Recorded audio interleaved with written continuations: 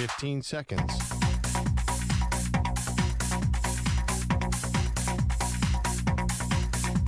Break ends in 5 seconds.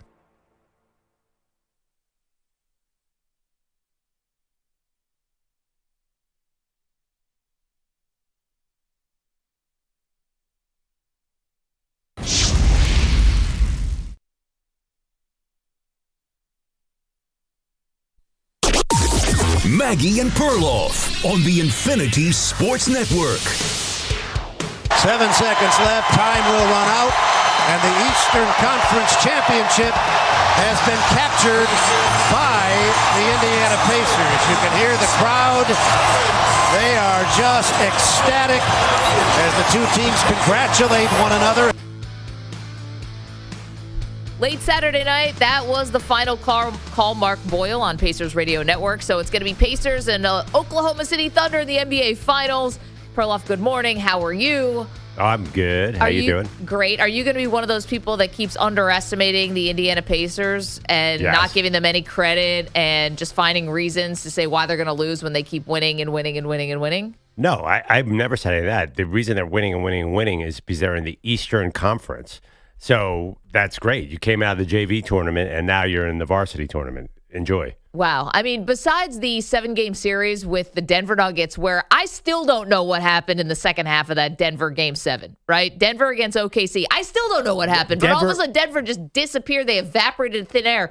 Denver has 4 guys. Of course they wore out. I think that the Knicks or the Pacers would have made it a really competitive series with Minnesota. So to say that the Western Conference was this Goliath juggernaut, yeah, I understand that Jason Tatum got hurt in Boston, but I think that the Knicks and the Pacers would have held their own against Minnesota. I did not see this as JV versus varsity. That's how it was, kind of marketed to us, if you will, because maybe there's some bigger stars in the Western Conference. But what happened? The better teams are the ones that have advanced, and that's what we're seeing with OKC and with Indiana. Well, I think Denver would have hammered Indiana or New York. You're right. Minnesota, because of injuries, sort of got lucky to get there. They were not a full team, but I think they probably could beat either of those teams. I mean, they're gigantic, first of all, Minnesota. So I think they would have had a great – I think I would favor Minnesota against either of those teams slightly, but I think Denver would have. Anyway, regardless, the West is – it's just so much deeper. Like, to come out of the West means something very different than coming out of this year's East. See, I think you're only saying that because we saw Indiana handle the Cavaliers so easily, and we were not expecting the Cavaliers to roll over in the way that they did. No, this is No, you mean the Celtics. Nobody cared about the Cavaliers. They were the number 1 seed. They were up but there with nobody OKC. trusted the Cavs. I mean, it was the Celtics. Yes, the Celtics were the elite team in the East, and the Knicks beat them. I'll give you that, but I don't know what happened there. Okay. There was one good team coming into this playoff in the East, and it was the Celtics. The Cavs were like, oh, maybe, but it was definitely the Celtics. You're only saying that now because of the result. You are only playing the result. No, Boston was a huge favorite to come out of the East, even with Cleveland there. Okay. Well, everyone and their mom was picking Cleveland and OKC to meet in the finals. No, they weren't. Get out of here. Everybody and their mom was picking Boston and OKC. Regardless, I don't think that the Western Conference and the Eastern Conference were all that much different when all was said and done. So to me, the Pacers are worthy of being here in the final. They are, in some ways, I don't say they're opposite of OKC in terms of one's a great defensive team, one's a great offensive team, but how they're built feels a little bit similar. And I just think that nobody is giving the Pacers a chance. And how many times do they have to throw it in everybody's face that they are a for real team? Wait. By the way, I disagree with that characteristic too. One's a great defensive team and a great offensive team. One's a great offensive team who's getting better at defense in Indiana. But so let's not say that OKC's not a great offensive team. Well, they both have a lot of depth. They both have, these like Shai, obviously, as the MVP, is really taking the league by storm. Haliburton's having a really fantastic playoffs.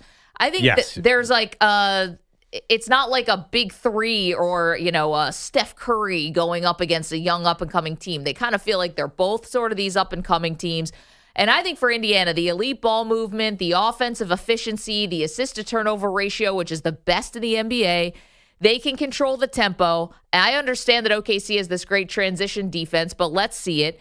And then I would give another reason why, 2 more reasons why I think Indiana should not be taken lightly in this NBA Finals. One, Besides Alex Caruso, who won one of the weirdest titles in the history of professional sports, the bubble title with the LA Lakers, where's the championship medal on OKC? You have people who have not been there before. Meanwhile, I'll take a Pascal Siakam who won a title with Toronto, and I'll take Rick Carlisle who won a title with the Dallas Mavericks going up against the big bad Heatles, the LeBron James, Dwayne Wade, Chris Bosh, Right. Miami Heat.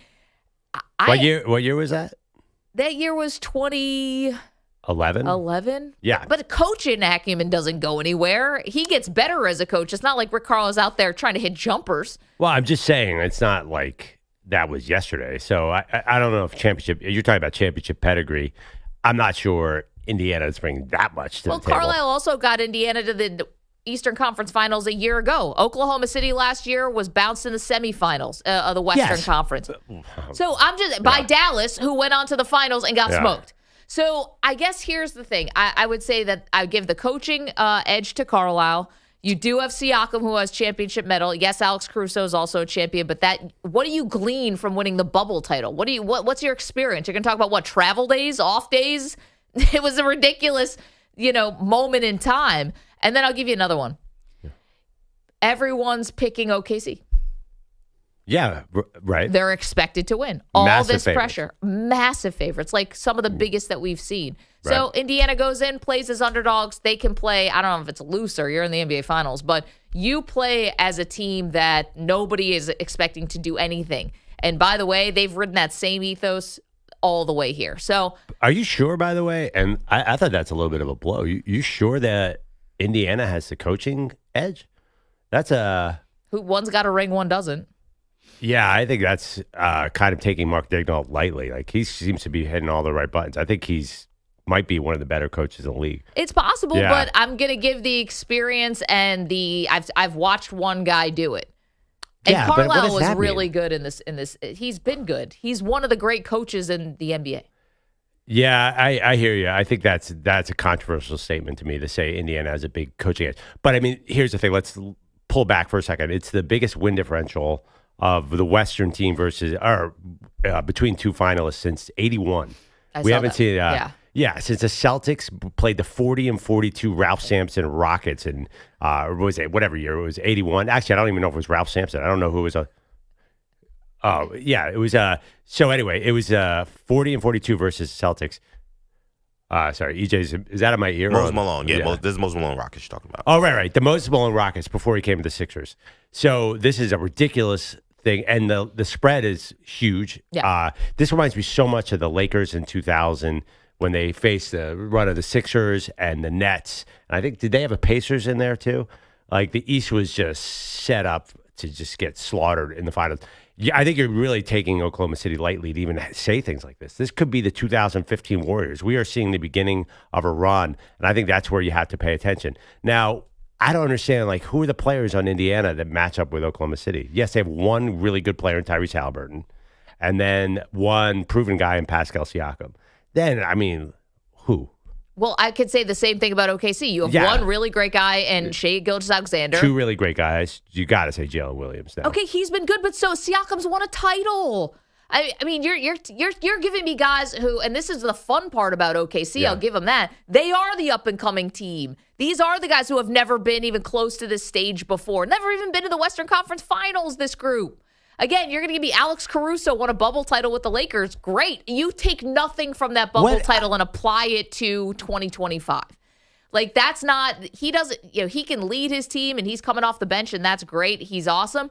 But as far as who's leading who here in terms of who has any experience on this biggest stage? I don't understand this thing about experience. Have you watched the NBA the last 5 years? LeBron ain't win anything. Curry did win one, but it's a new guy every year. Of course, Giannis had no championship experience. Jokic had no championship experience. Tatum had no championship experience. I know. And now they all won. And it took a minute to knock down the door. That didn't automatically happen. You're yada-yadaing over some painful postseason exits for those guys when we question whether or not their MVPs were legit. Well, I think OKC had their growing pains last year, and I think they're possible. Here. Listen, this could be their time. I'm just saying that if you're going to count out Indiana and think that this is going to be just some easy walk in the park. You saying I'm taking OKC too lightly. I think you're taking the Pacers too lightly. I mean, they're a good team. This is the finals. Beating the Knicks, they match up really well against the Knicks. I think Indiana, things kind of laid out right. But I think Boston obviously would have had a huge edge. A healthy Boston would have beaten the Pacers. But you know what? I think that we're doing this revisionist thing because I'm going to go back to something that you guys said, and I actually kind of disagreed with it, but at the time. But upon further review, I think you guys were all right. The Knicks were winning that series anyway.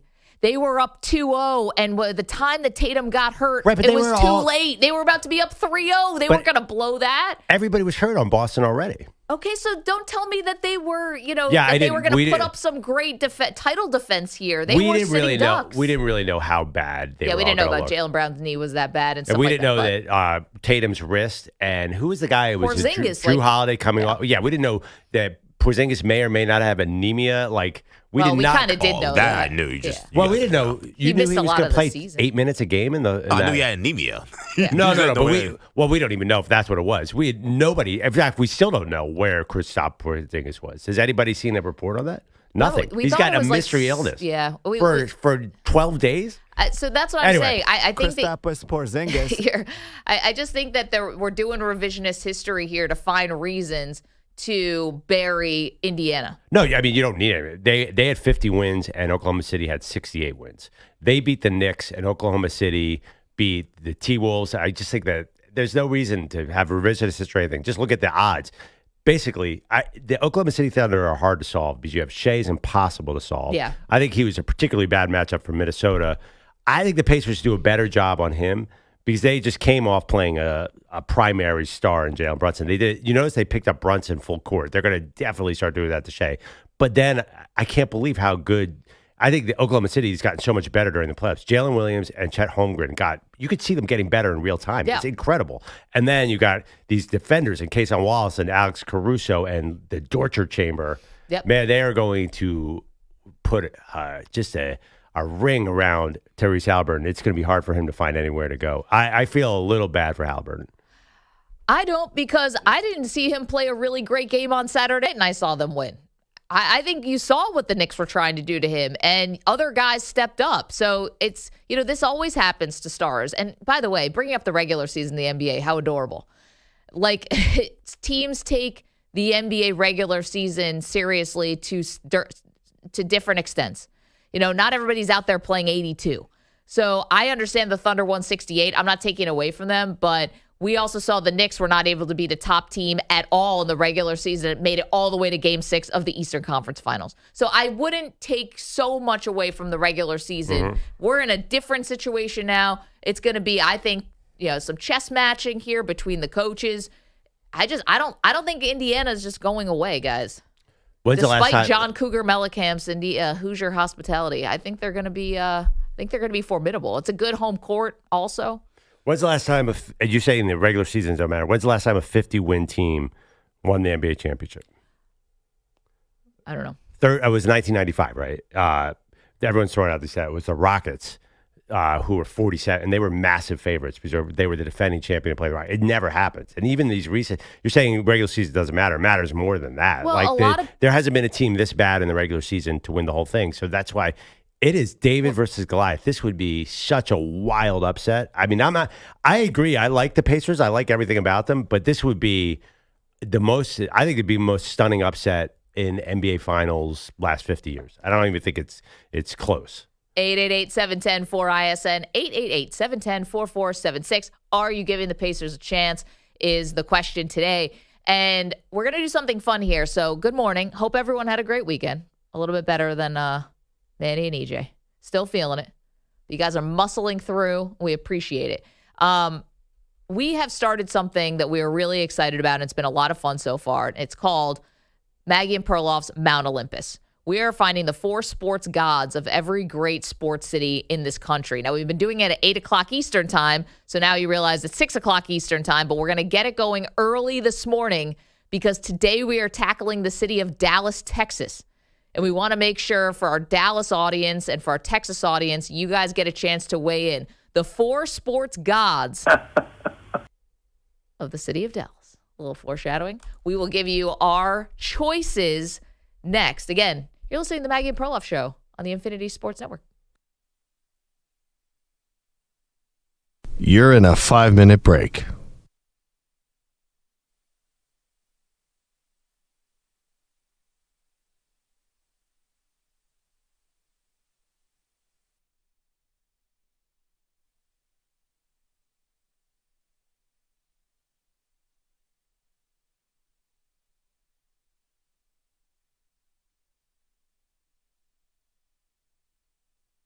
Four minutes, 30 seconds remaining.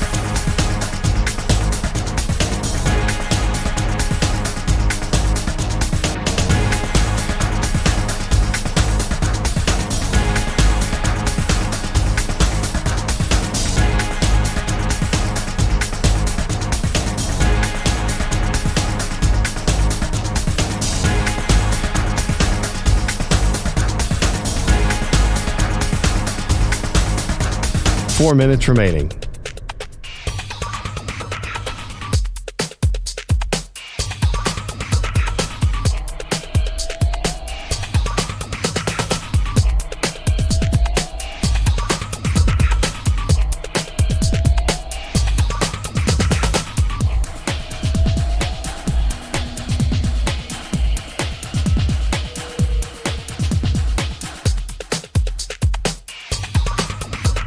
Three minutes, 30 seconds remaining.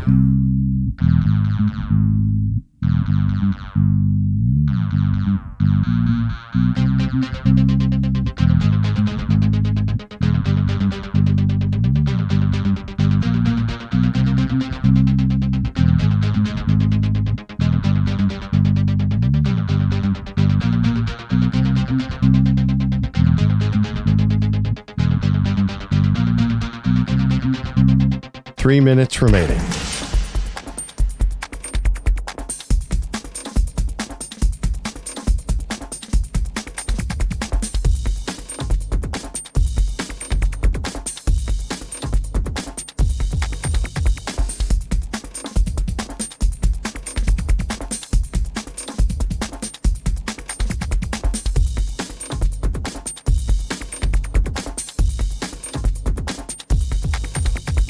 Two minutes, 30 seconds remaining.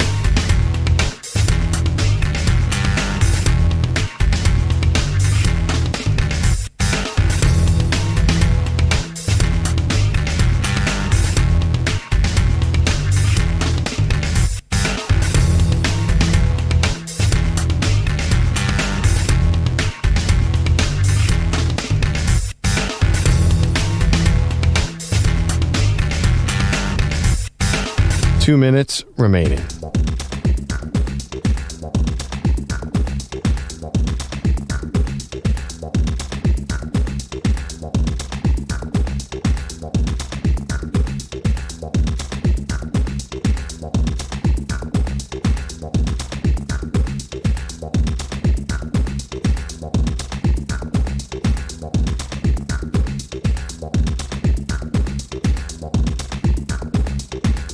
One minute, 30 seconds remaining.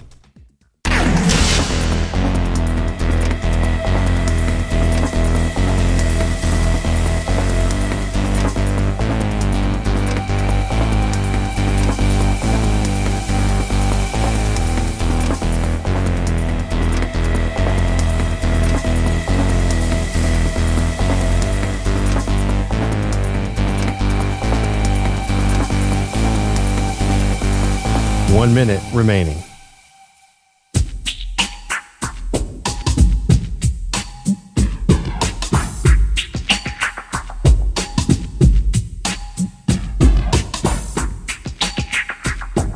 .45 seconds remaining.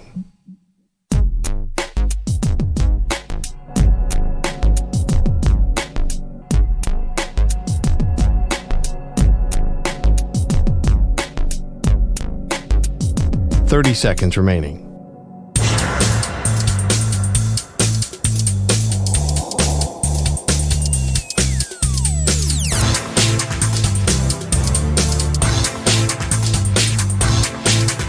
.15 seconds.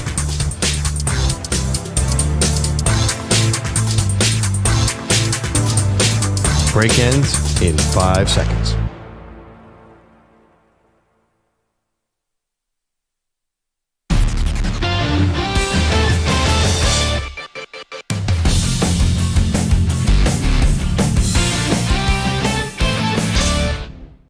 All right, stop, collaborate and listen. I sit back with my brand new invention. Something grabs a hold of me tightly, flow like a harpoon. Welcome back, Maggie Perloff Show. So, of course, that is Vanilla Ice, who, according to Manny, is a Dallas native. What's his name? Rob Van Winkle? Perhaps, yeah, sure. He was always around the Adam Sandler world. Met him a few times. What a nice guy. Sandler loves using him. He's a fine actor, as a matter of fact.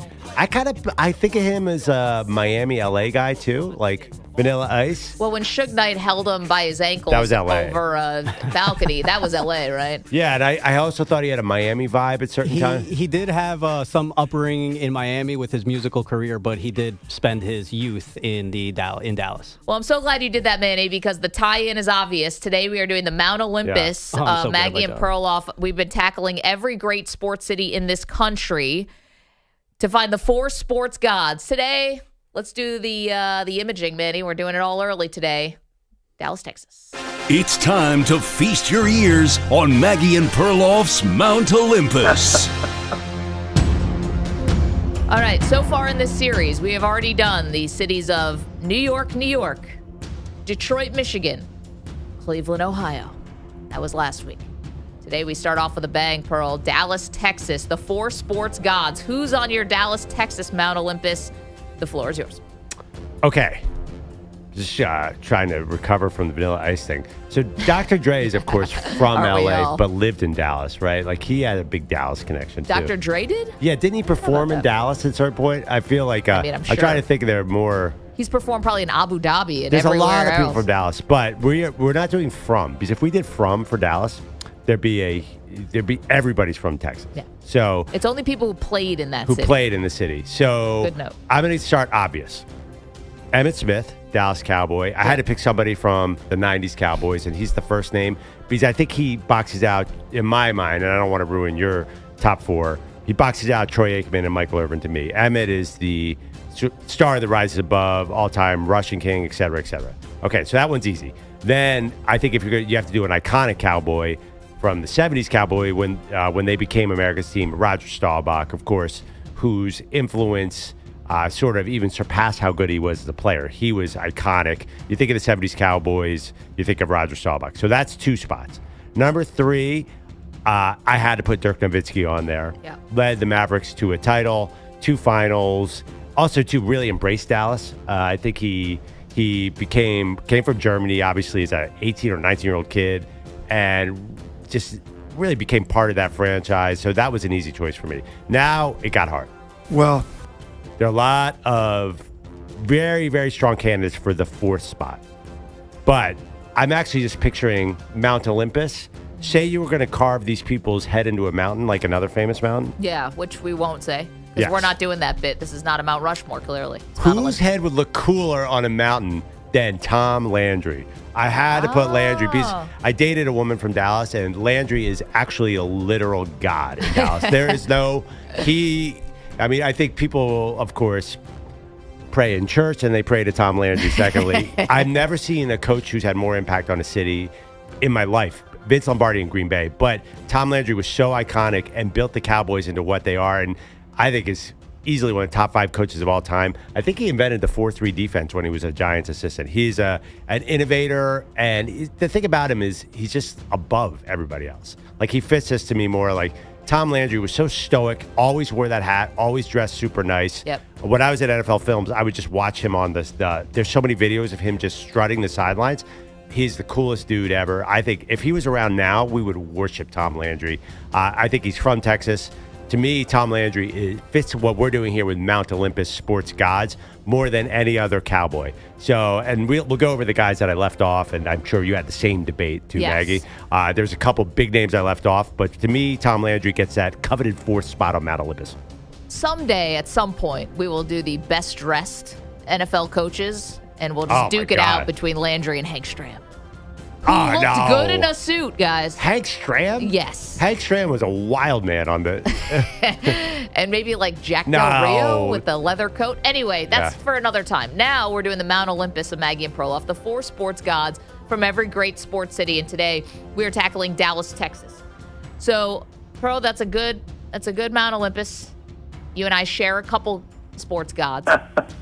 So I'll go over them quickly. I also have Staubach, the original, right? I mean, the original also, I believe, Captain America. I think he's the first guy who ever had that nickname also, which I believe has been kind of overused. Roger Staubach had Captain America? I've never heard of that. I mean, the military service, Navy, and the Super Bowl titles, and he really did elevate the Dallas Cowboys. So I put Staubach as the face of the, of that Cowboys era. He obviously deserves a spot. I also have Emmitt Smith.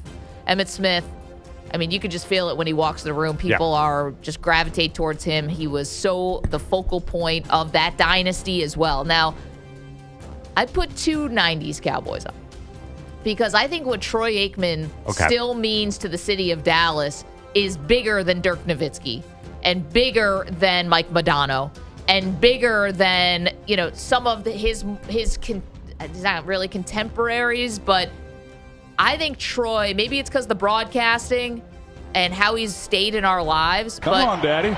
Troy also was a Super Bowl MVP. We love to poke holes in his stats about, how much he was maybe a product of that Dallas offense. But Troy is the face and being elevated because he's a quarterback. Troy Aikman, without a doubt, on this Mount Olympus. He walks into a restaurant in Dallas, I think people just still freak out all these years later. Definitely. Yeah. He's so, again, kind of like I argue with Dirk, he's so identified with that city, too. 100%. And then my final spot, and somebody brought this up last week, it was a caller, and I'm glad they did, because they said, just because you're a god doesn't mean that you are benevolent. Who was it said last week? Didn't Zeus, eat his children or something, right? So for that reason, I put Jerry Jones on this Mount Olympus. Because I don't agree with a lot of things that Jerry says. And I don't really care for the man. And he built the dynasty and he taketh the dynasty away. But buying the Cowboys in 89, firing Tom Landry, bringing in Jimmy, the 3 titles, the Herschel Walker trade. I know he was there for all of it. And Jerry, while Staubach, I think, really solidified Dallas as America's team, Jerry took the Cowboys global. How about them Cowboys? And changed really a lot of the power structure of the NFL, too. You can't talk about Dallas, Texas without Jerry. I know he's from Arkansas, but he is sports in Dallas. And he was even bigger than Mark Cuban that whole time. And Cuban was trying, guys, to really outshine him and couldn't do it.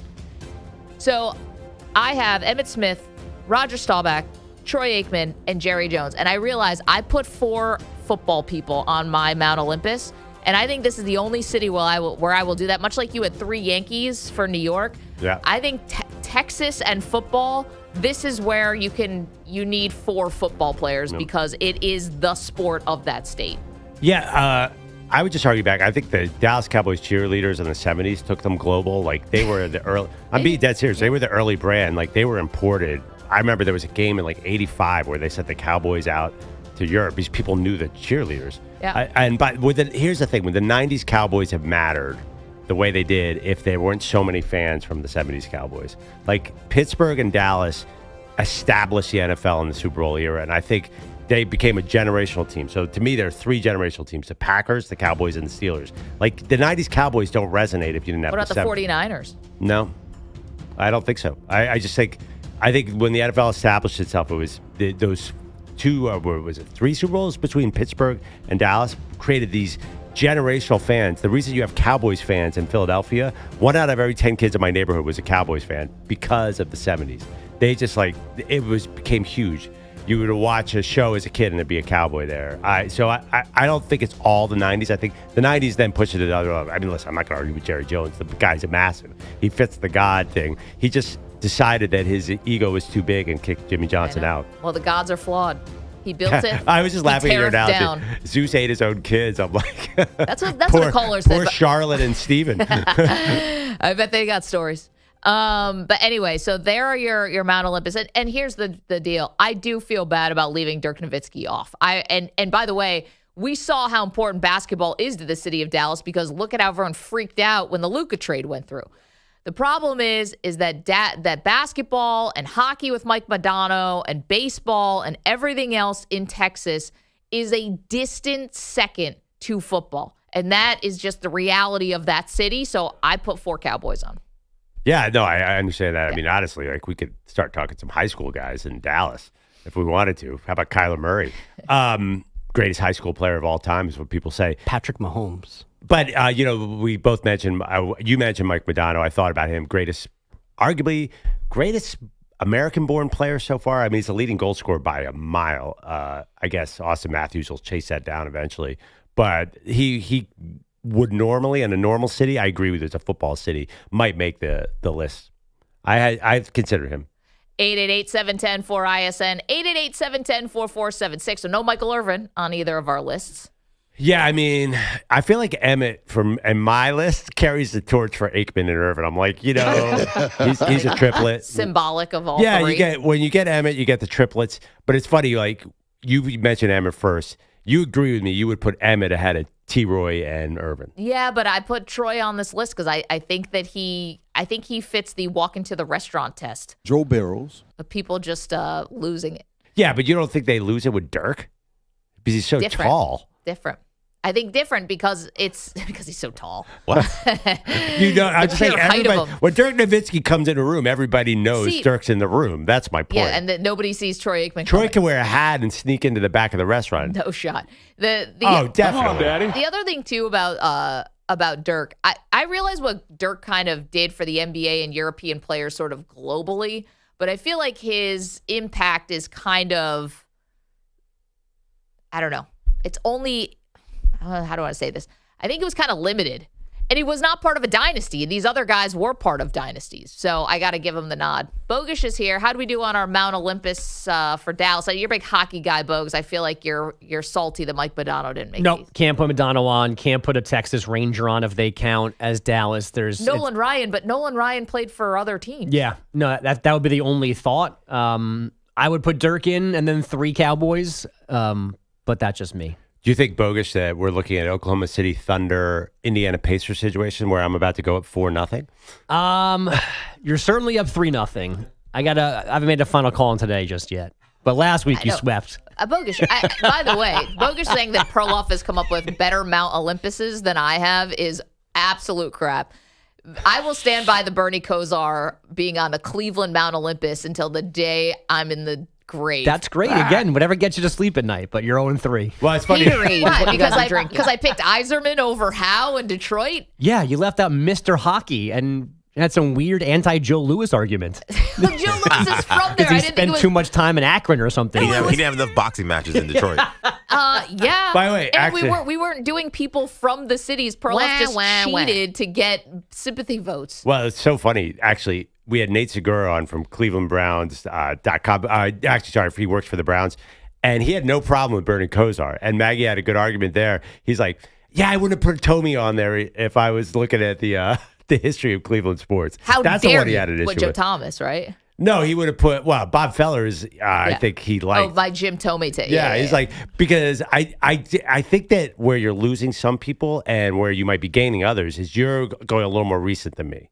And I think a lot of people, it depends how you approach it. You want to go, and you did this too. I put Babe Ruth on the New York one. I can't go back any further. You went Yzerman over Howe. You went Tomey over Feller. You went Jerry over Landry. Which is fine. That's an approach. I mean, but here's the thing. Yzerman has also won as an executive. He's literally still the general manager. He's Gordie Howe. Right, he's Mr. Hockey. He played for 74 years. He had his name He was the original changed. LeBron. He played with his kids, and he didn't even force him into the league. They earned it. You don't think Steve Yzerman could have had the nickname Mr. Hockey if Gordie Howe didn't have it? Well, no. The problem is Gordie Howe had it. And even if he did, if you do a Mount Rushmore of hockey players, Gordie Howe is on there, not Steve Yzerman. And we're doing individual cities. Right. How Perloff is leading me 3-0 here on Bogusch's scorecard is just absolute BS. What is the nickname of Detroit? Tiny Town, which is why I gave him Yzerman. Stevie's Y, baby. Anyway. Folks, I'm beginning to wonder. Like, I'm questioning your judgment here. 3-0 for Pearl. Am I on an island here, guys? Well, the poll, according His to the New poll, York we didn't do a poll for the first one, but the polls, I think Pearl's up 2-0. The people think Pearl is winning. It's up 2-0, so we 2-0. Yeah, we did 3. We didn't have a poll for New York because we didn't know we were doing polls. I felt really guilty with I would have 2-0 won so that far. one. Yeah, right. The first day, I feel really guilty because last night, did anyone watch the Yankees-Dodgers last night on ESPN? It was honoring Lou Gehrig the whole game, and we both left him off our Mount Olympus for New York. And that I was feeling so much guilt watching that game. He's also such a ridiculous stud. Yeah. The footage of that guy, he looks like a movie star. I know. And his story is a movie, obviously.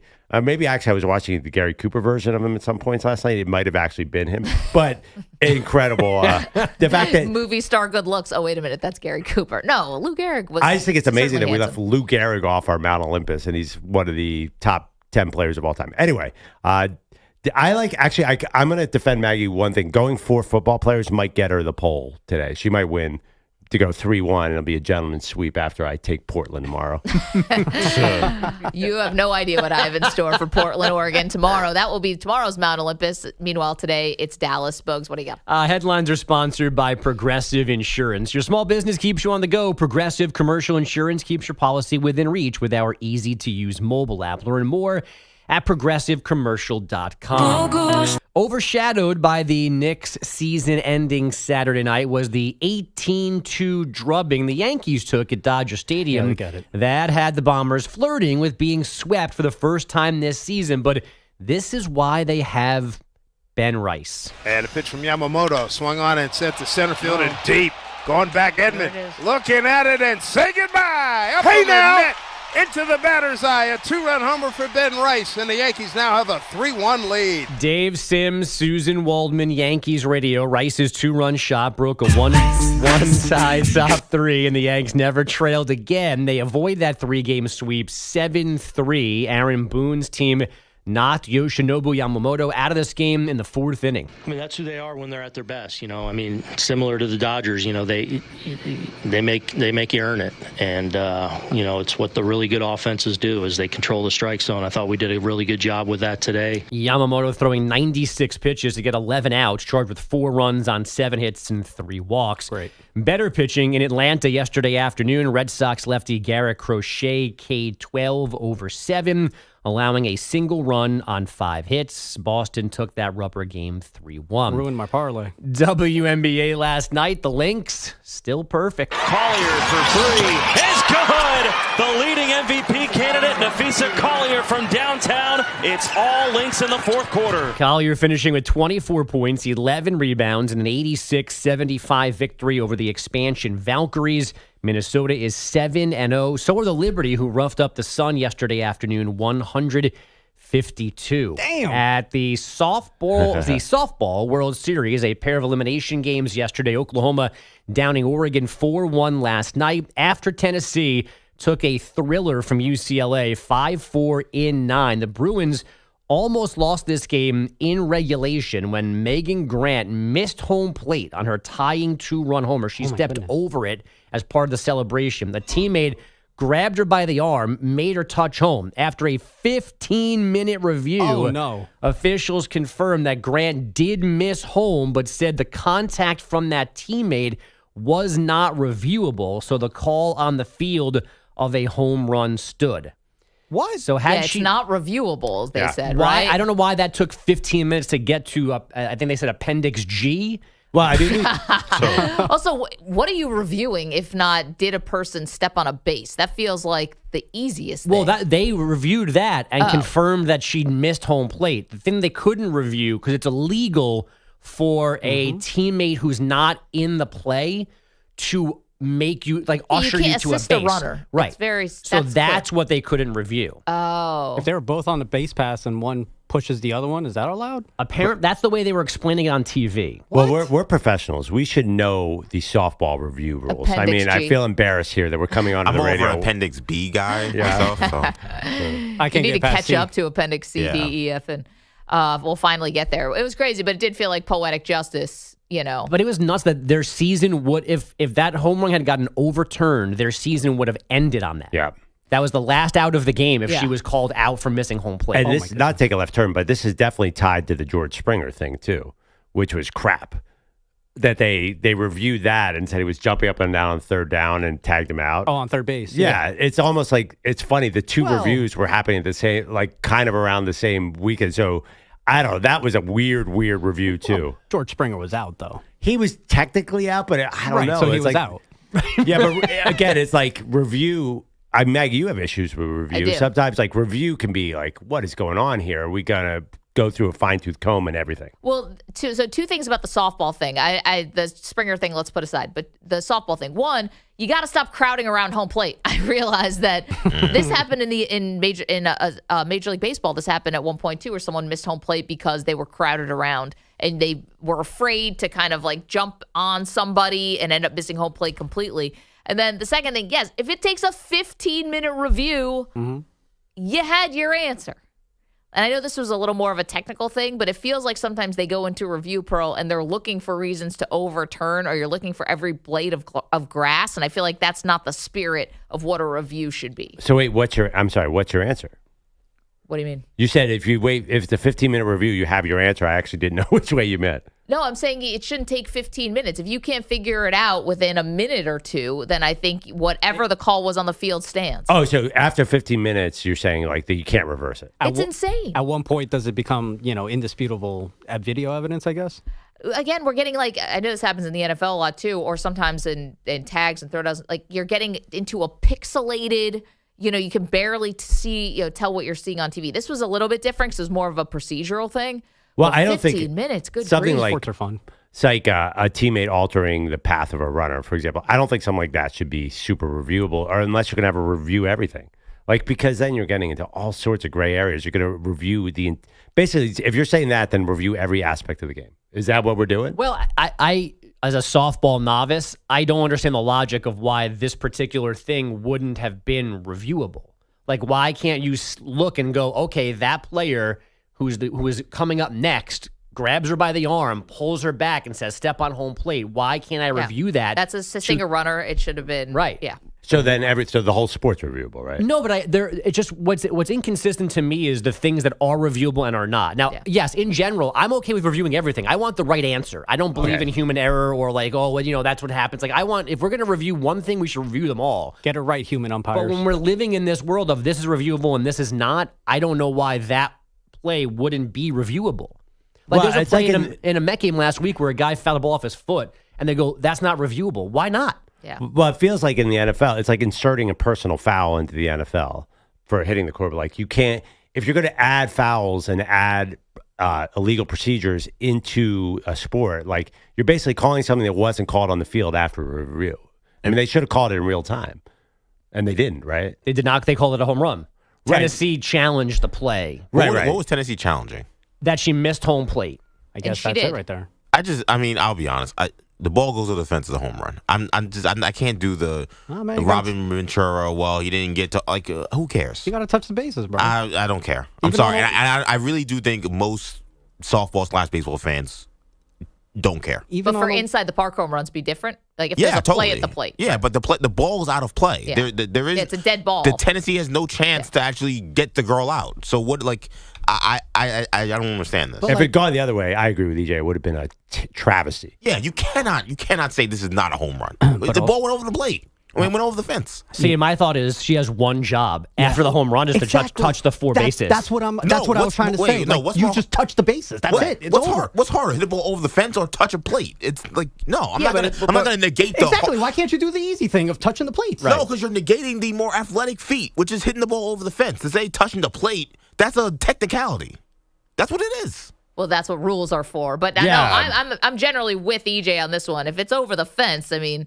What do we think happened? It's obviously a home run. Maybe it's a poll question.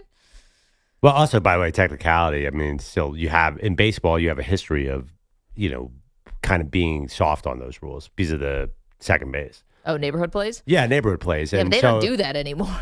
Well, I know that they de-emphasize it, but are there still no neighborhood plays at all? It's definitely less egregious than it used to be. I would say there's far more contact with second base than there used to be. I haven't seen that called in a long time, though, or like the sliding obstruction thing, but it's still there. Okay. Yeah, I mean, so there's a history of like overlooking the tiniest detail. Sports. We've got to leave it there. What do you think? If a ball goes over the fence, should it matter if someone touches all the bases? 888-710-4ISN. Diving deep into the rule book today. Bogusch, thank you. Yesterday was a very big deadline in sports. It meant a lot. We'll tell you why next. M&P. You're in a 5-minute break.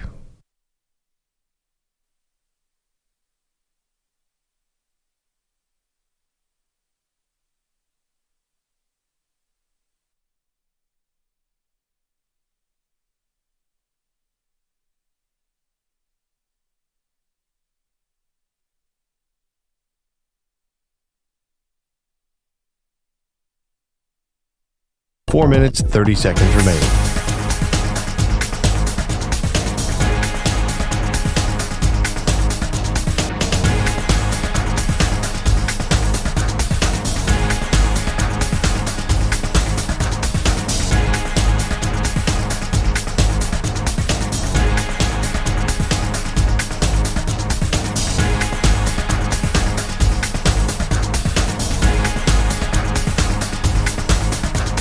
Four minutes remaining.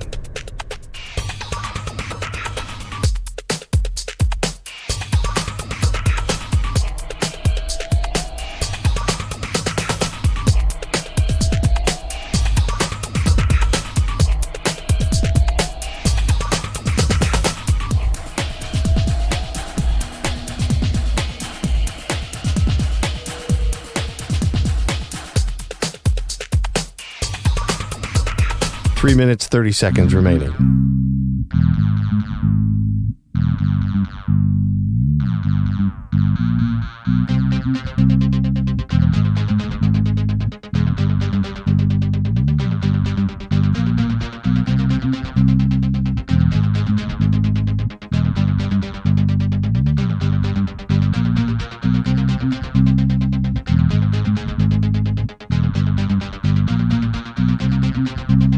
Three minutes remaining.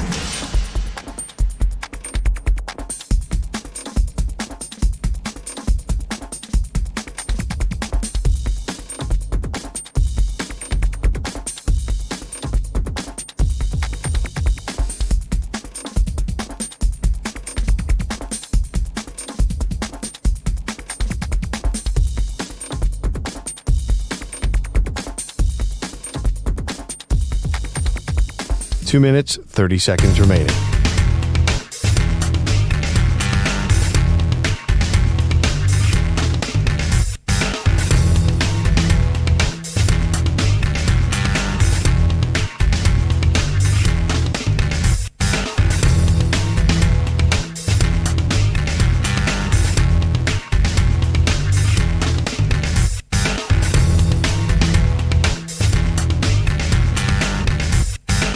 Two minutes remaining.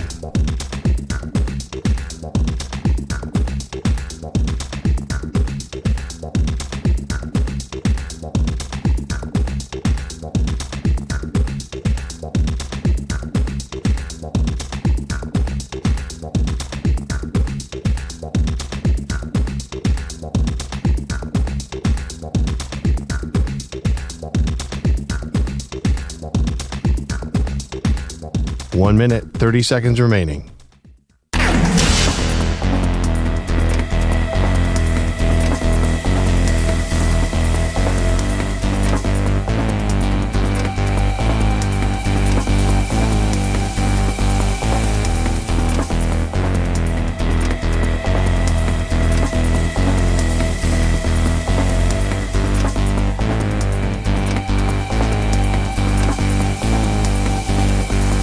One minute remaining.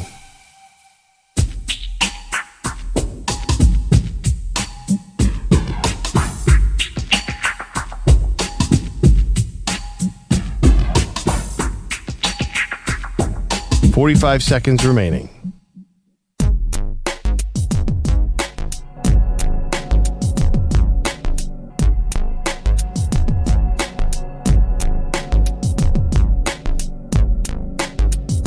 30 seconds remaining.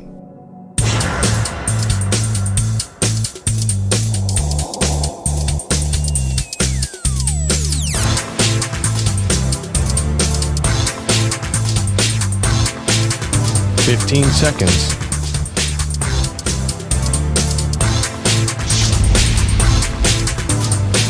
Break ends in 5 seconds.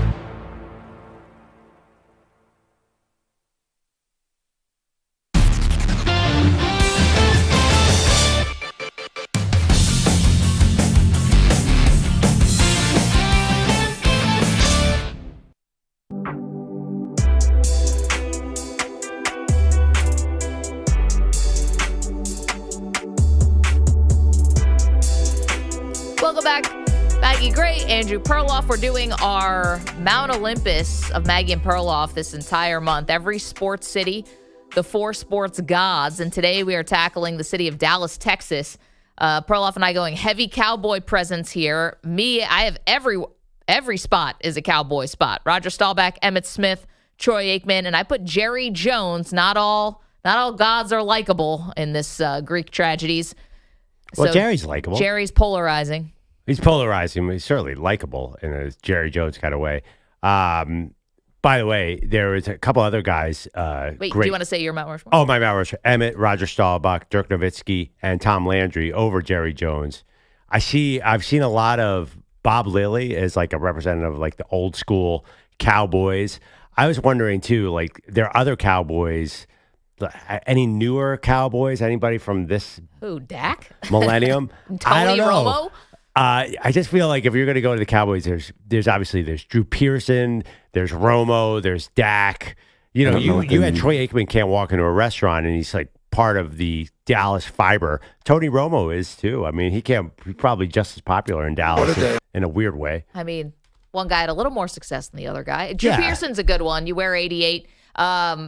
Let us know what you think. 888-710-4ISN, 888-710-4476. Let's get to Belichick. He's calling the plays, but she's calling the shots. It's time for As the Tar Heel Turns. Well, this one a little less salacious, but nonetheless could be dramatic, Pearl. Yesterday, very important day for Bill Belichick in terms of his contract. That's when the buyout number dropped significantly from $10 million to $1 million. Now, I'll tell you what that means. Belichick signed a 5-year, $50 million deal in December when he took the Tar Heels job. If he had left before June 1st, he would have had to pay UNC $10 million. Now that it's after June 1st, he only has to pay them $1 million if he wants to leave. Now, people thought if an NFL gig surprisingly opened up that, he may have left for that. Well, it looks like the NFL has really dried up. The other thing now, though, is just all these embarrassing headlines that he's had with Jordan Hudson and how this thing has taken this weird turn towards like a Hallmark movie, like a bad one. So now how the buyout is if he wants to leave, he has to pay just $1 million. Now, if UNC fires him without cause in the next 3 years, he still gets $30 million guaranteed. Yeah, he's probably made so much money over his lifetime that the money's not a big deal. Cynic would say that's why Jordan Hudson's in the picture in the first place. But I never thought that. No, true love, bro. I don't think there's going to be any noise around this buyout. Like, first of all, an NFL team obviously isn't going to want him after all this controversy. He's got to go to North Carolina and win some darn football games, right? Like, that's the only thing on the plate here. After this book tour, I'll bet you Bill Belichick is just chomping at the bit to actually have a game so he can start putting some of this other stuff behind him. Well, I mean, he's got to, because winning is going to be the only thing that fixes this, because clearly there's, different factions at North Carolina of some people who think this is the best all-time hire they've ever made, and some people think it's the worst because it has been a leaky ship over there. Normally you don't hear about all this stuff if everybody's on board and on the same page, but Belichick circumvented the Board of Governors to get the job. That was reporting that happened at the time. And I think ever since then, and to some people, he's been a gigantic pain in the butt. with these negative headlines that make North Carolina look like a laughingstock. So, yeah, he's got to beat TCU in this opener, I would say. That would go a long way. That one might be tough. Who knows? TCU every other year is amazing. So, but you're right. He has to win some games. Then he'll get into the ACC, and we could put together a high school team to beat some of these ACC teams that EJ roots for. Yeah. Anyway. I don't know about Clemson. It's Miami. What? Look at North Carolina's schedule. Honestly, it is so weak. He's definitely going to win some games. But the thing about Belichick, I think, will be committed to this. I know this Jordan Hudson thing is a distraction, but I do get the sense that he's really trying hard to win there. He's not mailing this in. Late career, like Steve Spurrier did at Washington. He feels engaged to me. I don't know. He's been on the book tour for a while now. 888-710-4ISN. Coming up next, an important detail about the Steelers quarterback.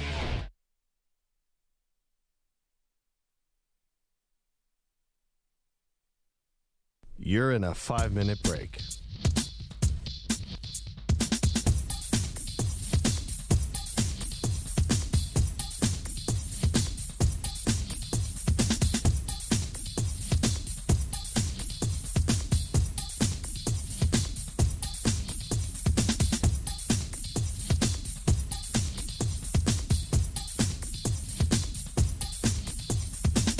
Four minutes, 30 seconds remaining.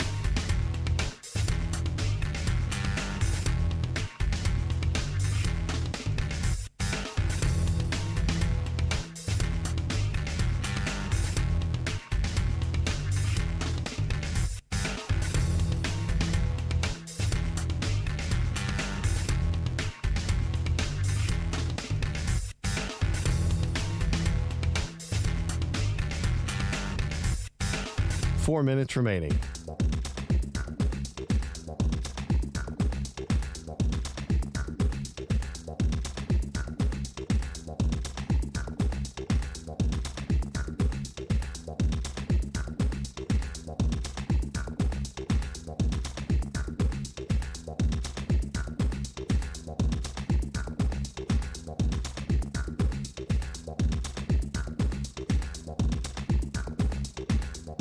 Three minutes, 30 seconds remaining.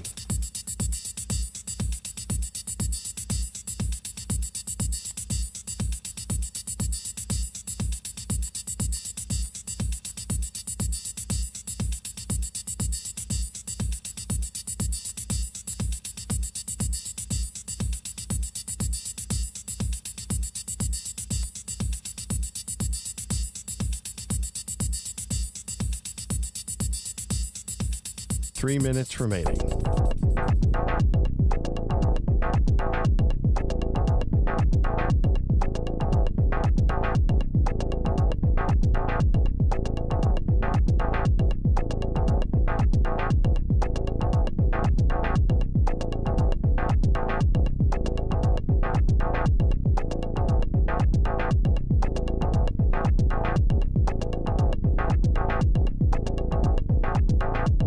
Two minutes, 30 seconds remaining.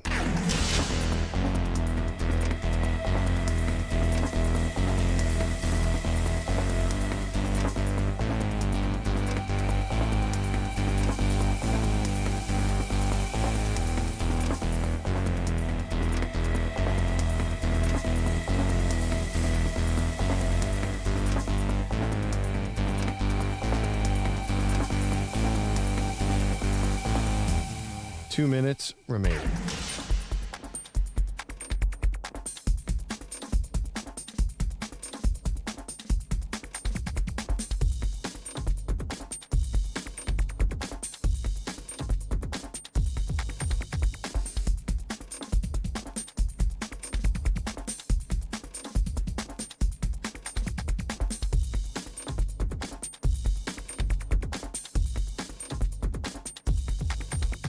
One minute, 30 seconds remaining.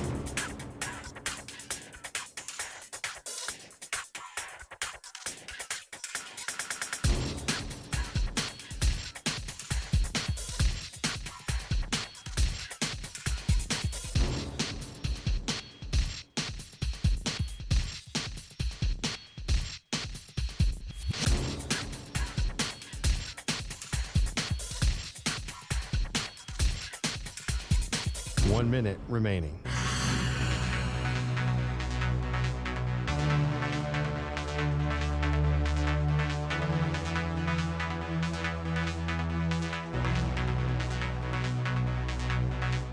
$45 seconds remaining.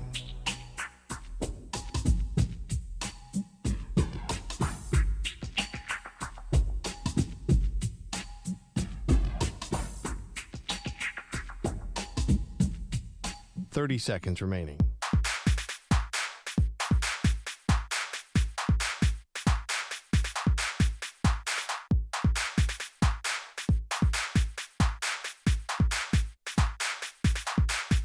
$15 seconds.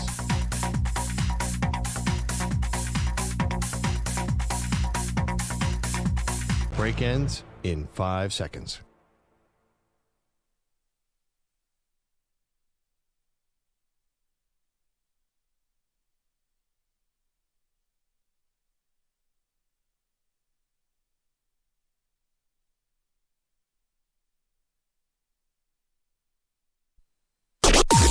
Maggie and Perloff on the Infinity Sports Network.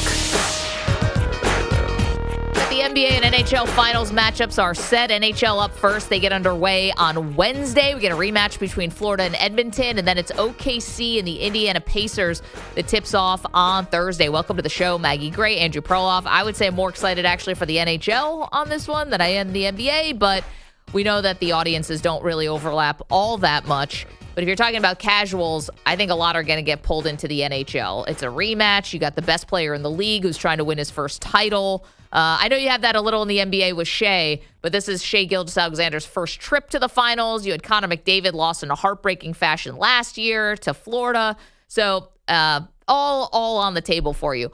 Meanwhile, let's get an update, Pearl, on what's going on with the Pittsburgh Steelers quarterback situation. All right. Finally. And for that. An update like you finally have a resolution for me, Maggie? Well, hit the music, Benny.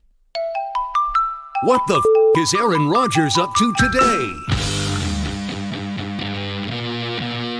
Not giving anyone an answer definitively. Don't be a freaking weirdo. On what's going on with his football future. So, Tom Pelissero, NFL Network insider, on our pal Rich Eisen's show on Friday. Here's the latest from Aaron Rodgers and the Steelers. Yeah, tell us what you think about this. I have been told that he has not affirmatively told the Steelers that he's coming. That certainly all indications, if you just look at it logically, are that he's coming based on his comments about, hey, there's a team that plays in Chicago that I might play for. I'm not playing in New Orleans. He took one visit. He's been throwing with DK Metcalf. He talks all the time with Mike Tomlin. I know he's talked with Arthur Smith. So there's all these signs that he's coming, but he's not affirmatively said, hey, June 9th, book me the ticket, I'm coming in, and I'm going to join this team. That has not happened as of this point. Okay, so if Rodgers was like a regular, normal person and human being, then I would say, well, all these things add up to this. But I think in Rodgers' world, sometimes 2 + 2 doesn't equal 4. And, a couple things that stand out to me here. One, I think there's a lot of varying opinions on how good the Steelers actually are and how good their roster actually is, and whether or not they really are just a decent quarterback away from being a legit Super Bowl contender. What? How can anybody think that? They've been 9-8 for the last 6 years. Well, but think about it. They've been doing that with God knows who at quarterback. People think Rodgers is going to make that much of it. I have not seen that. I think that's a little rich because it feels like they're stuck in this NFL limbo. Well, but they're also a team that you could characterize as being kind of all in. I mean, that DK Metcalf trade and paying him is a big deal. That's your all in? Well, and I think they're probably going to end up paying TJ Watt. So I think you're going to double down here. And yeah, this is the team they wanted. Now, they've completely neglected the quarterback situation. But I think there are people out there who will tell you, Russell Wilson really just kind of lost it at the end of the season. TJ Watt got hurt, and they lost 5 in a row. Maybe if Tomlin hadn't been stubborn and maybe goes back to Fields, maybe they have a better outcome. I have no idea. But the quarterback situation has clearly been holding them back. No doubt about that. Yeah, I actually thought Russell Wilson was better than Fields last year in that system. He was okay. Isn't Rodgers just a fancy Russell Wilson? Is there any difference? I think the expectations, it's funny, as Aaron Rodgers waits to actually sign, if he's going to do that, the expectations keep lowering and lowering.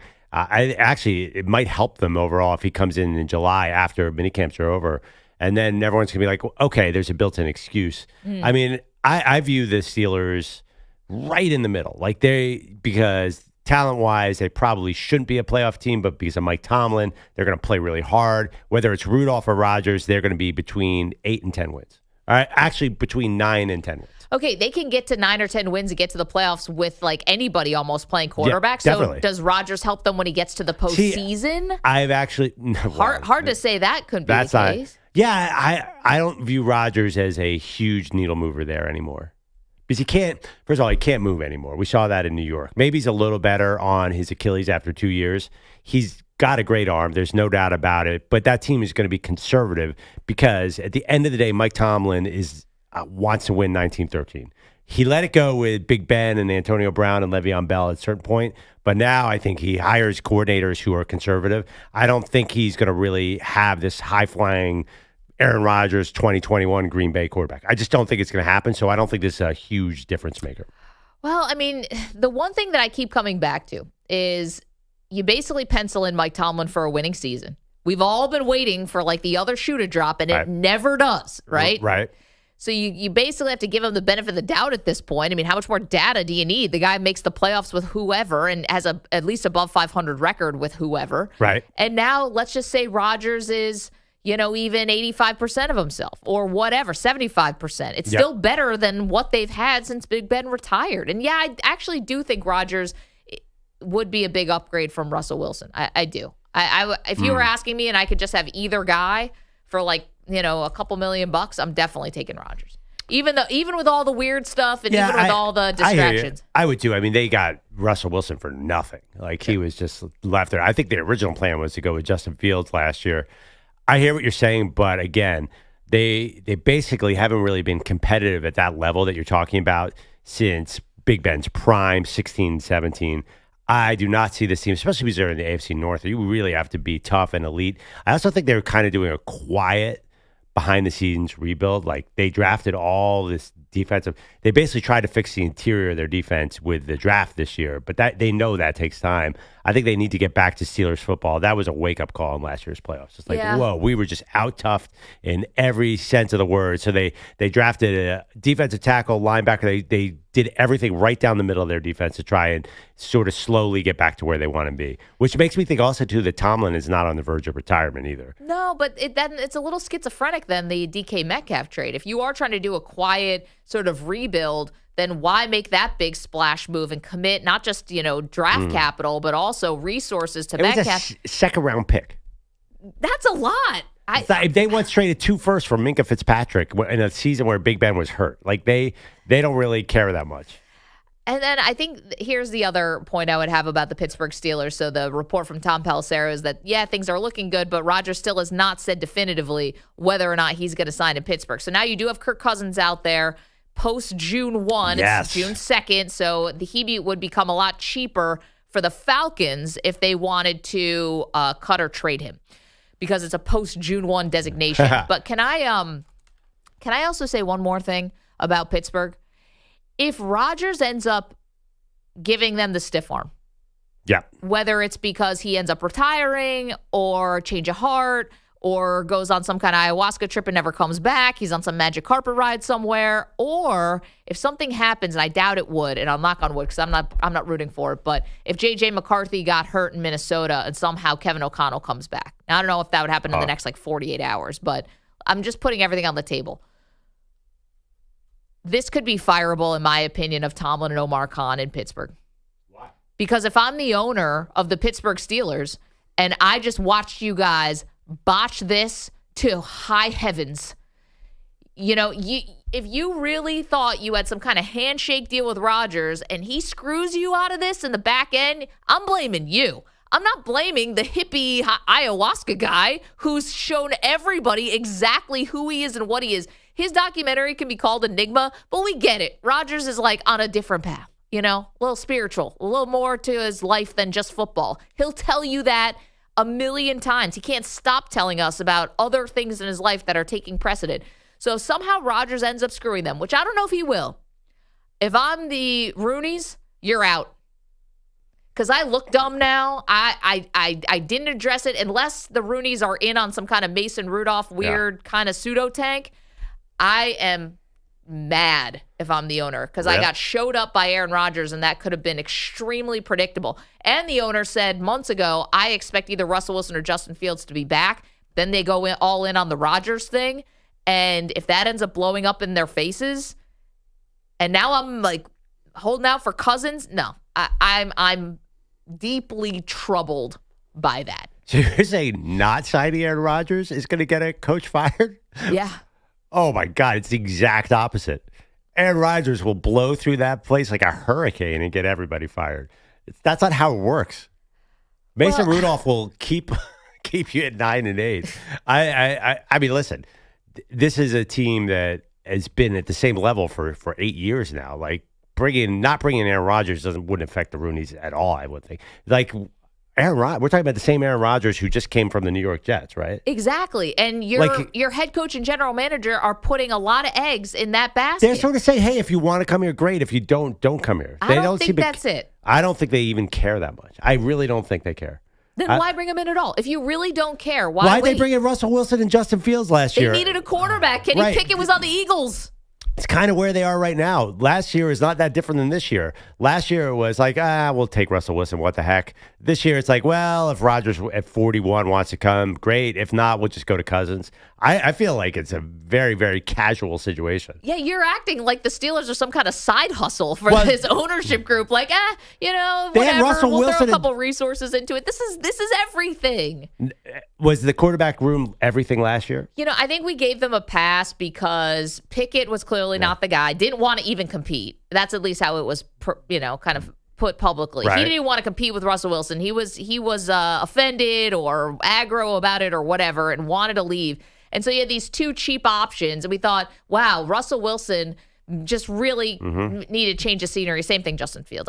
You could have squinted him and like, it's not a big commitment. But they're doing the same thing again this year. So if I'm the owner and if Rodgers all of a sudden says, no, thank you, and let's say he does go to Minnesota or something like that, I am embarrassed. Really? I feel like I hear Mike Tomlin talk about it, and I honestly don't think his blood pressure moves one way or the other. And for good reason, because I think Rodgers is much bigger risk than having Rodgers is a bigger risk than not having Rodgers. Like he will make an impact on that room. The other thing, they could have drafted Shedeur Sanders and they didn't. Like the owner has to know, like they haven't drafted quarterback since Kenny Pickett. They got at number 20 a few years ago. So they didn't want to restart this year. I just don't think like Aaron Rodgers is that big a needle mover. I honestly feel like the win total doesn't move that much. Super Bowl odds don't move that much. I just think that you're viewing Aaron Rodgers a little differently than I think they do. EJ, how about this for a poll question? Riskier move for the Pittsburgh Steelers, bringing in Rodgers, not bringing in Rodgers? EJ, I know how you'd vote on that poll. Riskier definitely to bring him.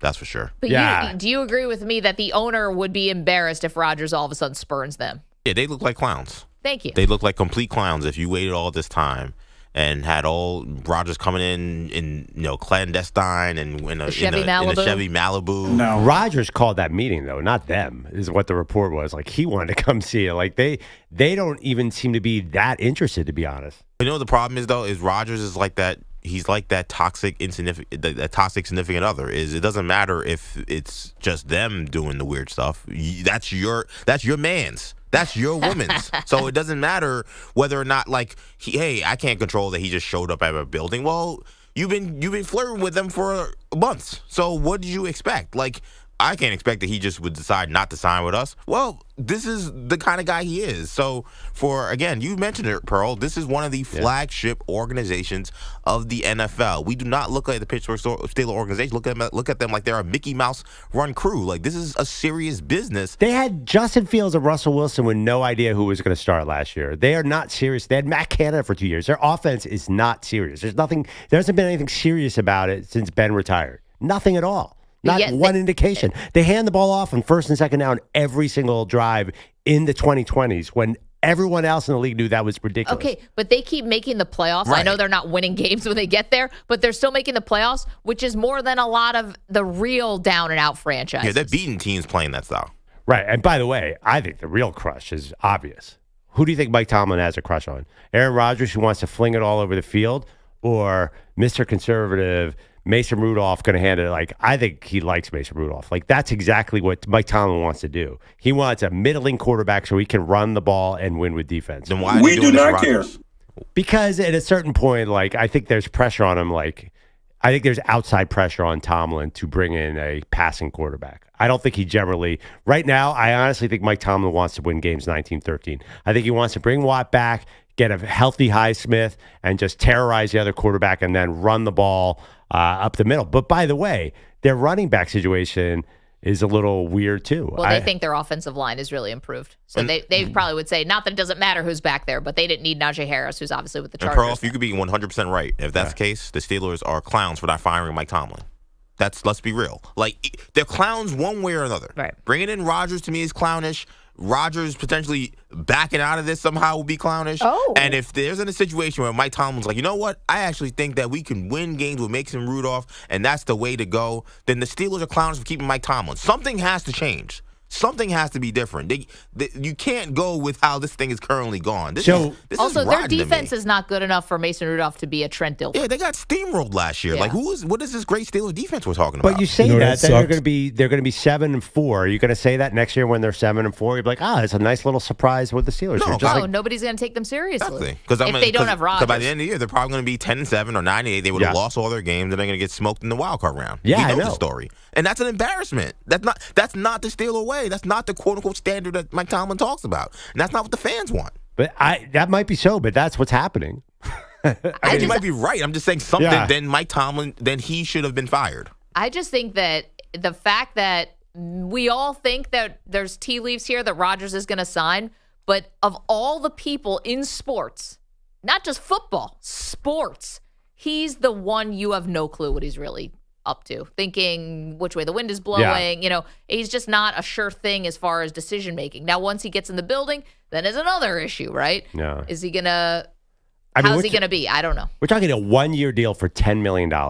It is as low risk as possible. I mean, there's honestly, like, that's the one thing about it. He does not prohibit them from getting their quarterback in the future. I know, but you just said it's riskier to have him in the building than it is to not have him in the building. From a contract situation, that's why I think the Steelers are so casual about it.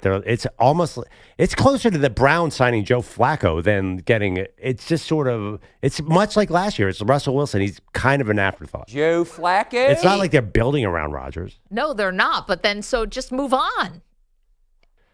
Well, here's the thing: he's going to have to come in. He's going to have to start taking the first team reps. Like, you do have to get caught up. Here's the thing: you guys say it's easy to tank and just rebuild, but when you're actually a team like the Pittsburgh Steelers, I think it's harder to just give up on a season. It's not the NBA. I just think it's harder. Like, they want to sustain what they have, and they haven't drafted high enough to get a quarterback. So this is what you get. This is NFL limbo. Okay, but you even just said it yourself. They could have had Shedeur. Yeah, but obviously Shedeur wasn't viewed as a first-round talent.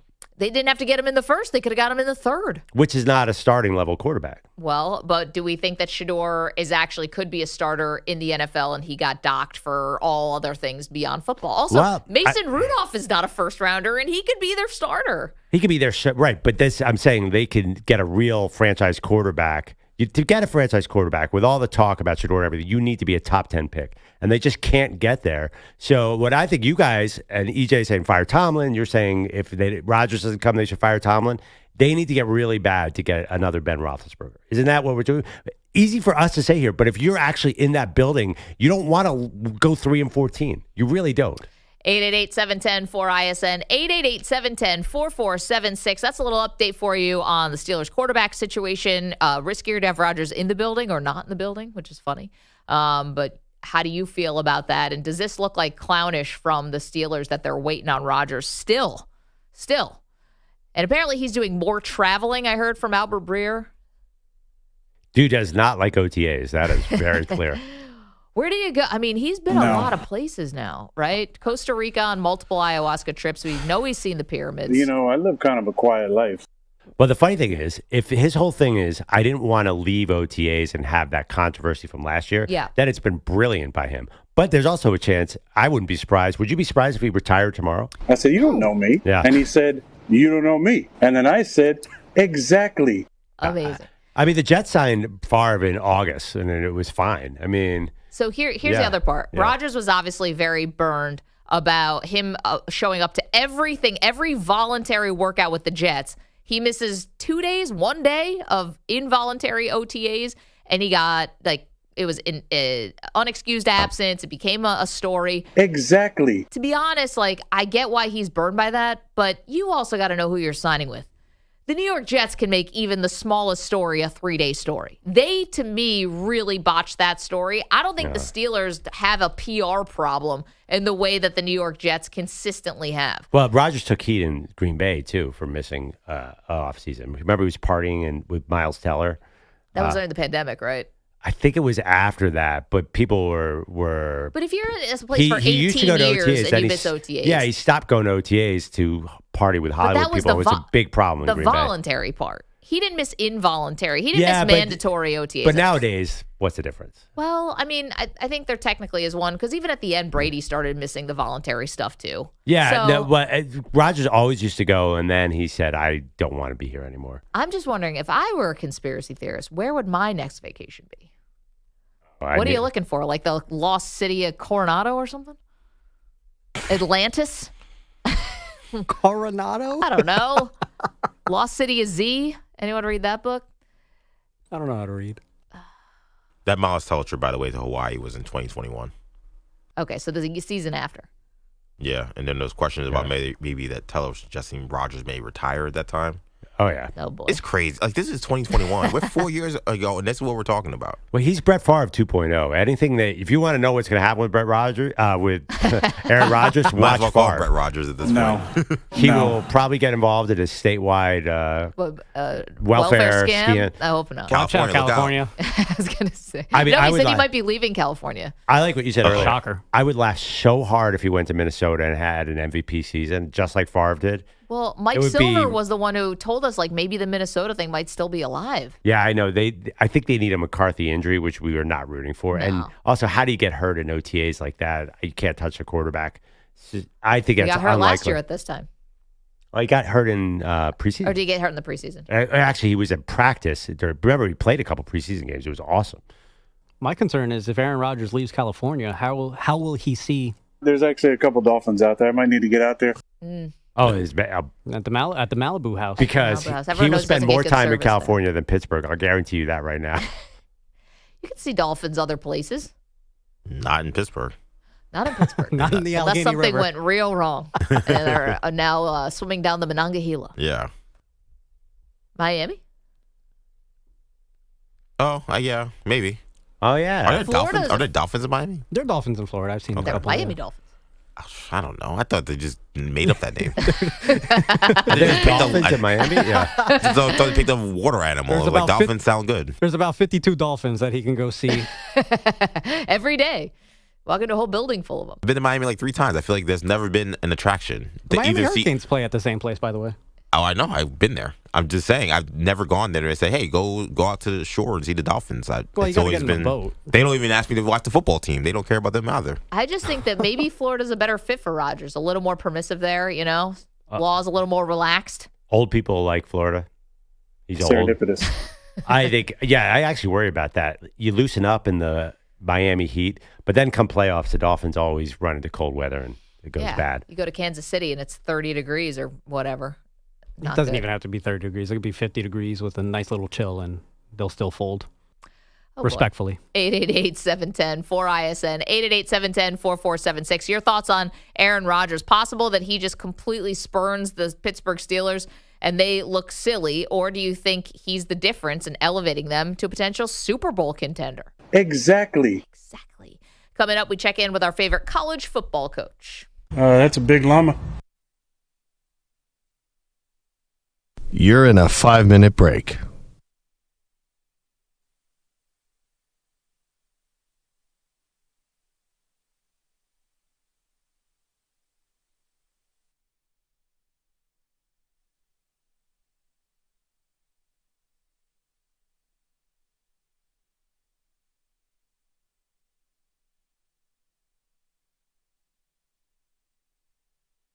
4 minutes, 30 seconds remaining.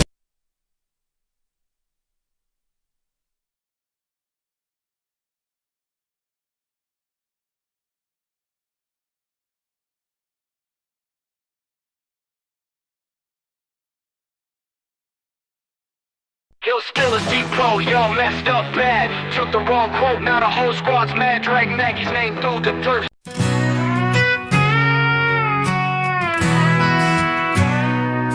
Daily was waiting by that glowing screen, hoping night shift crown would go to the king. Chip held it down night after night, with fire in his voice and truth in his mic. But the news came in like a cold hard slap. Pat Boyle's got it, felt like a trap. No shade on the kid, but let's be real, Shepard earned a late night deal.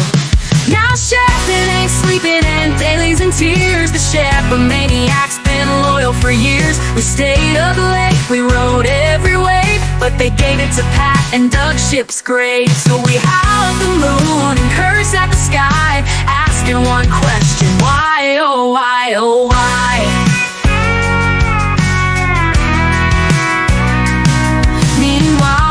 Still don't show up for work, no call, no text, just gone with a smirk.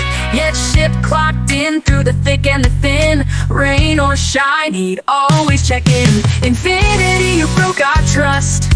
We wanted Shep and that's a must. You picked a Boyle, but we needed flame. Now the overnights just won't be the same. Yeah, Shep, it ain't sleeping, we're twisted with rage. You skipped the vet for the new kid on stage. From the Bronx to the burbs, we're standing tall. Shep, a maniac, answer every call. So crank up the static, let the record show. There's only one man for that late night blow. Pat's got the slot, but it don't feel right, 'cause Shep, it ain't sleeping, not tonight. It ain't sleeping, we're twisted.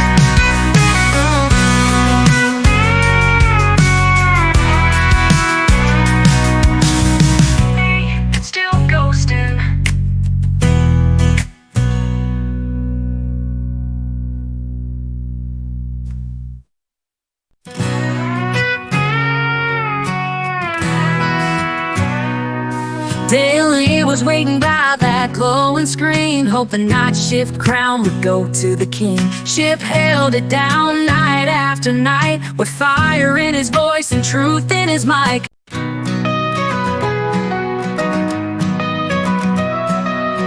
Remember Bobo Brazil, I grew out of wrestling. I was 12 or 13, I stopped watching TV. I moved out of the house, we sold the TV. I think I went to school and watched less wrestling. Bob Custer in Nevada. Bob Custer in Nevada. Bob Custer in Nevada. Bob Custer in Nevada. Bob Custer in Nevada. Bob Custer in Nevada.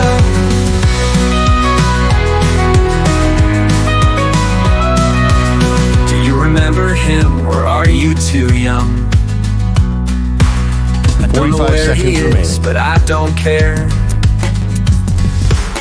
He had curly hair, he always wore a tie.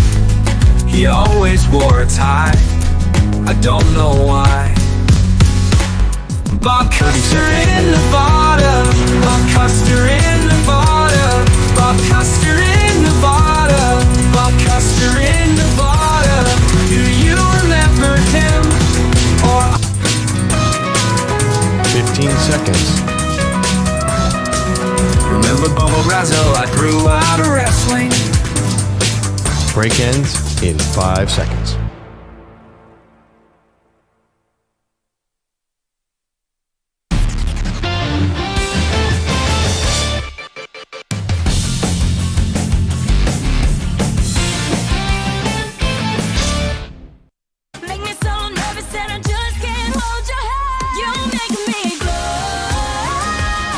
Welcome back, Maggie and Perloff Show. Mount Olympus Monday today. We're doing Dallas. I went with Emmitt Smith, Dirk Nowitzki, Rodgers, Staubach, and Tom Landry. I went old school, Maggie. Yeah, our 4 sports gods from every sports city. I also went with Emmitt and Roger Staubach. I went with Troy Aikman, though, and Jerry Jones. All Cowboys for me. I looked at a list of greatest Cowboys of all time, just a random list on foxsports.com, and they had Troy at number 2. I was really surprised by that because you mentioned it, the stats aren't there. Right. They're definitely greater Cowboys at their position, but Troy's a quarterback. He gets the bump. Tony Dorsett, Bob Lilly, Larry Allen, maybe the greatest guard of all time. You could go down the list, but quarterback is special. I'll give you that. But you can't have 2 of the 3 triplets. And then why didn't you just go with Irvin? Why don't you go all 90s and Jerry and Jimmy? Because Roger Staubach deserves to be on this list. He's like an unassailable. All right. I want, I want some old people to call him with Tom Landry support too. The dude wore a fedora at every game. Show me a coach who's going to do that. It's amazing. I just think it's funny that you got tipped off first to Tom Landry's importance in Dallas because of an ex-girlfriend. No, I knew. Listen, I'm an Eagles fan growing up. We all knew who Tom Landry was, but then they were furious. I mean, this family hated Jerry Jones for firing Tom Landry. Like they didn't even root for the '90s Cowboys. They were like, "We're out." I can't even imagine what I was going to say, what they must have felt when he fired Jimmy, but they didn't care. They were gone. Honestly, they were such Landryites. Because Tom Landry also, Dallas could be a kind of a conservative city. He stood for everything good in their minds. Like Tom Landry was straight and narrow. Maybe his team wasn't, but then Jerry and Jimmy, I don't know what was going on that team. Yeah, that was boys will be boys, anything right? but straight and narrow on that team, but it worked. Formula worked. It could have worked a lot longer if they had gotten their act together. That's for sure. 888-710-4ISN. So, yeah, the Mount Olympus of Maggie Perloff, the 4 sports gods of every great sports city today is Dallas. We'll get to Deion, who, if he maybe played longer in Dallas, could have been on this list. Yeah, absolutely. He feels like, and he lives in Dallas. He lives right outside Dallas. He's got a lot of Dallas vibes. And let's not forget Shiloh. Thank you. I think Shiloh's making the Mount Olympus of anything. Not even the Sanders family. It's Deion twice. Shedeur once. Shedeur and the daughter. Wait, did you do Deion Jr., the social media guy? Social media wizard. Yeah, I mean, honestly, he's had a huge impact on all of this. Y'all want to do this? Let's do this. You want to do this? I didn't think about doing the Mount Olympus of a family. Oh, my God. You could do the Mannings. That'd be good. So who gets left off? Cooper. As always. Yeah. It's going to be an Eli. Well, no. You go Eli, Peyton, Archie and Arch? Yeah. Cooper, gone. Come on. He's just the father. If he didn't hurt his shoulder, he would have been an NFL wide receiver. Oh, what about Olivia? Olivia, too. Is there another secret Manning How about also Danny for what he did in 86? Distant relative Danny Manning. Distant, very distant. We'll get to Deion. We've got updates on Stefon Diggs. Why'd that make me laugh so hard? I'm still laughing. Is Danny Cooper's dad? What's the connection? I've told Maggie this at DP show. I did this big sketch. Like we did a mock documentary about how Danny was the lost Manning brother. We even photoshopped him in, and Archie loved it. He did the voiceover. It was amazing. Oh, that's awesome. He's like, I always said, Danny, you should play quarterback.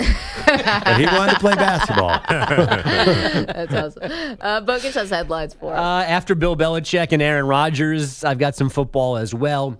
Pro Football Talk reported yesterday that the NFLPA was preparing for the NFL to eventually suggest a permanent 4-team European division. The union responded by saying there are frequent talks with players about international games and their effect on players' safety and health, but no one is actually prepping for an actual European division at this point. Maybe a good thing that Paris has never been considered here, because seeing some of the footage of PSG, Paris Saint-Germain, after they won Champions League, that is some serious destruction. Yeah. I mean, not Philadelphia Eagles. No one, I don't think any horse excrement. But you don't know. They were really. Hey, man, first Champions League title in club history, and it means a lot. It would take 2 million years for the NFL to get that kind of foothold in Paris.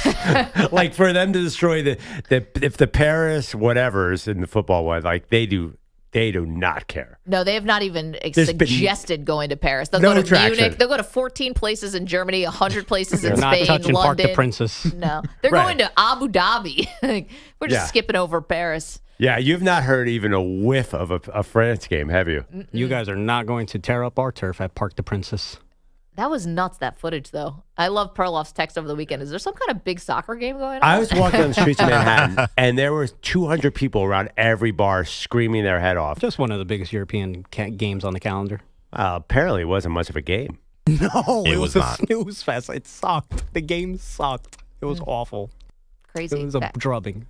Back to you, Bill. Sunday Night Baseball, Dodgers Stadium. The Yanks a 7-3 win to avoid being swept for the first time this season. Wonderful. In a matchup with Yoshinobu Yamamoto, Yankee lefty Ryan Yarbrough was the better starter. Cy Young. 6 innings, 1 run, 4 hits. It's always good, especially when you want to end on especially with this long of a flight, end on a good win. So it's always great. I think that was the biggest thing, is understanding we had a hell of a road trip, 6-3. So especially this long of a West Coast trip. So really excited about that. And, you always want to end on a win. Give that guy the Cy Young right now. I just think it's funny. It's like, we got this long flight. It's like the Dodgers start the season in Seoul, Korea last year, in Japan this year. Tokyo this year, yeah.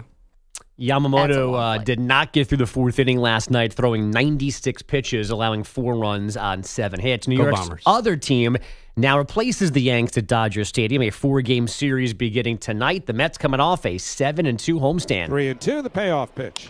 Swinging a drive in the air, pretty well hit, right center, going back, Freeman still going, it is gone! A line drive, home run by Juan Soto. Juan Soto's awake. Howie Rose, Mets radio. Soto going deep for a second straight day, this time in a 5-3 win over batting 240 yet? Over the Rockies, who are now 9-50. Colorado is the 3rd fastest team ever to the 50-loss plateau, the fastest since the 1884 Kansas City Unions. Remember them for the Kansas City Mount Olympus. It's been pointed out that since May 2nd, the Rockies and Scotty Scheffler have the same number of wins, 3, since Scheffler won the Memorial yesterday. That's unbelievable. Is that bad? Ooh. That's an unbelievable stat. Right, Scotty Scheffler, Mount Olympus, Dallas. He's from Dallas. He is from Dallas, but we're not doing where people are from. This is how Perloff tries to cheat. If he wins a tournament in Dallas, does he then become eligible? Well, I don't know. Does he win a ball? So Tiger is where would you put Tiger in this? I don't think that he's going to be on a Mount Olympus. I think it's harder for the individual sport. Like we said this before, if we were doing Mount Olympus Paris, we were just talking about Paris, I think Rafael Nadal could get on it because of how many Roland Garros, how many French Opens he's won. But to be honest, like you're not doing Malaga or wherever he's from because that's not the bit. Madrid. Well, he's from Madrid. I thought he's from Malaga. No, he's from Mallorca. Mallorca, excuse me. Oh, of course. If we're going to do from Dallas, then I think that you could have one spot with Clayton Kershaw and Matthew Stafford because they went to high school together. Oh, is that right? I never heard that. Yeah. Is that right? You could be like, and it has to be a high school head of those guys. Like if you're doing Mount Rushmore, guys from Dallas, it's been the most mentioned from Dallas of all time. No, I mean, if we're doing from, it's just a totally different game. You got to do played in, but probably decided to put Joe Louis in Detroit and won a poll, and even though that wasn't the rules. Well, I think that sometimes that it's a rare case. You have to be a super historic athlete. Like we consider Jesse Owens for Cleveland to even be considered for that. I mean, it's not because Clayton Kershaw's from Dallas. He was not making the Dallas. No, he could make the LA one, though. Right. He probably won't, but he could. Right, because that's where his team played. Exactly. The individual athletes, though, then are basically disqualified from this exercise. That's why I feel like the individual athletes we should have a little more leniency with. I don't know. Because Muhammad Ali not going to be in the Mount Olympus of Louisville? That's insane. How dare you guys omit Julius Randle from the Dallas list? I was thinking about it too, and Chris Bosh. And again, like Serena is in play for Los Angeles. Yeah, she that's has a good point. To be. That's a good point. Or she's not in this thing at all. That would have been a good one. Yeah, I mean, she might not be in this thing at all because it's really designed off. You mostly want teams with pro sports, right? But we're not doing Louisville. No, I think that there are places like Serena and Venus who are clearly, it's L.A., Compton. We understand where they were born and raised. It's part of their origin story. But what do you want to do with Shaquille O'Neal? He claims 5 different places of where he grew up. But he played for teams. He's a team athlete. No, I know, but I'm just saying if you want to open it up to where people are from, I think it opens up a can of worms that makes this thing difficult. And now you're going to say if you're a team sport, you do this, and if you're an individual, you do that. Well, it's kind of like when you're doing Mount Olympus, it's a you know it when you see it type of thing. You shouldn't have to explain it. Right. You have to explain Joe Louis being on the Mount Olympus of Detroit. That's obvious. And your Muhammad Ali Louisville one is a perfect example. I feel like there are some that are just obvious. Like, I don't know. That's how good one. Serena in L.A. I didn't even think then of Oscar that. De La Hoya in L.A. And what do you want to do? He's not making. Nah.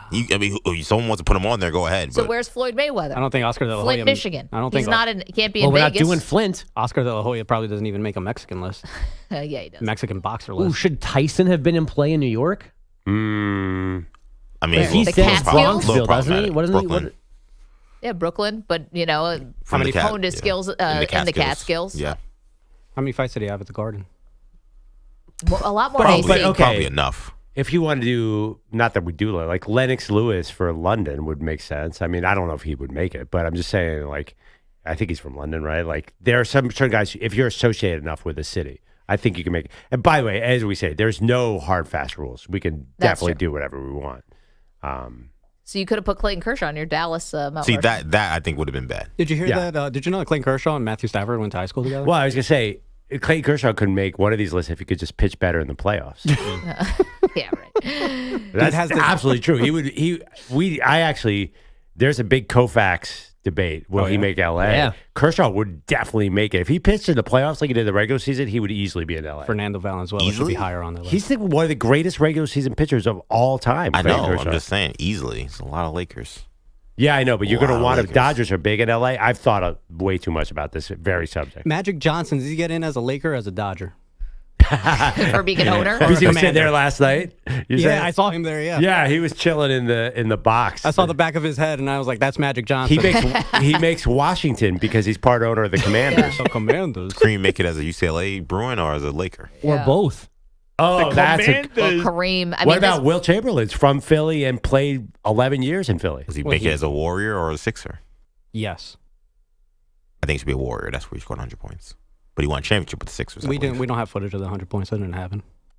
Maybe that's where Rodgers is on vacation, Hershey, PA, to get to the bottom of whether or not Will Chamberlain actually scored 100 points. So you're saying put Will Chamberlain on Golden State? No, I'm saying put him as a Philadelphia Warrior. That's where he is. Well, we're doing Philadelphia later this week. Today we are doing Dallas. Does Kevin Durant get on Seattle because he did one season? No, Kevin Durant could be DC under y'all's rules. No, you're missing this. He's a team athlete. We're not. You keep expanding this to these team athletes. I'm only doing the solo athletes. I think if you're confusing me and I'm on the show, then what do we think we're doing to the audience? I think the audience is with us. They understand the line that we've drawn. They get it. It's the teams that the people that don't play a team sport fall under where they're from. The team sport athletes are from the city they play in because that's easy.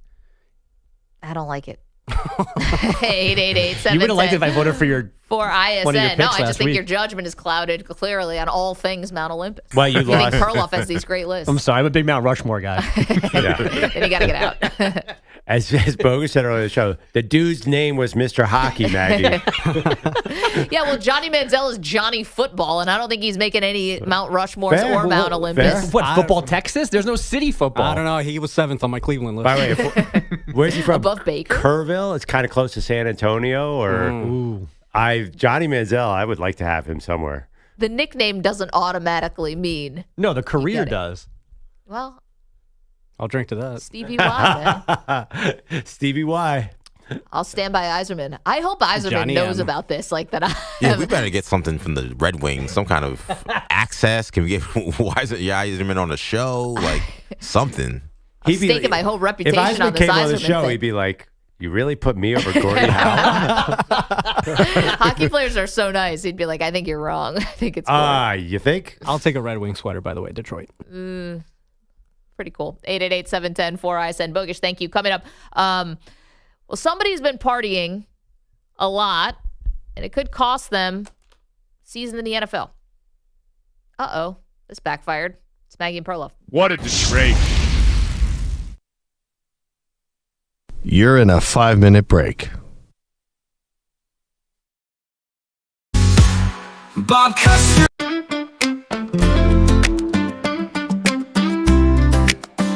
Woke up late on Ocean Drive. Sun was shining, felt alive. Hit the pier with my shades real low, but the sea was quiet and the dolphins, no show.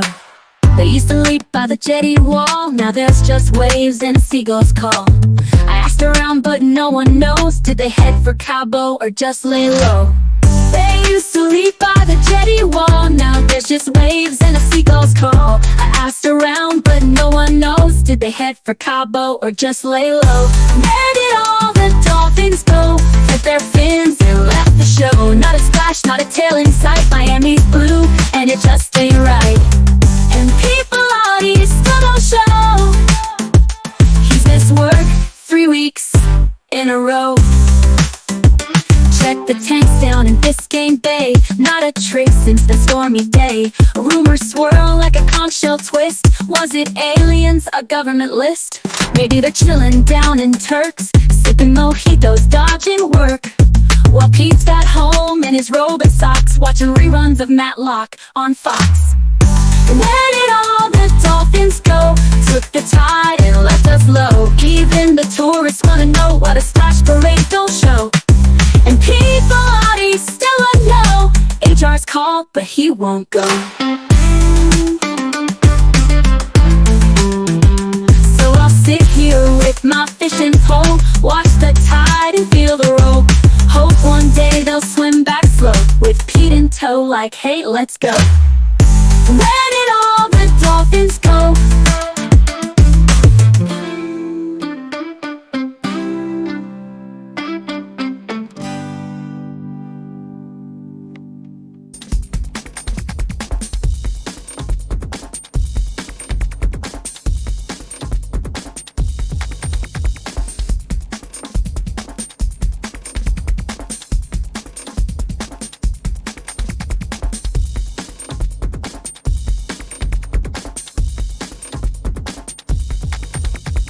2 minutes, 30 seconds remaining.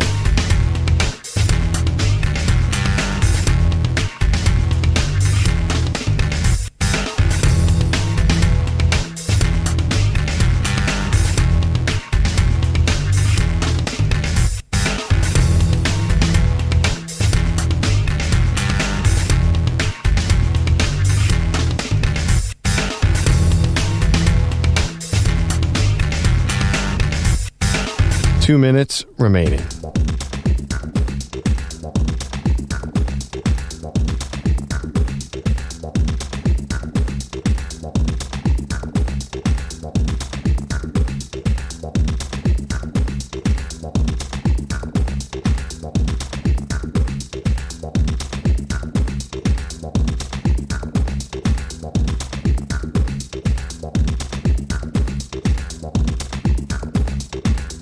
One minute, 30 seconds remaining.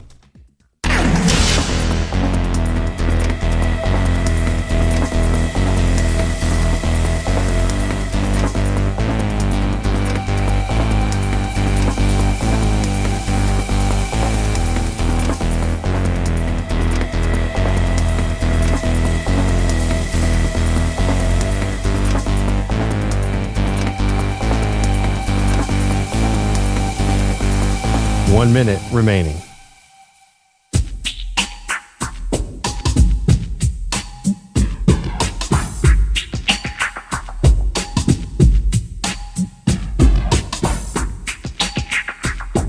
Forty-five seconds remaining.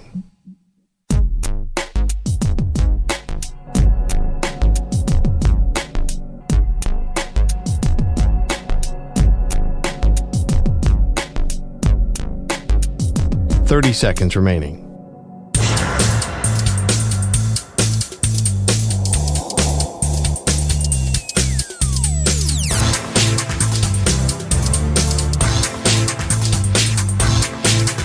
Fifteen seconds.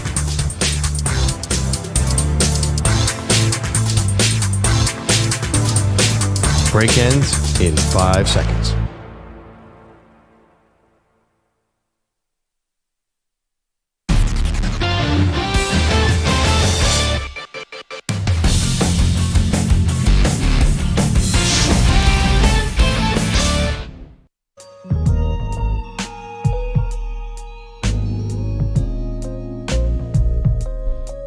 Chill vibes on this Monday. Welcome to the show. Maggie Gray, Andrew Perloff. Not that show for Stefon Diggs. That Memorial Day weekend party is like the party that won't end. Yeah. And I don't know if it has anything to do with that pink powder that was in that bag that he gave to those women. But the party don't stop when it comes to Stefon Diggs and Cardi B, Pearl. But now there could be some real life implications. Mike Florio wrote a piece on Pro Football Talk about how little of Stefon Diggs' contract is guaranteed. And in fact, everything hinges on a physical that he has to take where they could almost get out of this contract basically scot-free if they wanted to. And now here he is popping up, all over this yacht party and causing Mike Vrabel to have to talk about it. Do you think he's actually in jeopardy here? No, I don't think they care that much about the yacht. The thing is, he's old and he has an ACL. He's coming off an ACL. That's why everything about Stefon Diggs should be prefaced by that. It happened in October last year. Yep. He's not going to be good here. So I don't think they care that much about the partying because there's no chance of NFL discipline here because there was no cops there. Right. They don't have any proof of what that was. So I think they can look past that. I don't think they cut him. I saw that there's some rumors out there, but you knew what you were getting with Stefon Diggs when you got him. You had a 32-year-old receiver or 31 coming off an ACL. I think they want him to set an example for the other receivers on the field. I think they're, this NFL, they don't really care what you do off the field. So here's the thing about Diggs. I feel like you can't have it both ways here. We can't have the Patriots basically being the it team of the offseason. And I know a lot of that is predicated on Drake May's development and Mike Vrabel being in the building. Yeah. So I get all that. But they can't be the it team and then also take a guy who I know he doesn't have a lot of guaranteed money, but Diggs is going to be the most well-known wide receiver on this roster by a mile. He's certainly the most accomplished, even if he is in his 30s and even if he is coming off an ACL. I think that part of the, positive vibes, if you will, around the Patriots have been, and Stefon Diggs did this in Minnesota, helped a quarterback. Yeah. Your friend, Case Keenum, did this in Buffalo, helped Josh Allen when he was a young quarterback until Josh basically didn't kind of need him anymore. Now could do the same thing for Drake May. To say now, we could cut him and we didn't think he was going to be that good anyway, I don't think you can have it both ways. I think Diggs was probably the 8th choice for this team. I mean, they failed on Ayuk famously. They failed on, I heard recently they desperately wanted Chris Godwin. There's another guy coming off an injury. Yeah, but Diggs was just left. They have tons of money, right? Because they have a rookie quarterback. They had to get a veteran receiver. I don't think Diggs was the guy they wanted at all. I think they wanted somebody younger that they could build around, but beggars can't be choosers. They were left with Stefon Diggs. So I don't think there's any super strong connection there at all. I don't think they expect him. I don't think they want Drake May to be throwing the ball a lot next year. You look at their offseason moves. They built up their offensive line. It's going to be really good on the run, very questionable on the pass. I think they want to recreate the 2019 Tennessee Titans. So I don't really think Diggs is that important. Like, who was the receiver on that team? Was it Hopkins was still there? But basically, I think they want to be a very conservative team. So, A.J. Brown ended up with the Titans. Was he there when the for Vrabel? Yeah, definitely. for the Gray. So anyway, they generally they want to be conservative. Okay, but then I ask you what are we talking about with Drake May's development? Because if you aren't going to throw the ball when you have a guy who clearly has an arm like he does and clearly has the skill set, it's not like, you have to work around him. You're hoping he's the centerpiece of your offense. And by the way, this is the year 1 to year 2 kind of bump, right? I mean, I always think the more significant development comes from year 2 to year 3, but a lot of times it happens 1 to 2. I mean, for the most famous examples, Lamar Jackson and Patrick Mahomes, I mean, these guys from year 1 to year 2 were all of a sudden MVPs. Yeah, I don't know if Drake May is going to have those kind of numbers. Patrick Mahomes had 50 touchdowns in his second year. No, but you can't say that he, is going to. He's going to be fancy Ryan Tannehill. Yeah, maybe you and I see Drake May a little bit differently here. I think he's really good. But I think when you hire Vrabel, you're making a statement. We're not going to elevate our quarterback. We're going to win football games the tough way. And then they signed Milton Williams from the Eagles, who had defensive tackle, who's a Super Bowl star. I think they strengthened their offensive line more in a run way than they drafted Will Campbell, left tackle. Well, they signed Morgan Moses, who you like to say is as old as Moses. Well, Will Campbell also, too. They're big. They drafted number 4, Will Campbell, left tackle. I think that they realized that might take a little bit of time So I think they're going to really try and make a great run game this year. That's how you help a quarterback, right? You put him in unbelievable positions, put him in 2nd and 4. And they got, I believe, I'm looking at their depth, they got Travion Henderson was a draft steal. And they have Ramondre Stevenson, who's a really good first down back. I think they're going to try to help their quarterback by running the ball. Well, that's fine, but again, you might have a Ferrari here with Drake May. Like, if you ever hear the insiders talk about this guy's skill set, I mean, I know he's in North Carolina, blah, blah. Like, he's got, I don't want to say Justin Herbert-like, but he's got this big arm. And I know you play in cold weather and all of that stuff, but if you're really not going to utilize that, what are we doing here?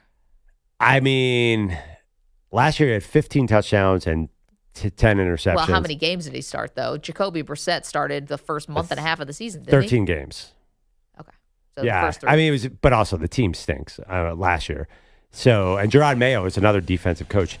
I just think you can't ignore the kind of games Mike Vrabel wants to win. I don't think they're going to make him a Ferrari. I understand what you're saying. He might have that arm, but I'd be surprised if he gets to use it that much.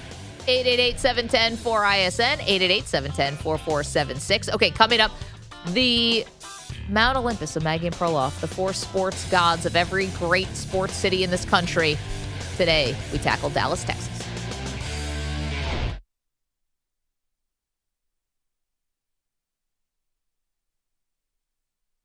You're in a 5-minute break.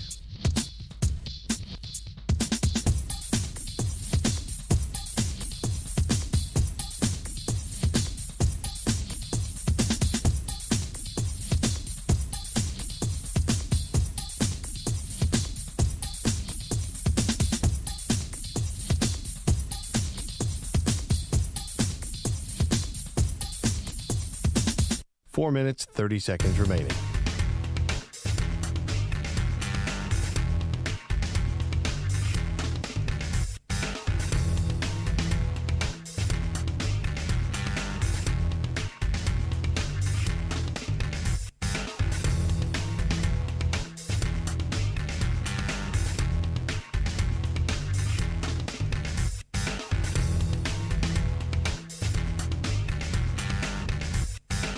Four minutes remaining.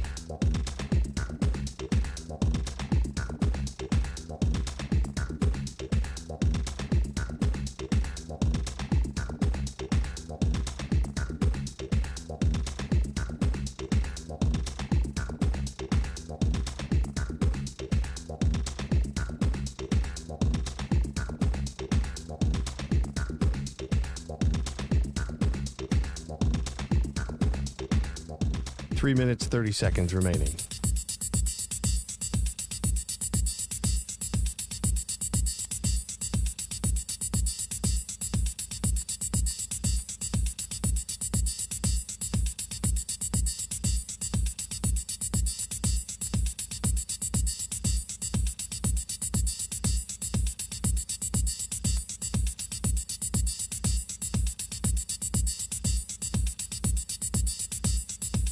Three minutes remaining.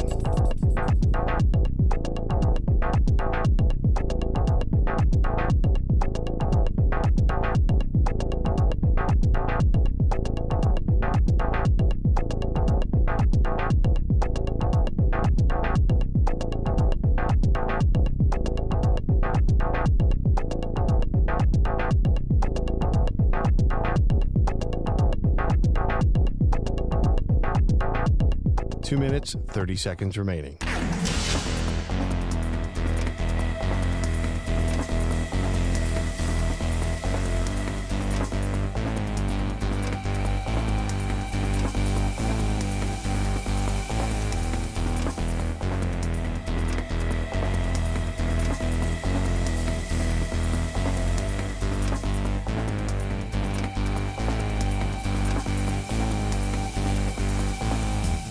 Two minutes remaining.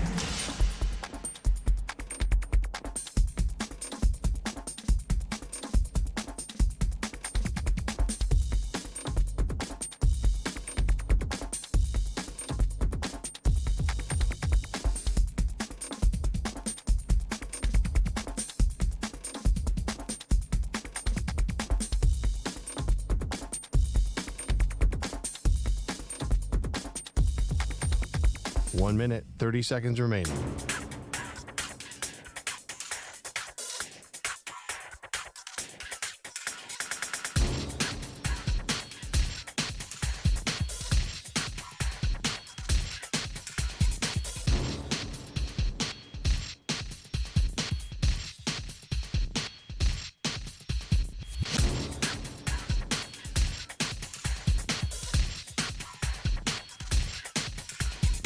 One minute remaining.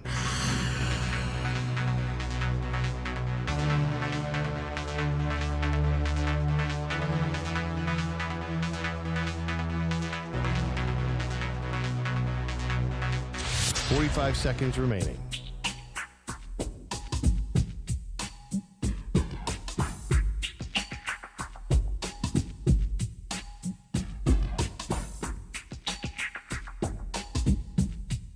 Thirty seconds remaining.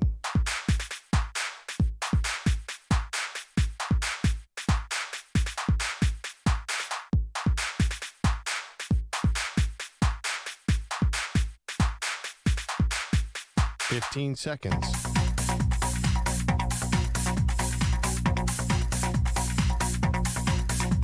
Break ends in 5 seconds.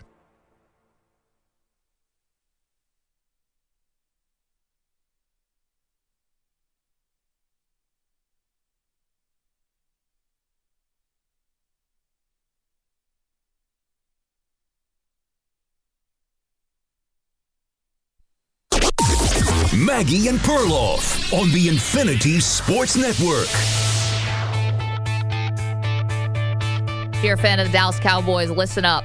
But first, welcome to the show, Maggie Gray, Andrew Perloff. Glad to have you on this Monday. We'll get to our Dallas Mount Olympus in just one moment. The 4 sports gods from the city of Dallas. But Pearl, we got our NBA Finals matchup and our NHL Stanley Cup Final matchup as well. And unfortunately for Manny and EJ, the Knicks season comes to an end. Pacers move on. They will face off against OKC. And you think basically Pacers are getting led to the slaughter. Yeah, I mean, I said this 4 weeks ago before even. Well, actually, I kind of thought the Celtics were dangerous. But the East is so much worse than the West. You just have to assume on its face that the West is going to kill them. Much like the early 2000s when the Lakers slaughtered my Sixers and the Nets. Then they tripped up against the Pistons in 2004, which is considered by some the greatest finals upset. But those two teams came in with about the same amount of regular season wins. The Lakers were, remember, they had old Karl Malone. They weren't good that year. This is a 68 win team in Oklahoma City against a 50-win team in Indiana. I just don't see on paper how Indiana does this. I can see a way. First of all, the disrespect towards Indiana, and I think that the difference between the Western Conference and Eastern Conference is something that we talked about a lot during the season. Yep. But I ask you, with the teams that actually were competing at the end here in the playoffs, you're not telling me the Knicks couldn't have beaten the Timberwolves? You don't think the Pacers could have beaten the Timberwolves? I think, no, the Timberwolves' depth would have been a problem. I think the T-Wolves would be favored over both those teams. But not by a lot. Like, it wouldn't have been this landslide. Like, I actually think, listen, take OKC. They're having an all-time great season. Fantastic. But OKC's toughest matchup was Denver, just so we're clear. Okay, and Denver, who they took to 7 games, but Denver ended up getting hurt. Denver would have been an issue, but they also have the 3-time MVP. They should be an issue. Right. I just don't think, but you want to take that specific team and OKC. That doesn't mean the whole Western Conference was so much heads and shoulders above the East. Because yes, they were. Here's the other part. It's revisionist history because people did think the Cavs were good. The Cavs got killed by who? The Pacers. The Pacers are, they might not have the gaudy regular season record, but how they've been playing since March. Yeah, but the Cavs were hurt too. And so were the Celtics. I understand that. That's the NBA. And so were the Warriors. And so were the Nuggets. And yeah, so the injuries happen. I just think it balances it out. But OKC has not had those injuries, though, so I don't think you can look at them. unless Shai gets hurt, I think on paper they're such a strong advantage here. It'd be a shocking loss. Okay, but that's fine. But if Aaron Gordon doesn't get hurt for the Nuggets, do you think that Game 7 goes a different way? If Game 7's in Denver, do you think it goes a different way? I'm just saying I think it's a little more on the margins than you, and I might be proven wrong. Listen, OKC could come in, steamroll. They might be the next Shaq and Kobe. I have no idea. I think they're closer to 2015 Warriors. Okay, and I get that, but with 7 years of different NBA champions, all of a sudden now it's going to be Oklahoma City? Maybe it will. I'd take the field. I think, right. But I think they get there 1 year this year, likely. Again, this is the NBA. You mentioned it. Everybody can get hurt. KD got hurt in 19, and the Warriors lost to the Raptors. So anybody can win this thing. The Pacers are going to need, to me, are going to need an injury. And again, you're saying I'm disrespecting them. Who's on this team? Like, Tyrese Haliburton is good, almost great. And Pascal Siakam, what did he become a thing? I mean, he won a title. He won Kawhi's title, but he hasn't been this dominant, consistent force in the NBA. Well, it's looking like he was one of the best trades they could have possibly made. And I would also so it's kind of two teams that are full teams. Like Shai is the MVP, and he's their leader, just like Tyrese Haliburton is their team's. I guess technically Siakam won the Eastern Conference MVP, but that isn't really a thing. Anyway. I mean, is there anybody in the NBA who would take Pascal Siakam over Jalen Williams, the number 2 on Oklahoma City? If you were picking a team right now, there's a conversation. There is, and by the way, there's a conversation about experience here that no one's really having, which is, and Shai is awesome. He's been great. Hasn't been on this stage. Pascal Siakam did win a title. Rick Carlisle's a coach, did win a title. Mark Daigneault not been at this stage ever. I think he was on a Final Four staff of Billy Donovan's. I think I'm right about that. And everyone else, it's like, besides Alex Caruso on OKC, and Caruso won a title in the bubble, which is like this weird, odd anomaly that you can't really say, how do you handle your travel schedule? I don't know. I walked from the hotel to the arena. And just to get out of the recency bias, too, I mean, I love Jalen Williams, but he was getting crushed during that semifinals because of how poorly he was playing against Denver. So it's not like, you play against the T-Wolves, a lot worse team. He played a lot better. But he was taking a lot of shrapnel. He even talked about it after they advanced of how poorly he was playing in the playoffs. You're right, but Siakam's been in the league 9 years and been one All-Star game. He's not an elite player. Yeah, but look at how this team is playing. Been in 3 All-Star games, by the way. Yeah. Siakam? Yeah. Yes, 3-time All-Star. Look at how they're playing now, I just think you have to take it into account because nobody's giving Indiana a shot in this series, like a shot in hell. And I think that's disrespectful. 888-710-4ISN, 888-710-4476. Well, what about the odds? The Vegas odds have no respect or disrespect. They're just numbers. So you think, if you think that, you should put your house on Indiana because you'll win huge. Well, I'm not sure if they're going to win the series, but I don't think that they're going to be swept or gentlemen swept. So if I was going to put my mortgage on something, it would probably be OKC in 6. I just think nobody's expecting the Pacers to win a game. Like, this thing is a foregone conclusion. Our buddy Zach Gelb, who's on in the afternoons at Indy Sports Radio, had a good poll.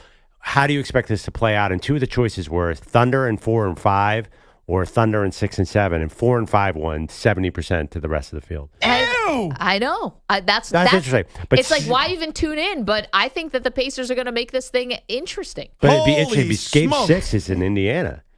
Yeah. That'd be hard. So then you're talking possibly 7 game. If they could get it to 6, and they can definitely get it to 7, then I would take OKC at home. Okay, well, you'd take any team playing Game 7 at home. Yeah. But I generally, I think I put out, this would be if Indiana won, this would be the greatest finals upset of all time. And you know what? In this day and age with the NBA and with parity, could be. I'm not saying that anything's off the table here. It's not like this is, Shaq and Kobe going for the three-peat. This is not a team that has this incredible track record. Yeah. Like, man, how could you bet against OKC? They're having a great season. They've been knocking on the door for a couple years now, but you got to actually do it. Well, that being said, I look at Indiana and I see them. You're right. Haliburton can be amazing, but he's not consistently amazing. They won without him being good in Game 6. And then Miles Turner, can he even be on the court at this point? They almost had to take him off. I told EJ before this weekend, I'm like, I'll bet you they go small because Miles Turner's such a deficiency for them. And they did. They went with Toppin at center. And then Nembhard couldn't hit the ocean for 4 games. He was bad. And then but good defensively. Our guy, Aaron Nesmith, is kind of banged up. So Indiana's a flawed team too. Okay, well, Nesmith gets days to rest. Yep. With this series doesn't tip off until Thursday. But who is Aaron Nesmith? He's a 12-point-a-game scorer in the NBA. But did you see his numbers against Brunson and how he was so good at locking up Brunson? I mean, good defensively. And by the way, the thing about Nesmith that I was most impressed by in Game 6 is, he got into foul trouble really early and still was a factor in that game defensively. Like, that's a skill. Oh, my God. And the Pacers complaining, by the way, and him in particular, he would just bear hug Cat and then be like, what are you calling? I have if you're not into this series, I have a drinking game too. Will you get to 100 player complaints by the end of the game? Because Caruso and Aaron Nesmith alone will be 40 apiece. And they foul on every play. And then they look at the refs like, how can you call that? Honestly, you could get arrested for assault on that play and you're complaining. If you played a drinking game about people complaining to the refs, you'd be in a coma by halftime. Watch the Pacers. The Pacers and the Thunder too. Like, yeah, I think we should institute that. It might be the best way to get through the series. I won't remember who won or lost. Sounds like me on a Wednesday. I was going to say, Manny plays this game without him being a game. Mm-hmm. There was one play where Haliburton, I thought, intentionally fouled a guy to slow the play. I was like, oh, okay, he wanted to intentionally just slow down the pace. Then he went to the official and said, how can you call that? He literally grabbed both guys' arms and was holding it like Bill Belichick doing an airplane with Jordan Hudson on the beach. How about some other stuff? What about when Jalen Brunson headbutted, was that Nesmith? That was Nembhard. Nembhard. He headbutted Nembhard. Nothing. Just look down. That wasn't a headbutt. Sure. So we'll see how they call the series. Who knows? Just looking down. Are you giving the Pacers a shot? 888-710-4ISN, 888-710-4476. Let's get to the Mount Olympus. It's time to feast your ears on Maggie and Perloff's Mount Olympus. Feast your ears. This is our attempt to find the 4 sports gods definitively of every major sports city in this country. We're doing it every day at this time. We've already done New York and Detroit and Cleveland. Today, Pearl, Dallas, Texas. I've never had anything I wanted I couldn't get. Would you like to go first? Okay, I'll go first. Emmitt Smith is my first guy, all-time leading rusher. I think that sort of secures your spot. Was, and in some ways, the heart and soul of the 90s Super Bowl team. Joe Barrows. Roger Staubach, of course, because he's not only just a great player, great quarterback, was an icon. My favorite Roger Staubach clip. Have you ever seen that video where he sits with his wife and explains how he likes to have sex with one woman? What? It is an iconic video. It's great. Yeah, it's an icon. It's a PSA. No. Wait a minute. You could have given me 1,000 guesses of what was just about to come out of your mouth. Yeah. What? This is a PSA for monogamy? Yes. And one way or other, he's just like, it was the 70s. It was the go-go 70s. Dallas Cowboy cheerleaders are the most important thing in the country. And Roger Staubach gets in an interview with his wife and is like, I really enjoy being faithful to my wife. And the interviewer's like, really? Because I think, he's a quarterback of the Cowboys. He could have anybody. The famous line was, I love sex as much as Joe Namath. I just do it with one woman. Oh, is that what it was? Oh. Yes. No, I'm unfamiliar with this. This is funny. It's great. It looks like a 60 Minutes interview, kind of. Wait, hold on one second. I'm not saying that Roger Staubach's right, wrong, or that he's telling the truth or not telling the truth, but what would any man say in front of his wife? She's sitting right there? I don't know about the wife sitting there. I just remember that quote being like, whoa. Yeah. And I always feel like the NFL film always plays it out of context. So I'm always like, what is this? Why are they playing this? But I've seen that clip 100 times. Well, it's funny, too. Also, Namath was a famous bachelor. It's like literally what he named his bar, That's what he's saying. Is I love sex as much as Joe Namath, but just with one woman. Because there is no straighter athlete in the history of sports than Roger Staubach. Navy, you call him Captain America. I knew him. I was looking at his nickname. He was also Roger the Dodger because he would run around like crazy. He was like all-American as all-American could be. And I think that there's something, nice about that, Maggie. Yeah, sure. That's why he's on my Mount Olympus. Okay. Monogamy, yay. Then I have Dirk Nowitzki, I think speaks for himself. Also monogamous. I'll be honest, part of me was I wanted to have one non-Cowboy on there, and Dirk jumped out over Mike Modano or any Texas Ranger for me. And then my fourth wild card is Tom Landry, because when I think of sports gods, Tom Landry sort of reigns above all. And I think it'd be, if you're going to do, we're not calling it, a certain mountain where they have presidents carved in them, how cool would it be to have a Tom Landry with the hat carved into the mountain? The dude wore a fancy hat and a trench coat to every football game. It's amazing. Yeah, but and a suit. That's also just what people were wearing back then. Other coaches did not dress like him. And also, he was an incredible coach. Obviously, won a bunch of Super Bowls. I think he invented the 4-3 defense when he was on the same staff with Vince Lombardi under Ali Sherman in New York. The history of Tom Landry, amazing.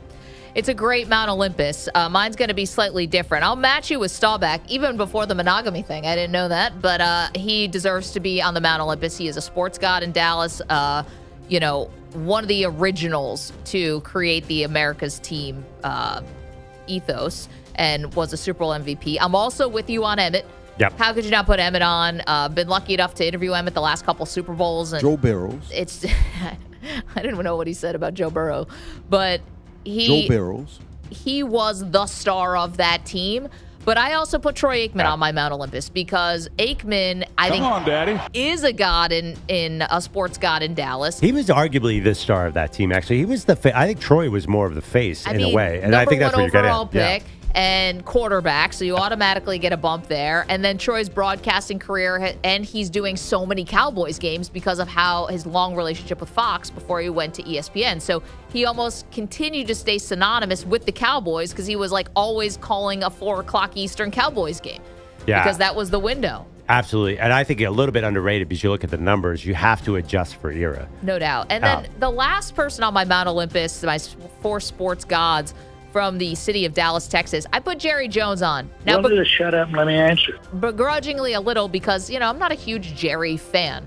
But did the dynasty, the 90s dynasty happen under his watch? Absolutely did. Bought the team in 1989. They took off. Now, did he also destroy the dynasty? He did that too because sometimes the gods are vengeful. And sometimes egos get in the way. How did he destroy Greek the gods. Destroy the dynasty? Do you remember 3 12-5 seasons in a row, Maggie? That sounds dynastic to me. Yeah, sure. He created America's team went to a global brand under Jerry. Power structure of the NFL changed. I don't think you can tell the story of sports in Dallas, Texas without Jerry Jones. And by the way, Mark Cuban tried to take that mantle from Jerry Jones as far as outspoken owners and stuff. He couldn't do it. But he got the show. He got Shark Tank. I feel Jerry like could do Shark Tank if you. But here's the thing. I think Jerry had a couple cycles. The 90s, Jerry was a big deal, but Jimmy Johnson got all the credit. Then the Cowboys went away for a while. Remember they were on Hard Knocks and Chad Hutchinson was playing the guitar.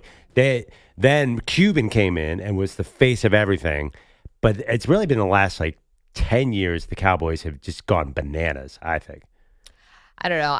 In 2008, the Cowboys were not the it team that they are now. But Jerry has always been a thing because he talks so much, because he's so out there, and he's taken America's team and he's become the face of it, quite frankly. Even with Romo and Des Bryant and other guys that he's had, Dak Prescott, whatever, he's still the face. Yeah, I hear what you're saying. I think, by the way, they're also icons. Like Romo's an icon. I think Dak's going to be an icon. Tony Dorsett's an icon. It could have done, honestly, 11 Cowboys here. So I also have 4 Cowboys on my Mount Olympus, which Dallas is a great sports city, so I do feel a little bad about that. But if there is going to be one city where football reigns supreme, I'm going to give it to Dallas. And no disrespect to Dirk and no disrespect to Madonna. And I know that, Nolan Ryan pitched in Texas, but my CTE acting up. I have to give this to Dallas. Just like you put 3 Yankees under your New York Mount Olympus, I think there are some teams that just they're number one, and there's other teams are just more of a distant second. There's a lot of space between Dallas Cowboys and Dallas Mavericks. I think there are other cities where there might be 4. I mean, L.A., certainly there's famous Lakers. We're doing Portland tomorrow, and there's only 1 pro team. So I'm curious how we're going to do that.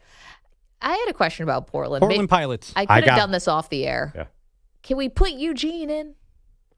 Oh, sure. But the thing about college guys is they're only there for 4 years. It's hard to get to Olympus level. I don't know. Have you seen college these days? You can be there for 100 years. Well, Cam Rising. Are you going to put Cam Rising for Salt Lake City?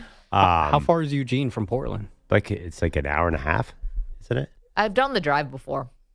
But, to be fair, we did not put Ann Arbor with Detroit. We didn't put East Lansing with Detroit. Oh, we could have, though. Hour, 42 minutes. We could have put it in Ann Arbor. There's no rules. Can someone from Portland call in with a ruling on this?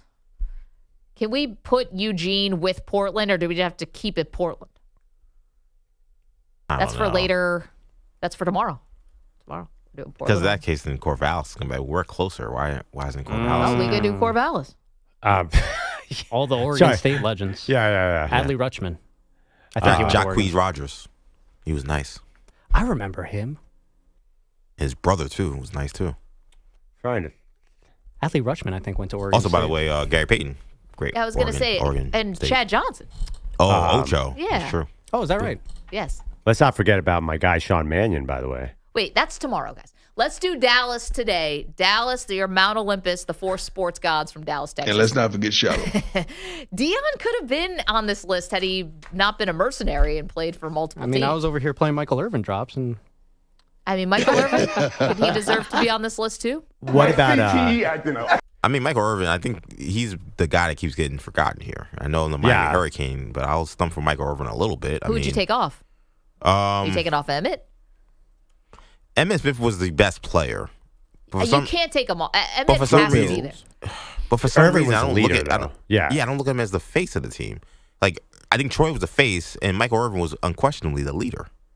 Yeah. I mean, Michael's always Was that a good been thing? a leader. No, listen, I mean, it's a good thing for those teams. They won a championship, yeah. For those teams, not for society or for as a human, maybe not. But for those teams winning on Sunday, yeah. For society.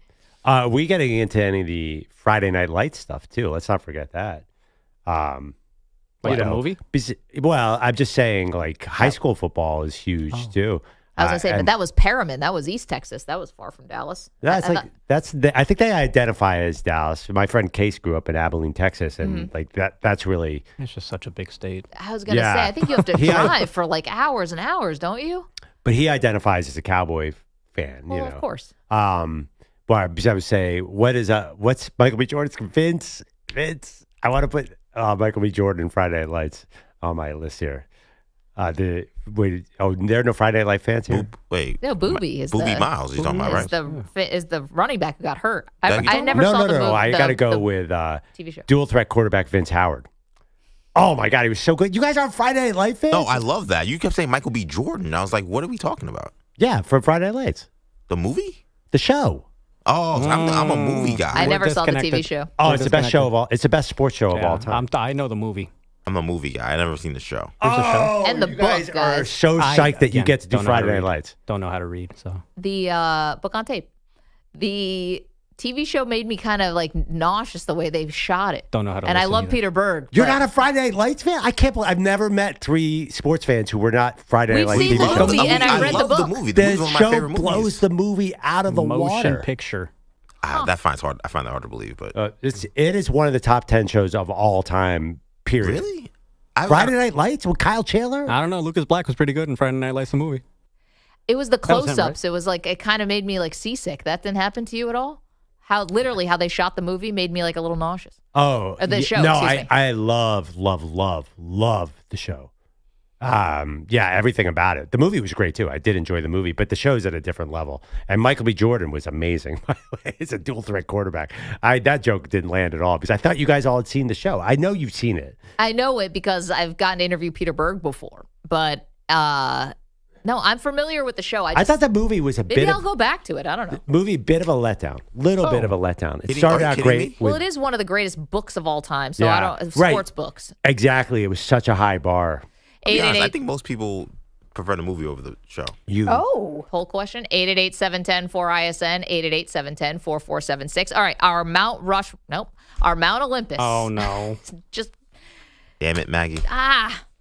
Legacy doesn't mean nothing. Thank you. Mount Olympus, the 4 sports gods from every great sports city. Today's Dallas. Yep, I just coughed all over that. Excuse me. M&P. Also coming up next, it is a Monday. We will do the M&P 500. Whose stock is up, whose stock is down after a big weekend. Don't move. You're in a 5-minute break.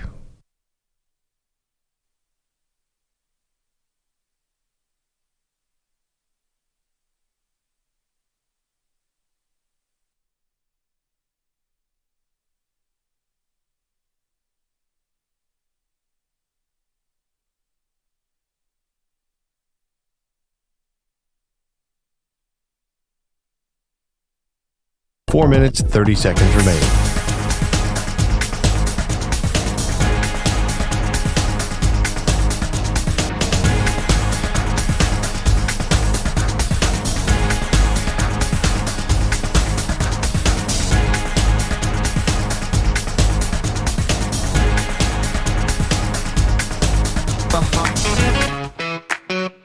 yo.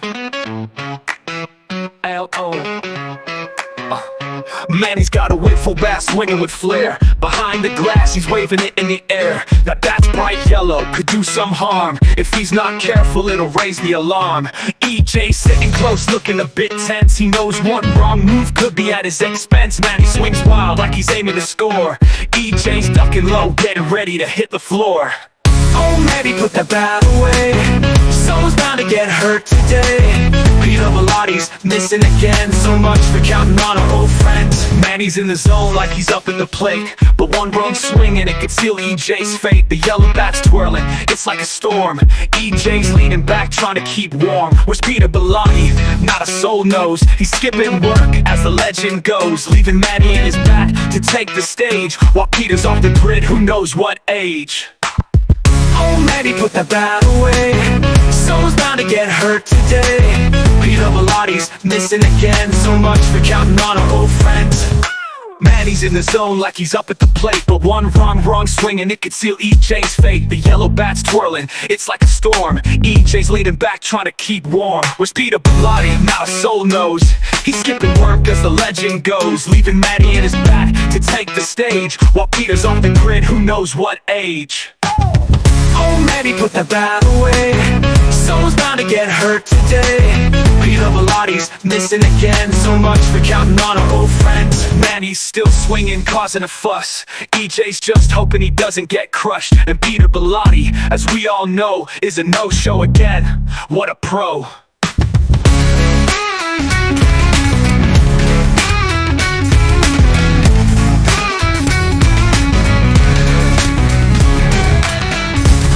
He put that bat away. Someone's bound to get hurt today. Peter Velotti's missing again. So much for counting on our old friends. 2 minutes remaining.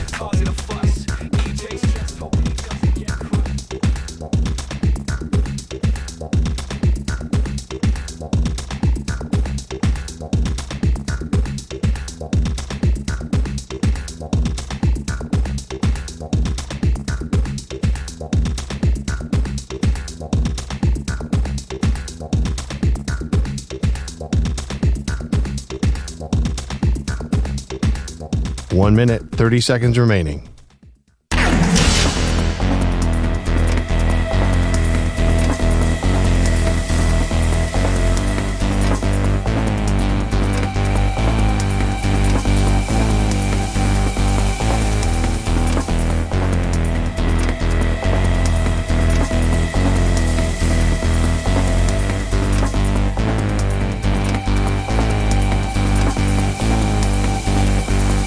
One minute remaining.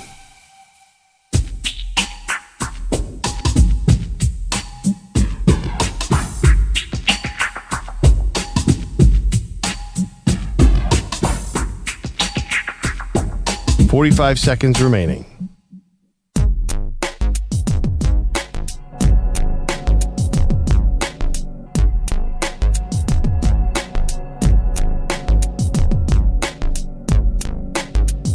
$30 seconds remaining.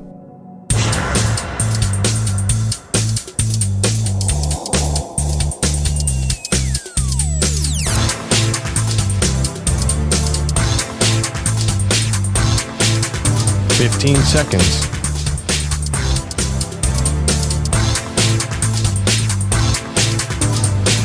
Break ends in 5 seconds.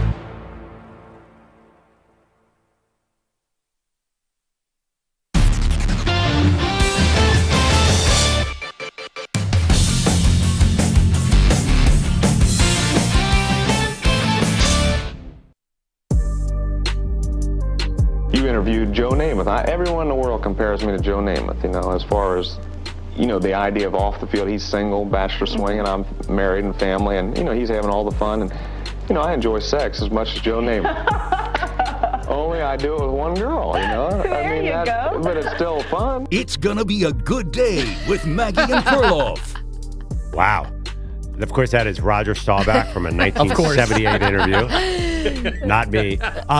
Welcome back, Maggie Perloff Show.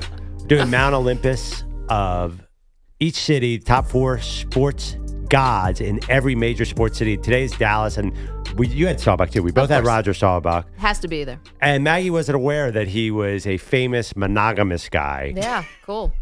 I mean, you have to understand, it was the 70s, disco, Dallas Cowboys cheerleaders. Still fun. There's a lot going on. For him to actually be committed to his wife was very admirable. So you get like extra credit because it was Definitely. the 70s? Oh, as my opposed God. to the 80s, the 90s, the the Dallas- 2000s, the dawn of man. Like, Yeah, definitely. He was the Dallas Cowboys quarterback. You think Troy was able to stay to one woman? I don't I'm think not so. saying anything about anything. Troy dated Janine Turner from was my all-time crush. I don't know think who that they is. got married possibly. She was a star of Northern Exposure. She had really short hair. Come on, Daddy. They dated for a while. I don't know if they got married, but She was in Cliffhanger, too. he basically got around back in the day. He was a famous, like, Troy Aikman. You know, Still who didn't have a fun. crush on Troy Aikman among women, I'm assuming. Troy was popular. I guess my thing is about the Mount Olympus is I put Troy on there because I think two representatives from the 90s dynasty sounds right to me when you're talking about sports gods from Dallas, because we're still talking about those 90s Cowboys and it's the year 2025. The staying power there is crazy. Kevin is in Dallas. Let's go to the phone. Kevin, you have a problem with my Mount Olympus being all Dallas Cowboys. What's up? I do. I actually believe that there is no way possible you can keep Dirk off this list. Dirk's weight around the city of Dallas is unimaginable. You cannot imagine the weight that he holds around the city. And I do agree with you with Roger, Troy, Emmitt, and Dirk as that fourth man. So I put Jerry Jones on mine, and I prefer Tom Landry over Jerry, to be honest with you. Okay, that's Perloff's list. He's got Landry, and Perloff does have Dirk. So you'd be more with Pearl on this one. You know, here's the thing about Dirk, Kevin, and we know how important basketball is to Dallas, but I think that got really driven home with the Luka trade and how everyone lost their mind. But if you're talking about sports that matter to a city, well, I think that basketball does matter in Dallas. I just think football is so head and shoulders far and away more important that to me, I didn't feel bad about leaving Dirk off this list. And, you know, I'm talking about dynastic eras of Dallas Cowboys football, and I'm not trying to put Dirk down. 1 ring, 2 decades, 2 trips to the finals. Oof. I know he got absolutely hosed. Wait, are you trying? You sure you're not trying to put Dirk down? Versus other dynasties. Okay. If Emmitt Smith had won 1 ring and Dirk Nowitzki won 1 ring, then I'm like, all right, well, but what are we talking about here?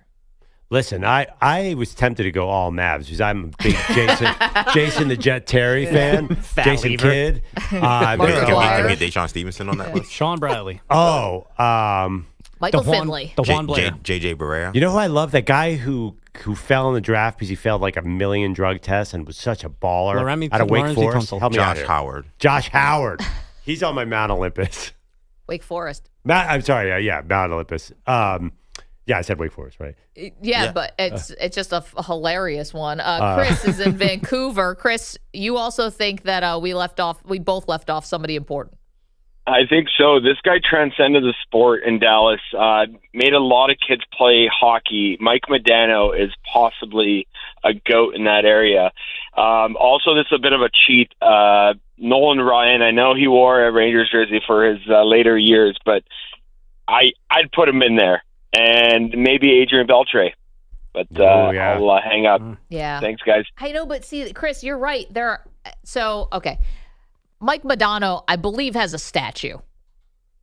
Am I right about that, Bogus? Can you double check me on that one? Sure, stand by. Mr. Hockey. That's Gordie Howe, the guy you left off your Detroit one. For Steve Eisman. He does We're have a never going to statue, get by over the this. way. He does have a statue. Dirk has a statue, too. I understand Mike Modano is super important. I just don't think that hockey, compared to the Dallas Cowboys and football in the state of Texas, it just doesn't hold up. I don't know. It sounds like you're protesting pretty loud here on this one. Don't protest too much. All Yeah, right, by the way, dial it back, y'all. I was surprised about Nolan Ryan. He only did 4 years. He joined the Rangers at 42 and did 4 years there after 8 years in Houston. So I think he has a great chance to make the Houston. But it's a tough one. He's right in between because he feel like if we were doing the whole state of Texas, he'd be maybe the first name. Yeah, but don't you think Nolan Ryan deserves to be on the list just for giving Robin Ventura some nuggies? But yeah. So here's the thing. He played for the Texas Rangers for as many years as he played for the Mets.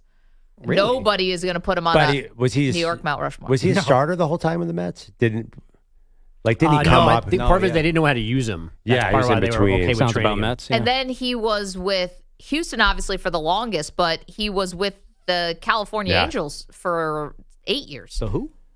I just don't see how he's a Ranger. He's not. He's not. He was 40. Like he made one All-Star game. Like, but he's Mr. Texas, though. I mean, yeah, but I mean, he's not, I think he's have a great case for Houston, and he may even have a great case for LA. It's close to like Joe Louis being from Detroit. Like that's where you get in the Nolan Ryan thing. I saw this great documentary. I think it's on Prime about Nolan Ryan's life, and man, he's legit. Like that dude is as Texas as they come. Who was the other? Adrian Beltre? Yes. Is what he said. I mean, So- Pretty good too. yeah, but Beltre is great. Beltre also joined the Rangers when he was 32. But he was a baller when he got there, though. That's not saying fine. Nolan wasn't, but I mean, he was like he really solidified himself as a Hall of Famer playing with the Rangers. Yeah, and also Adrian Beltre solidified his career as a Ranger in those, even though he joined it so late. I'm just saying. I mean, yeah, I would be Pudge, right? Would be the. I mean, unless you're getting into some PED stuff. Former Pudge is. Yankee Well, we're not the Pudge Hall of Fame. We don't care about that. Yeah, I mean, like that's a great question. Who's the most famous Ranger? Texas A-Rod. Ranger. I think I would go Beltre. I think I'd go Pudge. Pudge. Well, you said I think it's famous. Beltre or Pudge. Well, famous is Like Famous is you know, different. like not who's the most famous, but like Who's Mr. Ranger? Who's Mr. Yeah, who do Ranger? you, when you think of the Texas Ranger, who's that guy? Because when you think A-Rod, you think the Yankees. Yeah, when I think of I'll be Ooh. honest, when I do think Texas Rangers and who is the guy, I do think of Beltre, but he I don't was think of nice. Actually, is it Juan Gonzalez? Wangan. I thought about Wangan too. I would put Pudge That's over definitely Wangan. Pudge. I Josh mean, I Hamilton. think Pudge is. If it wasn't for a slight hint of PDs, like be one of the greatest catchers of all time. I mean, he yeah, is Pudge he is in the Hall of Fame. He is in the Hall of Fame. It doesn't And the- matter about the PED. And the PED with- allegation came from just Jose Jose Canseco writing a Canseco. book saying Yeah. that I injected him, and that was all we got. No other smoking guns with him. No, here's but how a I'm lot of looking at other this. stuff in those Canseco books ended up being true. Yeah, There's no, one of for those. sure. Rafael Pomero. I think I he's think of too. him as an I think Oriole. he's too Yeah. tainted. Yeah. Corey Seager won the World Series MVP the year they won it, right? Has he? Incomplete. Okay. Michael Young is beloved there, too. Oh, Yeah, people yeah, love great Michael player. Young. Yeah. And honestly, Of course. if Josh Hamilton had stayed clean, he Yeah. could have been. Definitely. But none of these guys get in this top four, though. Like, to go back to the No, yeah. original, I mean- like, they're not, they don't make this top four. We're over here struggling just to find 4 Rangers. so- Right. Yep. You There know, you I go. would also put. Jacob I deGrom. really like the manager too. I feel Bruce like Bochy. Ron Washington. Like, I Yeah. know. Wait, who Two did he World win Series the World Series? appearance? Did he? No, they went to no. the World Series and lost. Bruce Oh, Bochy was 2 the years one in a that row. led them Oh, to the Bochy won I that. mean, Oh. if Bellotti was here, he would put Yeah. Bochy in just All by four, principle. all 4 spots. Was Bochy. I just Washington's toothpick was awesome. man. He would just take Bochy and let us do the other 3 because they wouldn't matter as long as Bochy's I in. am like- not a compulsive gambler. Except when it comes to Bochy futures. Bro, All it's right. a baby. The Mount Olympus, the 4 sports gods. Today we're doing Dallas, Texas. Bogues, what's up? I like music. Bennett Scheffler struck again yesterday, guys. Scotty's son, who fueled one of the bigger debates on this show, he has a name? was front and center yesterday as Daddy won the Memorial. CBS cameras were right there when Scotty celebrated with his family. So that's how we heard this warning from Meredith Scheffler as she handed Bennett off to Dad. He has poop all over his back, so be prepared. Sorry. Did you guys get that? Yeah, Nope. I did. because we've all been there. He has poop all over When you his said he back. struck again, that was an accurate description. Yeah. Oh, he the- soiled himself. The warning is he's got poop all over his back, and he sure did because there's a brown circle right above the diaper line Sounds on like Bennett's the Knicks back. in the second half on Saturday. That was a good visual, but that's parenting. Yeah. Those diapers are not foolproof. You want to know what's going to happen? It's going to lead to some kind of diaper 100%. Thing with them. It's like, oh, we used to use gloves, now we use Huggies, and Huggies by No more Scotty. blowouts. By the way, Scotty Scheffler is quietly going Tiger Woods on this thing right now. What is going on with that dude? He's the first. He and Tiger are the Yeah. only players to win this event in back-to-back years. It's also his 3rd victory in 4 starts. Oh. Yeah, I mean, wow. The stat about him having the same amount of wins over the last, month? Since May 2nd. Yeah, since a month. the Colorado Rockies is, I mean, I that's an all-time stat. listen, I'm not the super golf expert, but it seems like this is the best run since Tiger. I mean, early Spieth, early Rory, I don't know. It just feels like this is the guy. They've been waiting for this guy, and he's here, and he's boring. Well, it just seems But his like kid's not. I was His going to kid's say not. the kid has to be there now for everything. Like when he won the PGA, what was the last one, right? Yes. He won the PGA, and he was carrying the kid with him and just put him down on the floor in the clubhouse. Right. But I was a baby. And did he win that tournament where he was going to have to leave for the birth of this kid too, or did he lose that? I can't remember. It was the Masters. Right. He won the Masters while he was worried about having to leave it, I think, to go see the birth of his child. I thought he was Or maybe the he lost defending it. champ. What a memorable guy.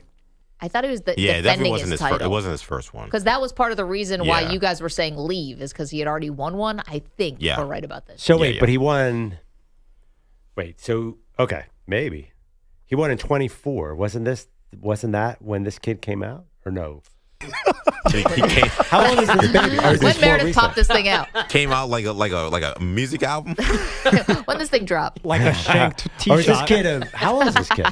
Is he 3 months old or a year? No, he's pretty young. So it might have been 23 when he was born? He's young enough to have poop up his back from a diaper. Exactly. That's not like a 1.5-year-old generally. So he's not potty trained, but he's not exactly a newborn. May 8th, 2024, which must have been when Scotty won the Masters. Yeah, so he did win Oh, so he did win it. Yeah. Okay. Now you're judging Bennett Scheffler for letting one go? Hold it popping together, out at the right time? kid.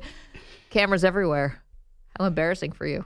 The Dodgers were the better team for 2 nights in LA, That guy's some media including training. Saturday night's 18-2 laugher, but they could not get the sweep of the Yankees. Max Muncy God. not heartbroken after the 7-3 loss on Sunday Night Baseball. You got to focus on the positives, and we just took 2 or 3 from a really, really good team. We're obviously upset that we didn't get this one, but we played 2 really good games. From the offensive standpoint, we battled back today, and we put together good at bats. Just the result wasn't there, so you just try to focus on the positives and move forward. Dodger bats quieted last night by journeyman lefty Ryan Yarbrough, who spent last season in the LA bullpen. He allowed just 1 run over 6 last night. Cy Young. The Royals are expected to call up slugger Jack Caglianone today. He was the 6th pick just last summer. He has 15 homers over 50 games between Double and AAA, and the Rockies, by the way, have only they have scored fewer runs than KC, hence the need to bring up your slugging prospect. These dudes are getting called up quicker and quicker. I don't know if it must have been like the COVID year that kind of, made their development a little bit differently. But, I mean, this guy got drafted last year, and he already got called up. Wasn't there a big tricky thing about contracts and when you call guys up and how you had to pay them? Is that changed to make it easier? Remember they would keep guys down just so they didn't have to pay them? Yeah. Well, I think that was usually also to start a season, though, right? Like a lot of that was like- Right. You waited past May 15th, and that affected that year somehow Service didn't Did count. they fix that or I don't no? think so. I don't think service time they've touched service time. They what they did though, they changed, like if you play well, there's a way for you to then speed it back up. There's a way for the player to negate the team holding him back. I think I'm explaining that correctly. Speed up the arbitration process and have arbitration come sooner? There's a couple of different ways where you then kind of get the year back and get closer to free agency. This is sexy sports talk This right is here. where Chris Bryant took on the Yeah. league over this. Yeah, and that was part of the problem. And since then, they have done a couple of things to tweak it. So there's no reason to keep a guy like this back. Well, no, and I think also two teams are realizing that certain guys don't need to just kill time in the minors anymore. Like the idea of you can't do this, you can't go from college to MLB to the pros, is kind of is being at least lessened a little bit. Can we also address the elephant in the room here? This is the Royals, right? Mm-hmm. Yeah. Same thing. Paul Skeens. This happened with Pittsburgh. Mm-hmm. By the time these guys are actually ready for free agency, they're not on these teams anymore, most likely. I mean, didn't Bobby Wood Jr. just get paid by the Royals? So, I mean, Okay, so maybe the Royals, but like for the Paul Skeens example, who got Paul called up Skeens right Paul away, Skeens is gonna be a nobody Yankee or a thinks Dodger. that Pittsburgh's footing the bill for his $250 million free agency contract. point. So what do they care how quickly he gets there or not? Yeah. It's like the quicker he starts developing. But the and- Rays would hold guys back, though, famously, and they weren't because they want to every get team their does. The Cubs yeah, did it they wanted famously their with Chris 6 Bryant. years because they thought they could compete. But yeah, no, Pittsburgh's the worst of the worst, and we just sit there and take it for because he sports. might pitch for your Philadelphia Phillies. That's why, or he might pitch for the whoever. Yeah, but as a neutral fan like that, I think everybody agrees wanna play for the baseball has to fix what's going on with the Pirates, right? I mean, Yeah, well, fix. I mean, if the owners can spend money. you yeah, know? like get an owner in there who wants to spend money. Exactly. This is what people in Pittsburgh have been clamoring for. Pittsburgh, Colorado, Oakland. Get a new Tampa baseball owner, Bay. fire Tomlin. But there It also seems needs like- to be the system needs to be changed too. Because the problem is these teams that saw the Astros tank 3 or 4 years in a row and then build a champion. So there's. But Pittsburgh proof in the doesn't pudding. want to rebuild a champion, though. See, that's the thing. At least the Astros paid guys when they started winning World Series. Now, some guys they let go since then. Yeah. But when they actually got good, it was like, all right, well, now we got to shell out for Altuve and we got to shell out for Bregman. And $12.99 for an extra garbage can, too. Someone get the Lowe's. That is fair. 888-710. $75 for a TV screen. For ISN. Put that in the tunnel. 888-710-4476. Okay, the Mount Olympus. I'll never Maggie see it Perloff, coming. the sports gods of every major sports city. Today we're tackling Dallas, Texas. But coming up, we've got the latest from this really exciting quarterback battle that's going on. It's a 4-horse race, guys. We got details next. Here we go! You're in a 5-minute break.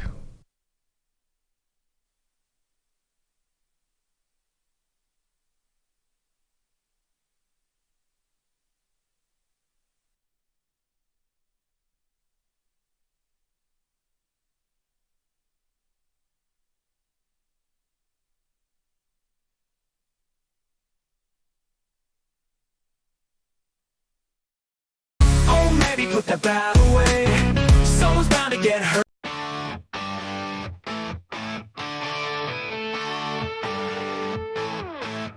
Andrew Bogusch, the king of Queens, shutting through the borough, living his dreams. But while he's ruling with that regal grin, Peter Belotti's nowhere to be fucking seen. Oh.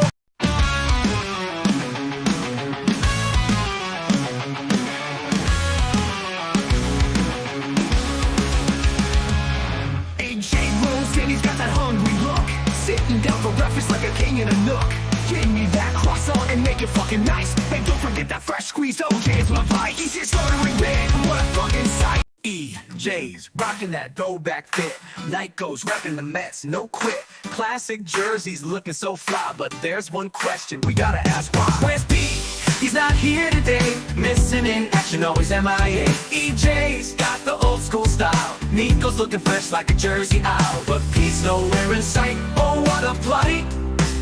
It's just another day of P missing work, alright.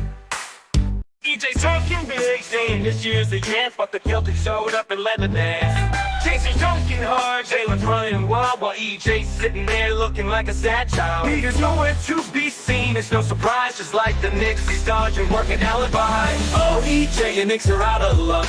Boston rolled over and left them stuck.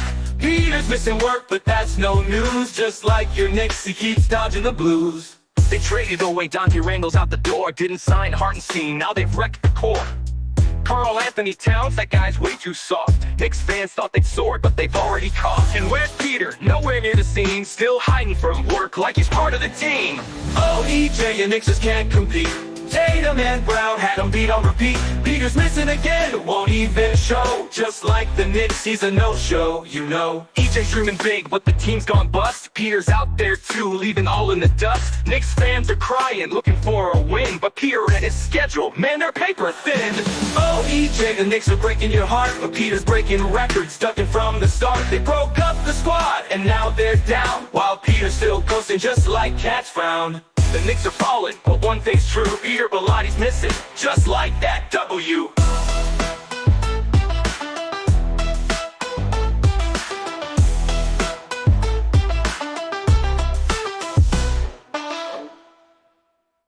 EJ's talking big, saying this year's the chance, but the Celtics showed up and led the dance. Jason's talking hard.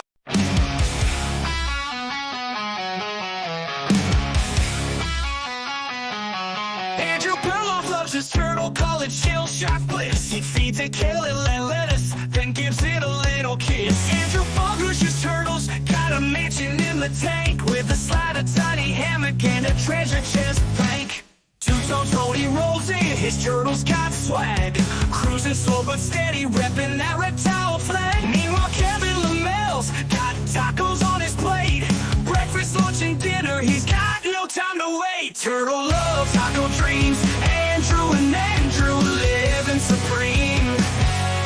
1 minute remaining. Tony slow and steady crew. Kevin's got breakfast tacos, what's Peter gonna do?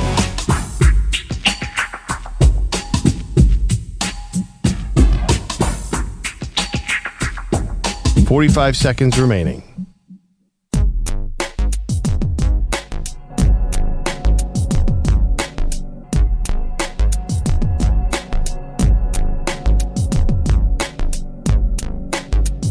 Thirty seconds remaining.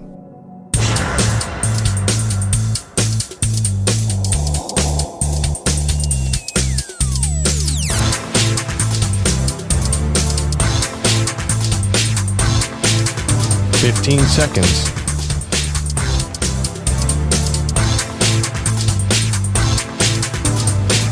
Break ends in 5 seconds.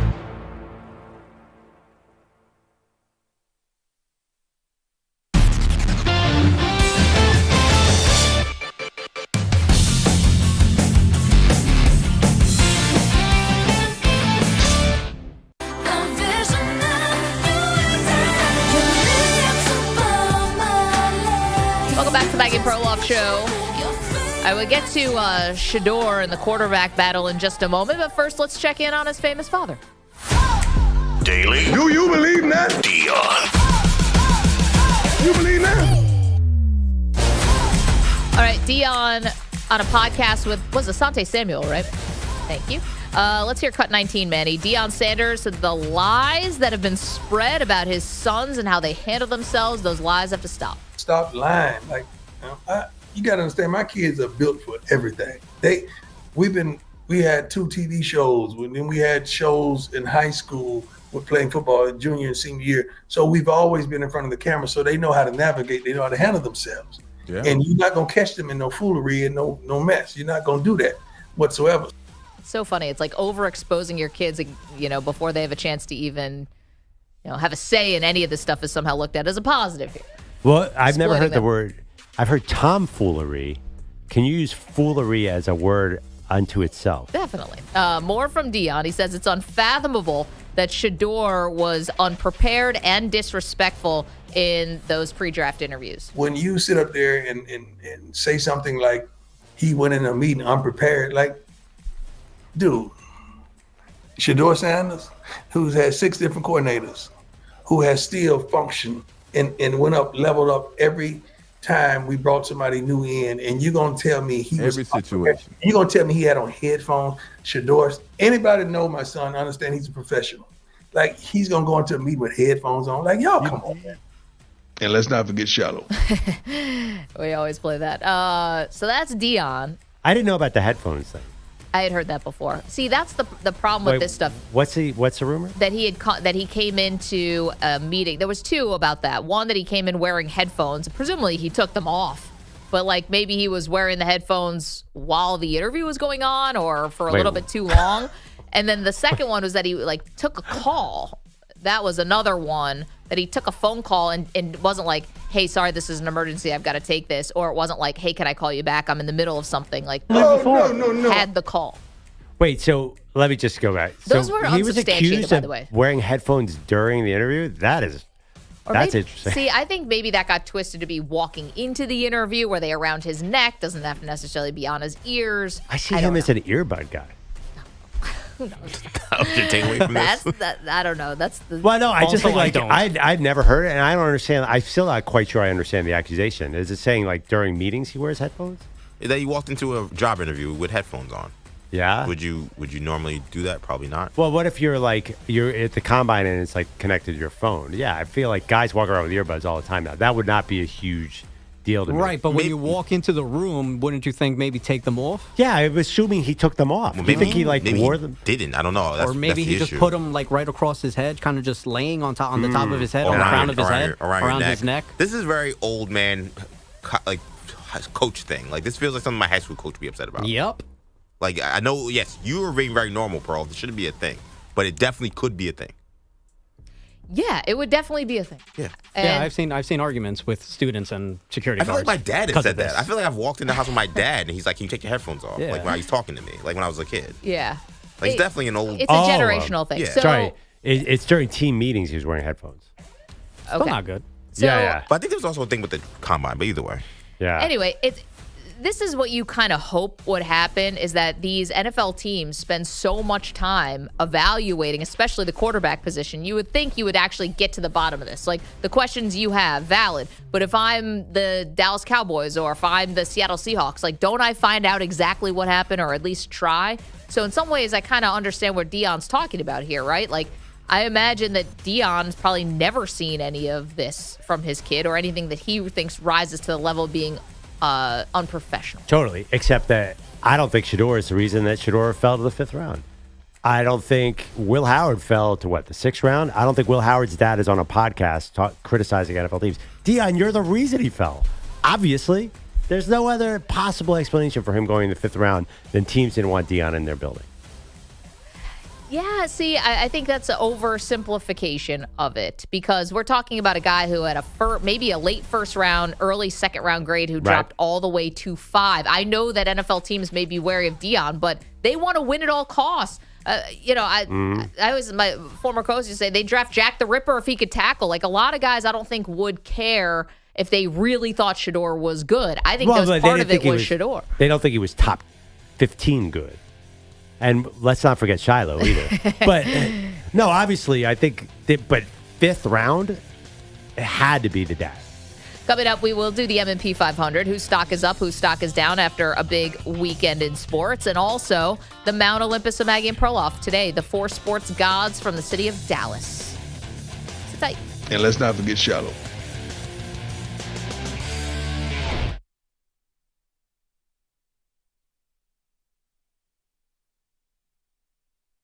You're in a 5-minute break.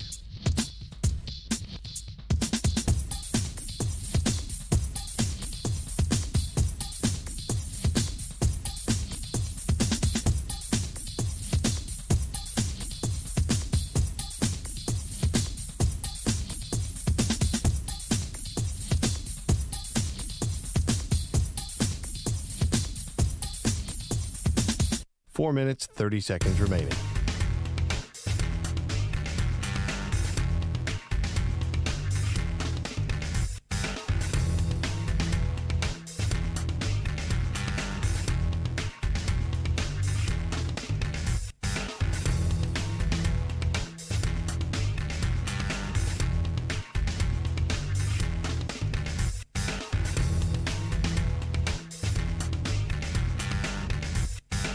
Four minutes remaining.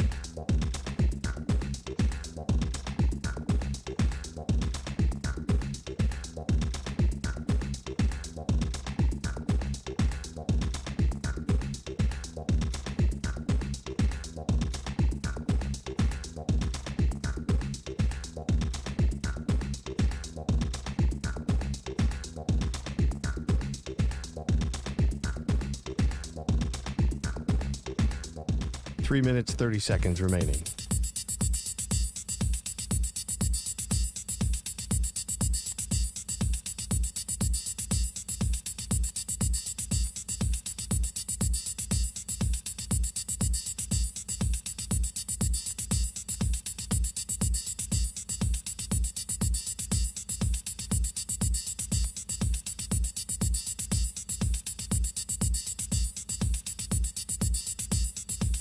Three minutes remaining.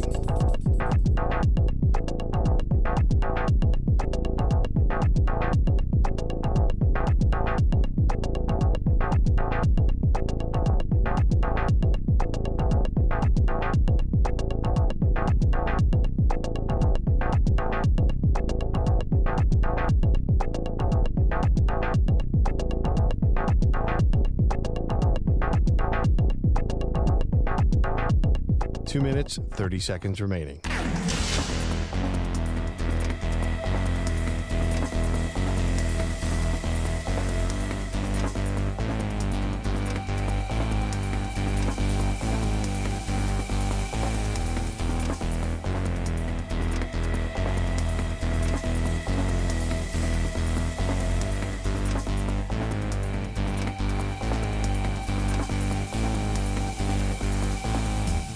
2 minutes remaining.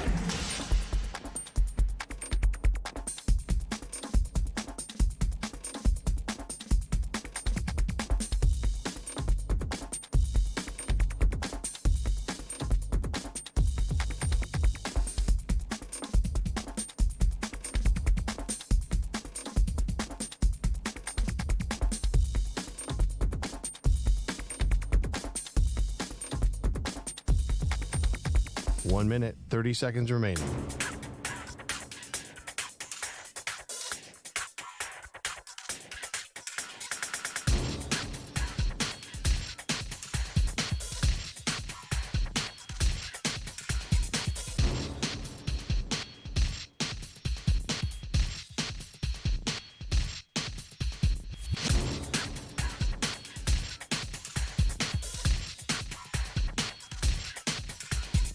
One minute remaining.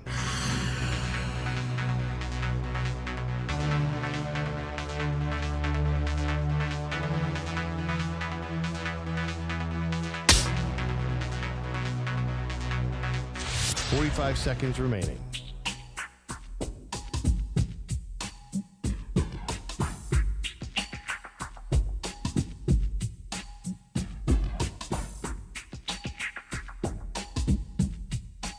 Seconds remaining.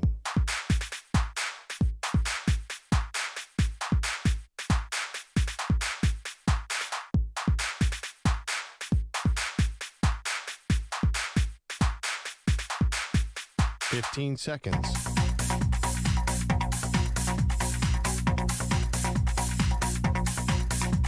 Break ends in 5 seconds.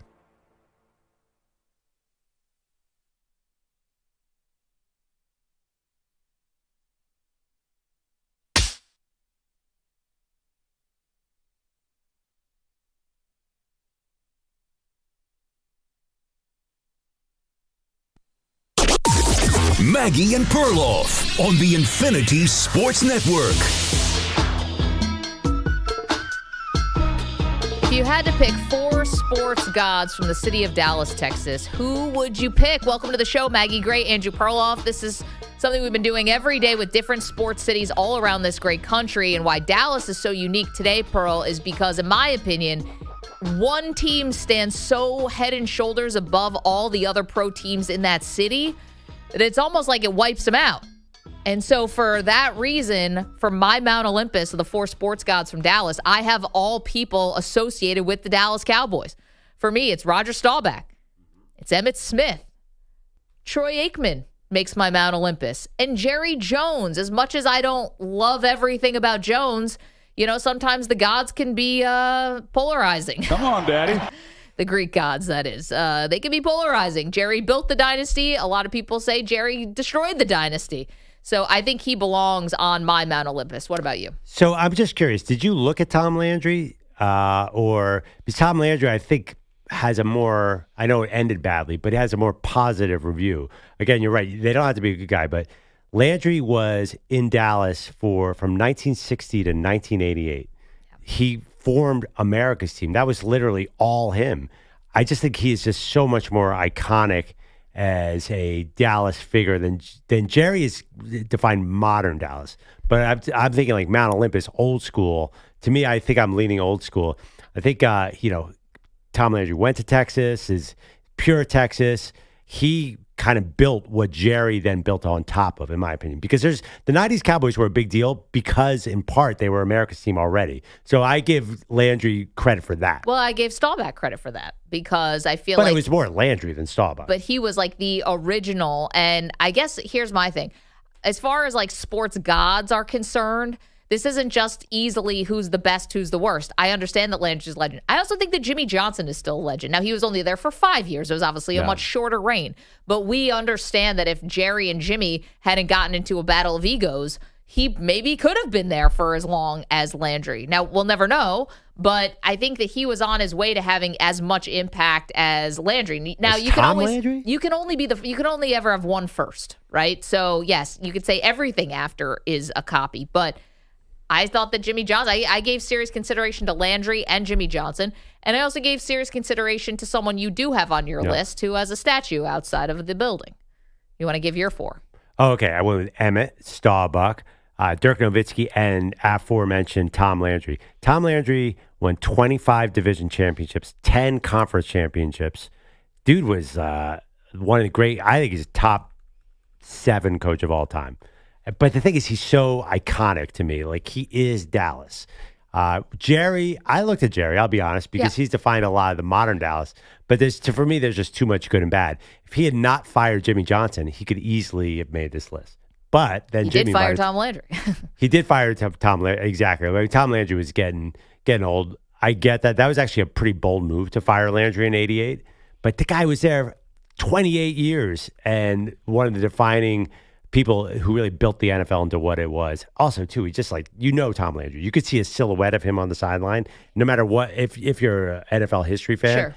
Where I don't know if anybody else is as iconic a look as him. Vince Lombardi, I think, with his coat and the hat was the other guy.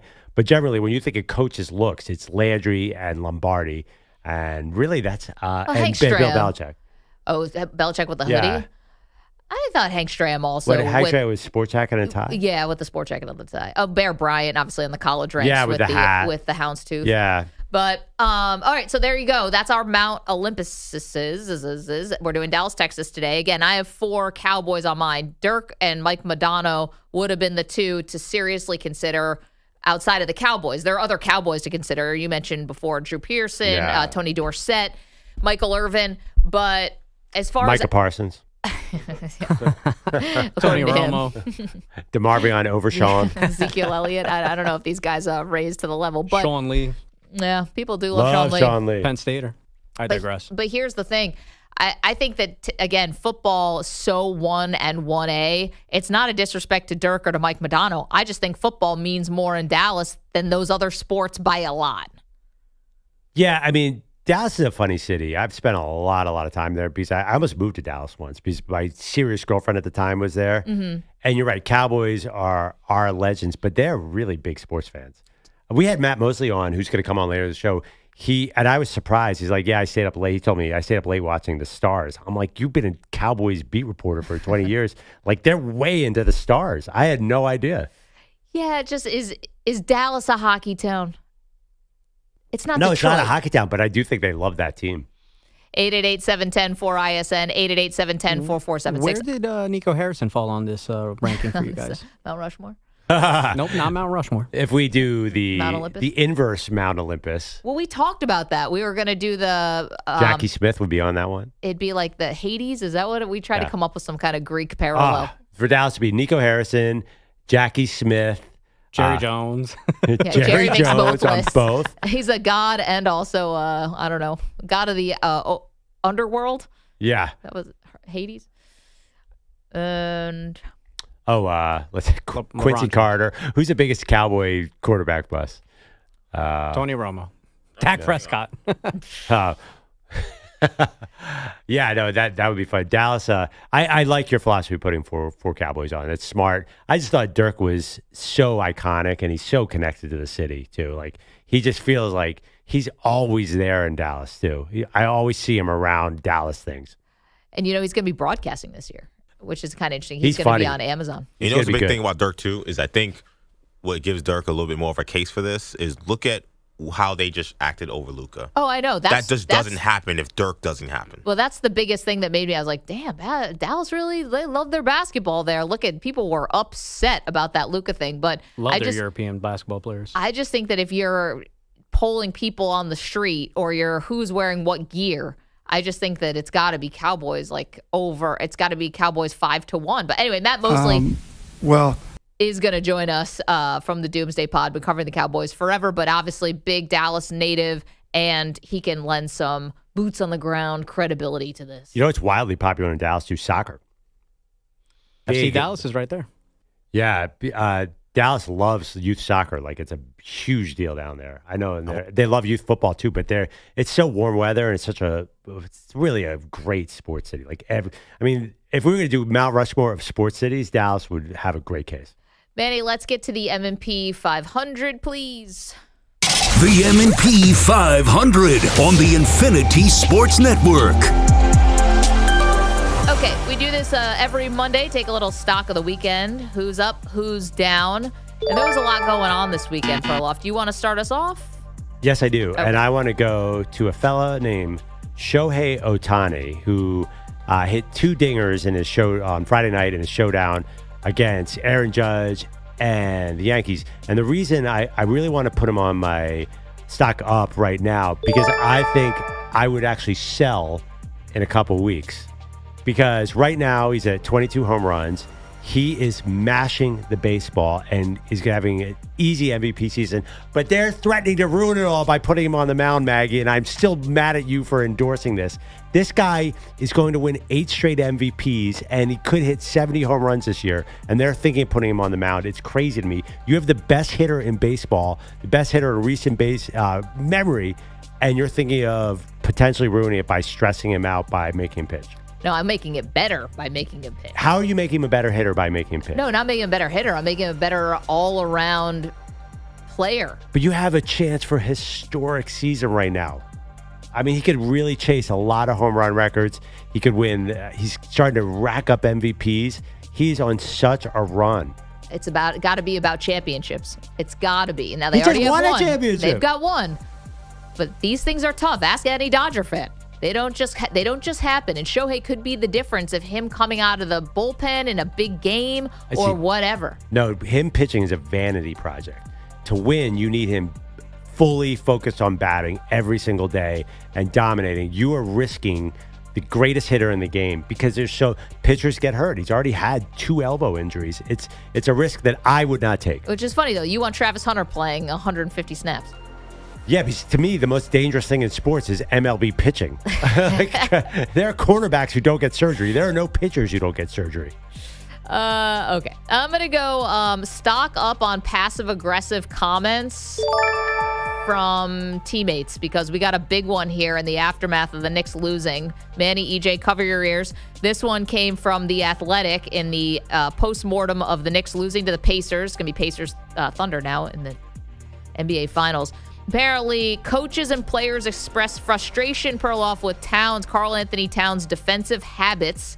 Too often, Towns executed incorrect coverages without communicating why he did it. After it became a theme, players worried Towns didn't grasp the importance of the matter.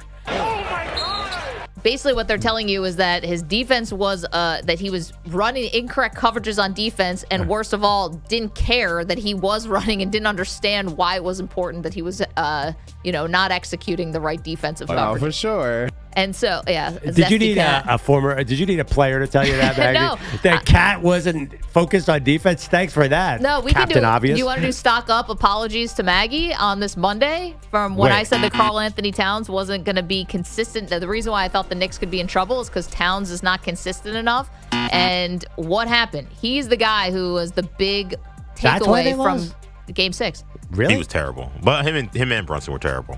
I thought them containing Brunson was the big takeaway. You thought it was Towns? I mean, they were mugging Towns like crazy. And to be fair, he was bowling guys over on the offensive end to try to get to the bucket, but that's never been the thing. Said, at minimum, you're saying it's a bad game. He's still just going to get 20 points. Like, Karl Anthony Towns did not do that last year. The box score did not tell the story with Towns in that game 6. I thought Towns was okay. I didn't think he was that bad. I don't think any Knicks fan will agree with you. Nope. Just watching, rooting for the team, I thought he was horrendous. So I'll take my stock up on apologies from Friday if you guys want to hand them out. I'm definitely not. Because I said it, I'm like, even if he plays badly, he's going to get 20 points. I'll apologize to Maggie. She was right. Brunson was not the story of that game. He was terrible, too. They both were terrible. Yeah. They both were terrible. He wasn't that terrible. First of all, they put all their defense on Jalen Brunson, so other guys have to step up. Well, yeah, but the problem was Towns was being matched up one-on-one with Siakam, and he could not score on him, and he turned the ball over a bunch. He was terrible. Sucked. Yeah, well, I mean, when did he score? I think he got a lot of easy dunks. He took Miles Turner to school and got Miles Turner off the court on offense. They had to sit him because he was just scoring so easily on him. And also, too, what about the knee injury? No, yeah, he played. That's one thing. I think he did play through injury, and I respect him for that. I think he was a warrior. I think he also played badly. After all that, can I snake draft this thing to do a stock down just because we're talking about the Towns injury? I got to do a stock down on Reggie Miller. I really thought. Saying that Karl Anthony Towns was faking a knee injury in the middle of Game 6 of the Eastern Conference Finals Dude, your gold and blue is showing. Like, I understand we know Reggie played for 18 seasons with Indiana. He'll always be, synonymous with Indiana. What? But that felt personal and weird. It had no basis whatsoever. He sucks. To call out somebody think they're faking an injury when, by the way, we could say this about 100 guys on the court, I thought was really unprofessional of Reggie, quite frankly. And to be fair, I'm not a huge fan of his broadcasting. I thought he was good with Stan Van Gundy from the basketball stuff, but he was wearing black to the arena like the rest of the players because they said they were going to the Knicks funeral. And then to say that on the air, it was too biased for me. Way too biased. I mean, if you're doing it on Pacers radio or Pacers TV, like that's fine, right, Maggie? I totally disagree with you guys. He was openly admitting, hey, I'm rooting for, he was doing this on purpose, but I think doesn't make it right. I think his analysis was point on. Like he was on top of it. The whole series came down to pace, and he's like, this is exactly why it's happening.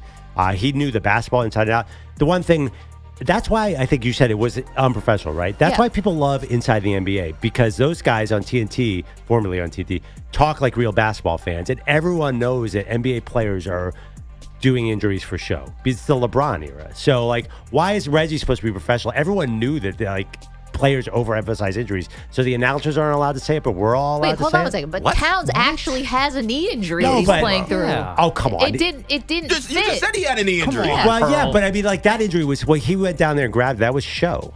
That was obviously show. He went to the foul line and hit the shots, and then he ran down the court, and then he scored the next time. He was limping the whole game, Pearl. Yeah, Come on. That one was show. This is not the time to call out the foul baiting, or whatever. No. NBA guys, it's the LeBron era. The injuries, you cannot buy them. Reggie's closer to the truth than you guys are. But not for Towns, who actually had an injury. That made him seem biased. But did he go to the foul line and hit 2 free throws? Doing free throws is not dunking a basketball. Did he run down the court like he was fine? He was definitely hamming that one up. He never ran down the court like he was fine, Perloff. That was not an injury. That was not also, that. He did not go one way or the other after that injury. Can I say something also? And I know this is maybe we've never been able to put a finer point on it, but I do think that when you're calling the game, you're doing the play-by-play or the color analysis. On a national broadcast, I think that there is an expectation to be unbiased. The post-game shows, all that stuff, Stephen A. Smith wants to just make the whole thing about the Knicks when it's a halftime show or whatever. It's almost like I'm applying a different metric, I guess, to what's going on during the game versus what's going on in the halftime show. Yeah, I mean, I just think that it's very hard to get interesting guys doing NBA games. I think I would really love for Reggie to do the finals just to make it more interesting. And I like the fact that he was a heel. It was fun. Your ratings are already going to go down. Why do you want them to go down even more? Well, also, they punted on Van Gundy and Mark Jackson, who actually were entertaining and were good, and they got rid of them. So they don't care. I think we disagree on Reggie as an analyst. I think Reggie really knows the game really, really well. And I think he explains it well. But I think it'd be fun to see him root for the Pacers. Okay, it's kind of like Gruden-esque. It's crazy and wacky and interesting, and I'll probably watch with the sound off in this year's finals. Do you have a stock down?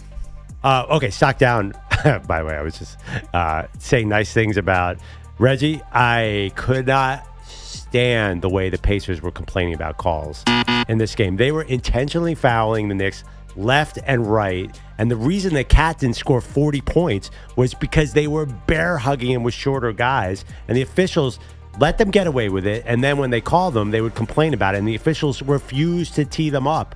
What are you doing out there? Why are the officials even there if you're not going to...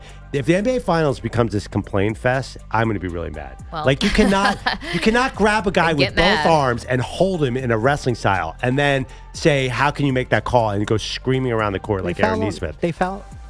I would watch that storyline in the playoffs because I think with more eyeballs in the finals, it's embarrassing what they're doing. Pacers feels like they foul on every play, and it's just all right, I'm going to foul on every play. Go ahead and call every foul. I dare you. By the way, Thunder, not that much different. Alex Caruso fouls on every single possession. I was going to say the Thunder also do that. If I'm going to go stock, I got another stock down here. Stock down on transporting live insects.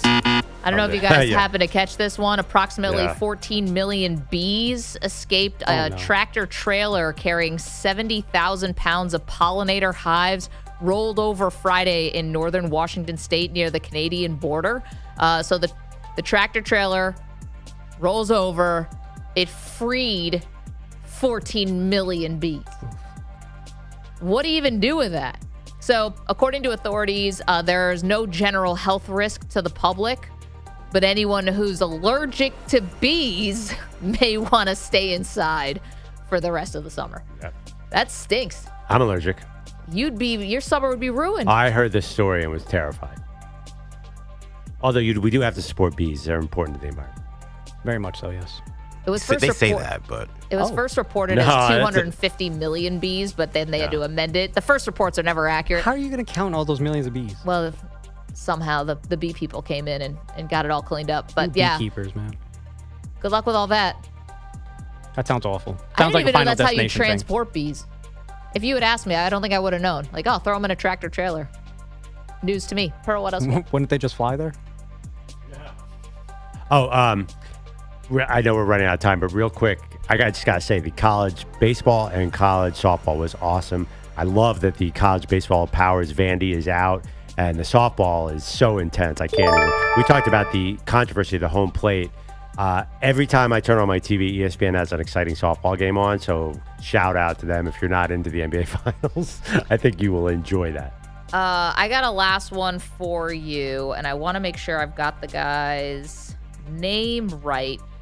Kurtz Rosenthal's. This is going to be a stock down for me, Manny.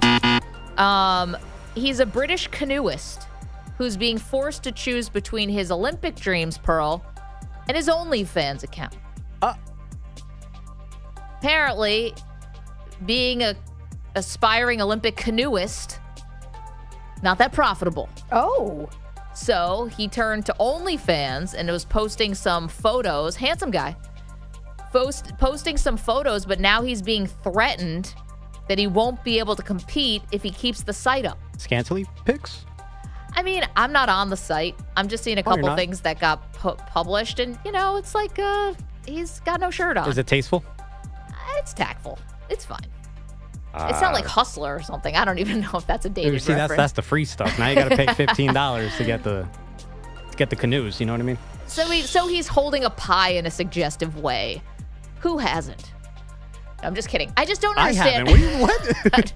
I'm just joking. But Pearl, is this right? Should you have to choose between Olympic dreams and an OnlyFans account? I mean, it's not like the guy's rolling in dough. He's just trying to make ends meet here. I am very confused. There's a joke there that I'm not going to make. I gotta be honest. So men can do OnlyFans? Yeah. Duh. Yeah. What do you think? Why not? Well, is it for? I mean, it's for other men, right? It's for whoever wants to look at it. It's for whoever has $5. I mean, yeah. Yeah. Like, I don't think, like, Maggie, you wouldn't tune on the OnlyFans to watch a dude strut around his apartment like most of OnlyFans. No, I can watch my husband do the laundry. Yeah. I'm just saying. 10 times as sexy. I did not know this model for OnlyFans because usually with OnlyFans, it's okay. Yeah, he gets like a 16,000 pound grant from Paddle UK, but that's not enough to pay for living expenses, travel, training, rent, nutrition. Yeah, I'm not ordering a blow-up bogus. doll. This is bogus. Let him keep the site. There's no reason why he shouldn't be able to still be a canoer. I was going to say, Penix looks really good, and unless he's doing something like really.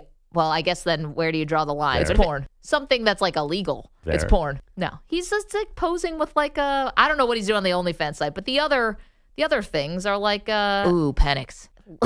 Looking sultry into the camera. So canoeing is an Olympic sport, by the way. Is it canoeing like a leisurely, let's stroll down the river? Is it I've seen those competitions. Yeah. Is it like kayaking? Like, are they like little? Which kayaking is also an Olympic sport, I believe. Right. Like, what's an Olympic canoer? I actually did. I got to look at that.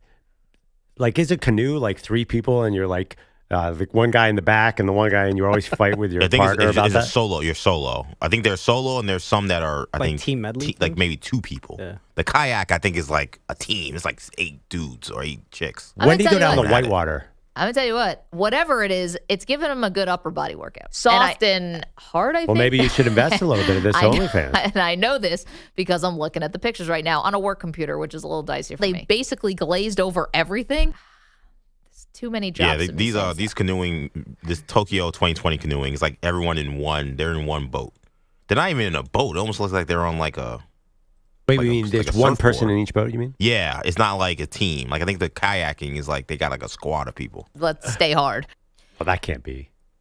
Meanwhile, I'm this looking guy's at it. I'm watching it. Kayaking is multiple people in a boat? I think so.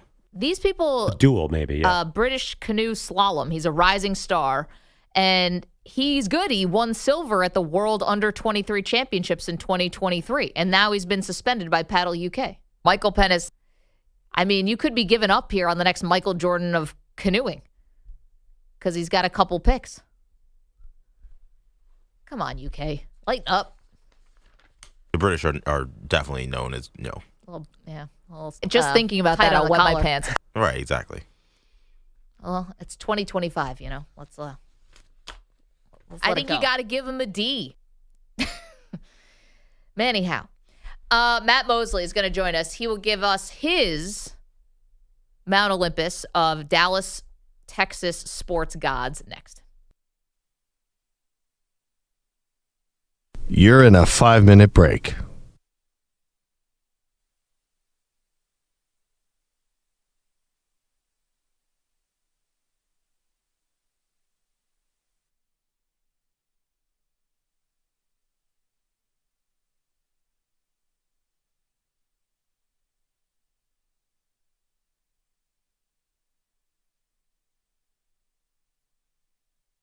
Four minutes, 30 seconds remaining.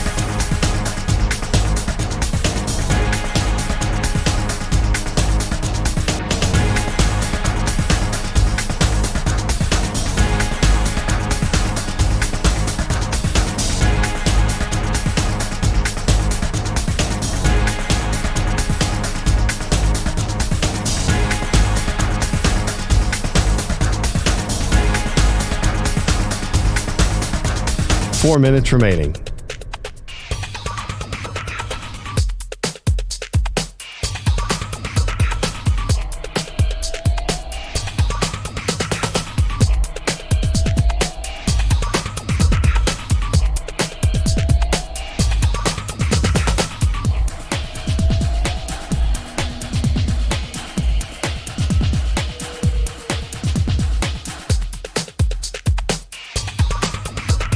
Three minutes, 30 seconds remaining.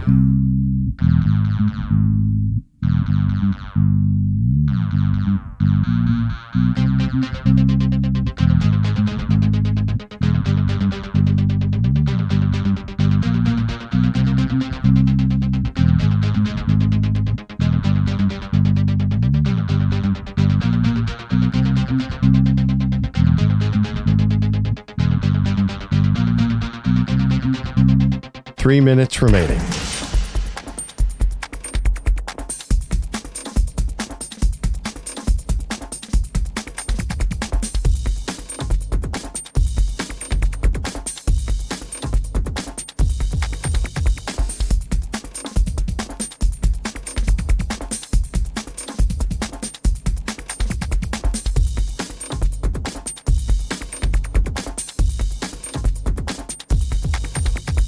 Two minutes, 30 seconds remaining.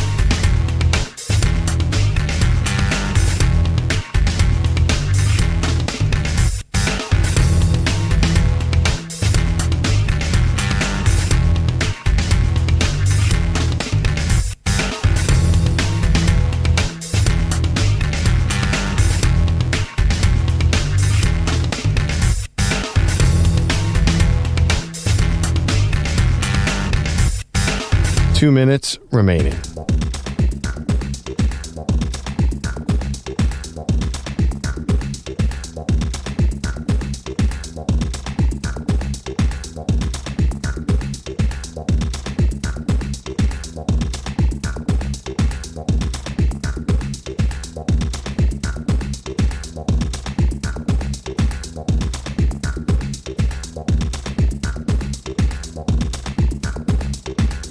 One minute, 30 seconds remaining.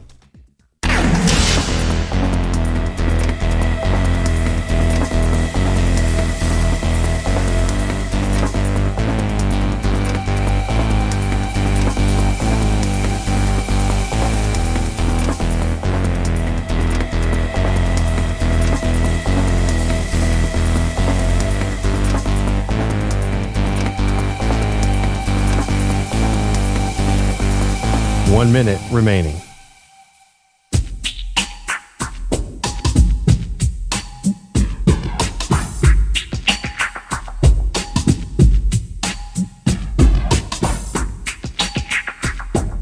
45 seconds remaining.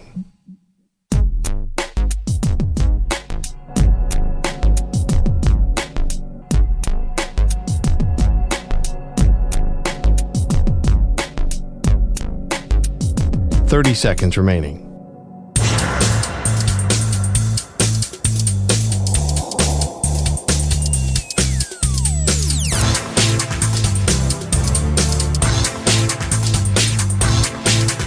$15 seconds.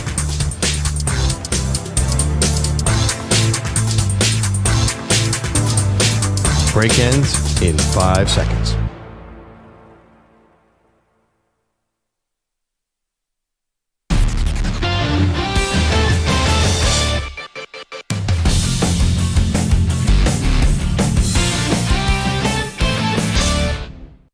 So I dreamed it all. Ever since I was young, they said I won't be nothing. Now they always say congratulations. Welcome back, Maggie Perloff Show. We're doing Mount Olympus of every major sports city, the top 4 athletes, the top 4 sports gods. Today we did Dallas. I went with Rodgers, Staubach, Emmitt Smith, Dirk Nowitzki, and Tom Landry. Maggie? I went with Staubach. I went with Emmitt. I went with Troy Aikman, though, and Jerry Jones. So I went all Cowboys on this list. Matt Mosley, who is a Dallas native and has been covering the Cowboys for a long, long time. He's going to join us coming up in the next segment. Meanwhile, Bogusch is here with all the latest headlines. What's up? Guys, we've already talked about the Softball World Series. The boys tournament isn't short of drama either, although they're a little earlier in the process. The number 1 overall seed, Vanderbilt, sent home yesterday by Wright State. Not the Commodores. First time number 1 didn't win its regional the opening weekend in the current format, which began in 1999. A few hours later, number 2 Texas knocked out by UTSA. So for the first time since 2014, the top 2 seeds don't survive the regionals. Pro baseball last night. The Yankees avoiding a 3-game sweep at Dodger Stadium, 7-3. They never trailed after Ben Rice's tie-breaking 2-run homer top 3, partly because of Ryan Yarbrough. The veteran lefty didn't throw a pitch higher than 89.5 miles an hour. Oh, yeah. But held LA to 1 run over 6. That's my Cy Young. Manager Aaron Boone. He's fun to watch, man. He's different than anything you face, and but he's got a lot of ways to get you out. Just when you think he's slowing you down, he's able to speed you up enough. Yarbrough gave up just 4 hits, struck out 5. His ERA is now 2.03 over a month in the Yankee starting rotation. Cy Young. I'll say it. Generous strike zone last night. We'll just leave it there. Nobody's crying for the Dodgers. They don't need anyone's help. Neither do the Yankees. Generous strike zone last night. Yankee fans finally got the matchup that they wanted, though. All right. Rich Hill against Freddie Freeman, and Rich Hill won that, or Tim Hill, excuse me. He won that battle. Should have saw it in Game 1 of the World Series. Great job, Aaron Boone. Back to you, Bogues. You sure? Manny's done? I don't know. You want me to keep going? We might have to worry about his microphone. It's too many zins. Jessica, I'm clean right now. Jessica I'll show you my gums. Pagula, she of the Buffalo Pagulas, in some trouble. French Open 4th round, won the first set, lost the second, and is now she's returning in a match a game that could end this match, battling unseeded French woman Louise Boisson. Gesundheit. They have played back-to-back very long games. Boisson is serving at 5-4 deuce right now in this third and final set. And I'm thinking she definitely missed the Josh Allen, Haley Steinfeld wedding to go out the next day. That was the first thing that I thought about. I saw that they got married, and I was like, Pagula wasn't there. Nope, she wasn't. Although Larry David was there. Oh, of course. Yeah, well, I mean, he's not going to be tailing the Knicks anymore. Well, also, he's a massive Jets fan. I just don't understand how Larry David got an invite to this wedding. But he's Larry David. Well, but a lot of people are. She's Haley Steinfeld. She's in Hollywood too. Yeah. A great online theory that Bills are going to be HBO Hard Knocks. That they're filming a season of Curb Your Enthusiasm. They started at the wedding. Interesting. Yeah, I thought the Curb ended. Well, yeah, it always ends and it always comes back. Yeah, I know. He's ended it 4 times. It's like the Rolling Stones. They're never really on the final tour. I know. This was the one I thought was supposed to be a really No, good you're one. right. It's like The Undertaker, who retires like 7 times. You're definitely right, though. That's a good theory, though. I have no idea. I mean, Haley Steinfeld's a Hollywood person, so maybe there. Wait, would you let Kurt? But I mean, Josh Allen probably wasn't even born when Seinfeld launched, and Haley too. Not a chance. But Josh Allen, definitely a Curb fan. Josh Allen was born in 96. I know that for a fact. Okay, so this actually was already the peak Seinfeld. But here's a question: would you let them? No, of course film at your wedding. No. Nobody in their right mind except the guy would let Larry David film an episode of Curb at his wedding. No Bills. Like some Haley awkward might. situation around the cake. Yeah, like she gets tripped down the aisle, like when Larry tripped Shaquille O'Neal in a famous episode. There's no chance you're letting that happen. Yeah. No chance. Well, I don't know. EJ, you have wedding Sorry bells on about the that, horizon. Would America. you let them film a show? I mean, I actually want to get married, so no, I would not. I mean, Andrea is a big Curb fan, and there's no way in hell she's letting that happen. What She's a fan of the show. Well, you guys get out of here. You're Bachelor fans. What if the Bachelor people want to come and film the wedding? Oh. That's different, though. I think that's a little different. Are you gonna give her a It's still rose? bad, though. It's not as bad as Curb. What? There are a lot of people, Bachelor contestants who get married, and they have the Bachelor film it because they pay for the whole thing. Yeah, I So- mean, they paid for it. Yeah. If a TV show, if Curb offered to pay for the whole wedding, would you do it? Well, we'd know because we'd have to. Well, I don't know. Yeah, you would. Yeah, you would. And everyone in your life would be like, let them pay. Probably. I just don't. Again, though, but then you're talking about filming like some kind of like comedy sketch that's all about Larry, and that's a whole different thing than simply filming whatever the wedding was going to be anyway. Because if you're doing The Bachelor or Love Is Blind, whatever you want to pick, whatever reality show, you're just filming whatever the wedding would have been anyway, and then you just shoot a couple confessionals, and then that's it. With Curb, it's No, you like gotta set it up. Yeah, with Curb, it's like, oh, how many times do I hit Larry in the face with a cake? Like that's a whole process. It's like another job along with the wedding. Larry's +1 is Jalen Brunson. Is that safe? Invite him to my wedding. He can film whatever he wants at my wedding if he brings You'd JB. push Haley Steinfeld Listen, over a yeah, cliff aren't you- just to It- marry Jalen Who is Brunson. Haley? It has dawned on me that this is a national platform, and I have a wedding coming up, and I may want to try to get a special guest there. I don't know if Jalen Brunson is the person. Damn it, I'm not going now. Are you serious? You're trying to get a celebrity to come to your No, wedding? I just dawned on me just in the last 5 seconds. You'd want someone to show up to what, like just as a guest or to sign autographs, like make an appearance? Oh, What do I'd you love want? them to be a guest. Oh, okay. Yeah. But are you friends with any professional athletes? By the way, Not friends. it I would know. end up I being- know professional, and I know people who became Oh, professional all right, athletes. Boomer I and know what you Tiki. should do. This should be what you ask Deion Dawkins for. Now, I don't know how that helps you because you're not a Bills fan, but Deion He Dawkins, hates the Jets too. That would make it tough. but already he owes know. you one. He definitely does owe me one. You ripped up your knee at his celebrity kickball tournament, and he's never done anything to make it right. That is true, but he hates the Jets. Well, who cares? I don't even hate the Bills like that, but like he really hates my team. Like he's very adamant about it. So He does. It's very funny. what does it do for me to like have him come in and talk about how much my team sucks? He's bad enough. My knees hurt because I went to EJ, support him. I got a big surprise for you. I just texted him. Landry Shamet in. All right. Like, hey, Landry, remember I saw you on the subway? That was cool. The one train, baby. Anything's better than the one train, except when you see Landry Shamet randomly on a Monday at 10 a.m. Man, So Tiki Barber and Boomer Esiason are coming to the wedding? who's the wackest celebrity you can show up at your wedding? Bilotti tried that. Oh, Didn't did work. he? Yeah. Wow. I think the second wedding Tiki was invited to, and he didn't. Oh, just airing everything out, eh? Yeah. No. This was funny. Where Bart Scott was invited and then came up to a different person, not Pete, and said, "Sorry, I couldn't make it to your wedding." Yes, a different bald. Can't wait. I'll stop with the descriptions there. I just don't like him. I think it's an honest mistake by Bart. Come on, man. That was funny. Jess I think Pagula, you're by an the way, idiot. loses that match Oh, in the third set. Very Scott Norwood of her. come on, Hey. man. Missed an easy Oh, shot. Wow. Easy. Damn. Wasn't an easy shot. You hit a 43-yarder. All right, we got to take a quick break, Bogus. Thank you. Enlightening as that was, I got to spin out of it because Matt Mosley is going to join us next. We're doing the Mount Olympus of the four sports gods from Dallas, Texas. We got to get Matt to weigh in. We'll do that next. You're in a 5-minute break.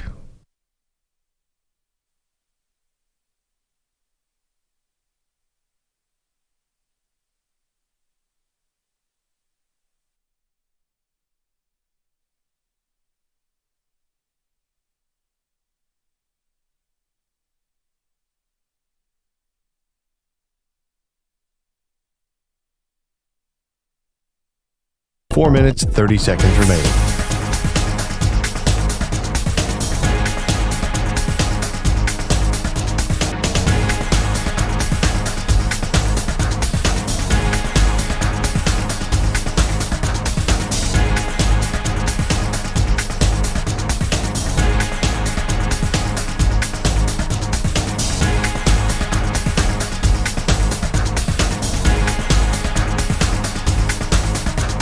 4 minutes remaining.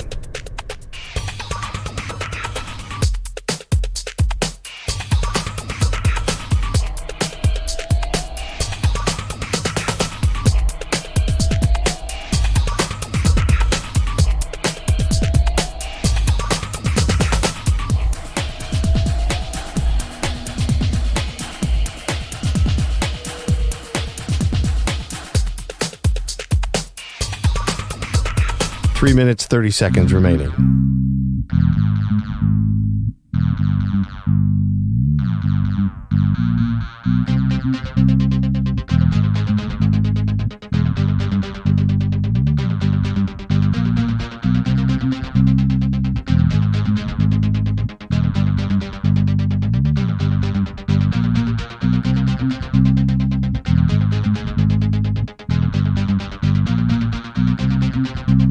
Three minutes remaining.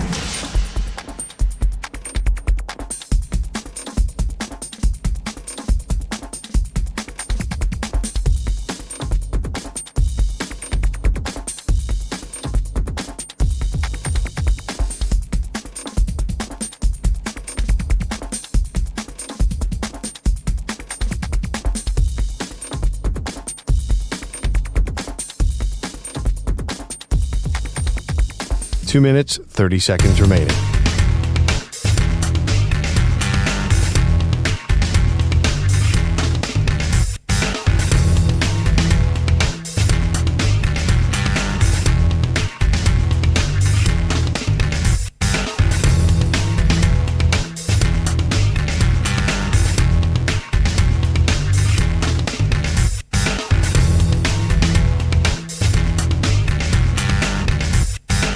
Two minutes remaining.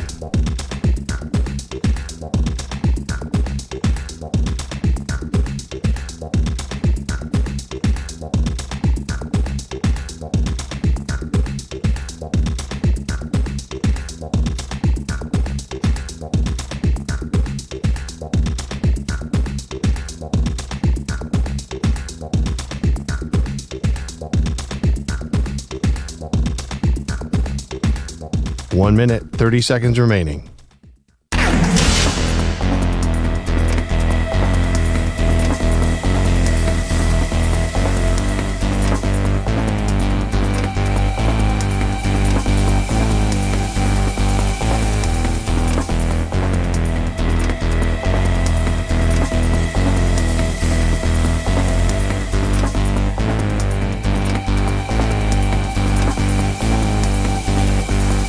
One minute remaining.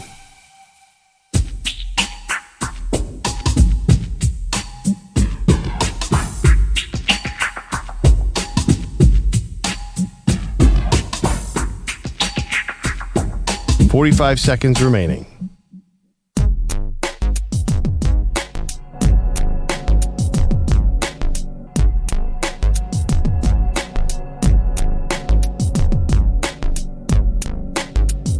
.30 seconds remaining.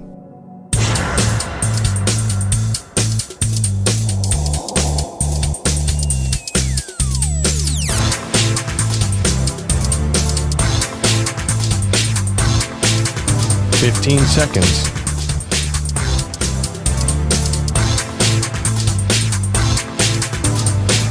Break ends in 5 seconds.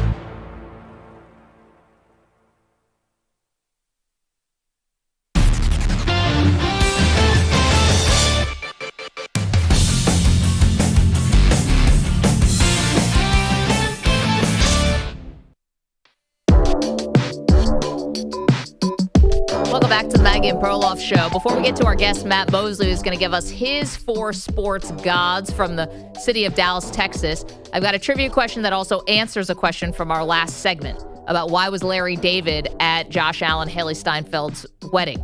Pearl, do you have any idea who Haley Steinfeld's uncle is? No. Stanfield? No, I don't. Arnold Schwarzenegger. Close-ish, kinda. Haley Steinfeld's uncle is none other than Jake Steinfeld. You may remember him as Body by Jake. Oh. His brother, Peter, is also a trainer in L.A., and apparently Larry David is one of his biggest clients. Oh, there you go. He's wow. Larry David, he's a trainer? I'm just trying to stay alive. That's not what your calling card wants to be, right? Madonna, Eagles guitarist Glenn Stay alive. Fry, Ozzy Osbourne, all clients. You are the best. Stay alive. All right, let's get to Glenn Fry. Matt Mosley. So that's why Larry David was there. He's a friend of Haley's dad and a client. Yeah, Glenn Fry is definitely not a client now. Has he passed away? Yeah. Okay. Yeah.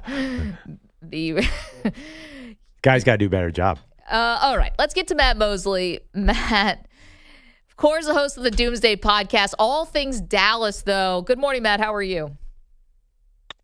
I'm doing fine this morning, and appreciate you guys having me. I also trained for a little bit with Mr. Stanfield, but it was just brief. It didn't really take. Well, his loss, Matt. We know you're jacked. So we're doing the Mount Olympus of all the great sports cities, the four sports gods. Today we did Dallas, but first, before we give you Perloff and ours, who would be your Mount Olympus? Who are the four sports gods from Dallas, in your opinion?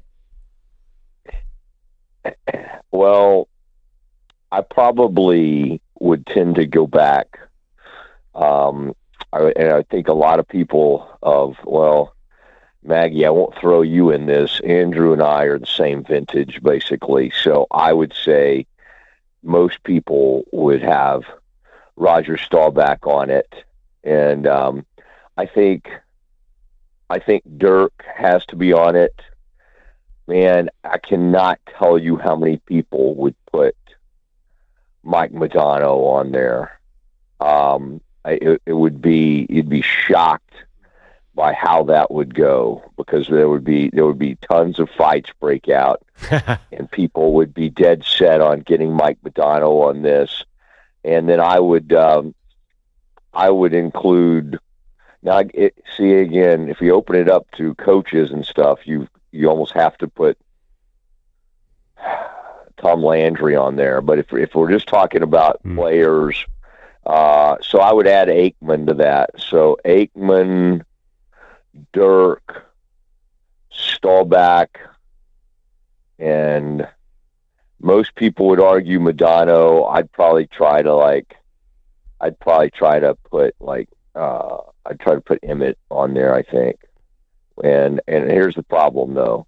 We're running out of spots here, Matt. Yeah. We're running out of spots. I know. I think I've given you 4, but then see Nolan Ryan is huge too, but he was both Astros and Rangers, and so that one's a little tricky. But I also think there would be huge arguments for Nolan on there. So yeah, this is a good one, and it's a good problem to have. Too many to put on there, but I'm anxious to see what you guys did. Matt, 'cause I'd like to. Before I'm better at ripping you guys than coming up with my own. Fair. Why Troy Aikman over Emmitt Smith? That one strikes me. Can you explain that? I kind of get it, but since we're not in Dallas, but we don't live it every day. Yeah, it's just the attachment. You can't really have one without the other. It was kind of like, Troy would throw for a half, and then Emmitt would run the whole second half, and sometimes they would do it the opposite way. But that's probably why they may ought to go in together. But and you could totally make that argument. But I just think most people in Dallas would lean toward Troy over Emmitt, just because one, he arrived first, and he had that 1 in 15 horrific season early in his career. So, just to remind you, Irvin comes in 88, Aikman comes in 89, and then Emmitt arrives, I guess, around 90. So I think he was just this iconic quarterback, and there's this love affair for the quarterback in really or hatred, depending on what market you're in. But the quarterback attachment never goes away, never fades. And I just think, again, people would argue either way, but I feel like the public in the Metroplex is more attached to Aikman than it is to Emmitt. We're getting some boots on the ground here on the Mount Olympus of sports gods from Dallas, Texas, with our pal Matt Mosley. Doomsday Podcast is where you can find him, and many other places. He's a legend there. You'd like half my list here, Matt. You would like that I had Troy Aikman and Rodgers Staubach on my list. I did put Emmitt on, and then I put Jerry Jones on. And I understand that I'm leaving off Dirk, I'm leaving off Mike Modano, I'm leaving off Tom Landry. I don't think you can tell the story of Dallas sports now without Jerry. I think he took America's team from being a national thing to a global thing. And he helped build the dynasty, and yeah, he helped tear it down too with his ego war with Jimmy Johnson. But not all gods were benevolent. Sometimes they give and take. This is like a Greek tragedy kind of thing. Yeah, I mean, I would leave Jerry off just on principle because he's gotten everything else in the world. He's got all the money, all the fame, all the attention, and like if we're doing people that are like off the field type folks, and that's why I kind of wondered about that. Yeah. I would tend to put, I would really lean Landry and even Tech Schramm over Jerry. And Jerry is incredible. He'd be so mad at me, and hopefully, I don't know. I bet he is up sampling you guys this morning, knowing him. But man, it's just, when you say you can't tell the Cowboy story, none of that exists. None of it starts without Schramm and Landry. They were there from day one. And some of the stuff you see even today, sometimes we credit, Al Davis gets a lot of attention. Rozelle, obviously, as the commissioner back in the day. But like Tech Schramm was coming up with a bunch of stuff. And like the whole Thanksgiving thing, that was him. The whole America's team. Tex did so much. So anyway, I just cannot quite. I can't bump. I would bump Jerry to get like Luka on there. Like Luka, a sports god already. Yeah, I know. Wait, Matt, let me give you mine. I went with Staubach, Emmitt, Dirk Nowitzki, and Tom Landry. I think that's great. I think that's where I was leaning. Yeah, no, I think Andrew. I think you ought to just take that one, send it in to wherever y'all submit these. I think you'll be fine on that one. I really do. I like that. Landry, Maggie. He's just like, there's Jerry is kind of the showman. Certainly deserves to be in the Hall of Fame and all of that. But like Landry, when y'all talk about like whatever y'all are doing, this mythical gods, that's Tom. It's like Saint Tom. There's no, and I know he didn't have as many Super Bowls as some others, but like I still think one of the craziest things that nobody brings up that much is during his time, they went to the NFC title game. 17 of at one portion of his career. Okay, he was there from 60 to 89. They went to the NFC title game 17 of 21 seasons. Like, and nobody thinks about. They know they were great back then, but the Steelers won more Super Bowls, so they were the team of the 70s. And yet, goodness, for the late 60s into the 80s, like Landry, it was just, so anyway. Well, that's who we sort of worship around here. And that's why we want to have you on. Sorry, Matt, not to interrupt, but that's why I want to have you on, because you're in Dallas, so you can put a particular spotlight on this. But I would just say this, and I'm not going just by rings, but Landry, 2 rings in basically 30 years, right, as Dallas head coach, where Jimmy Johnson had 2 in 5 years. And again, it's not just about rings. We're talking about God-like, however you determine who a sports god is. But I thought Jimmy Johnson is a God-like figure there too. So I put Jerry on instead. Andrew, did you hear her just completely? I thought I really had landed something with the 17 of 21. Yeah. Maggie's like, show me your rings. It's a ring culture. And this is and then we want to put Jerry in there, and he's gone 30 years without an appearance in the NFC title game. So Fair. I tend to go with the people who are knocking on the door every single season. And this team just wanders around the wilderness, and we're just looking for the next, superstar. Wait. Now we got George Pickens Yes, here. Pickens going to be on a future Mount. We only have a minute, Matt. Yeah, I'd put him on. I think by probably October, I'd have him on there.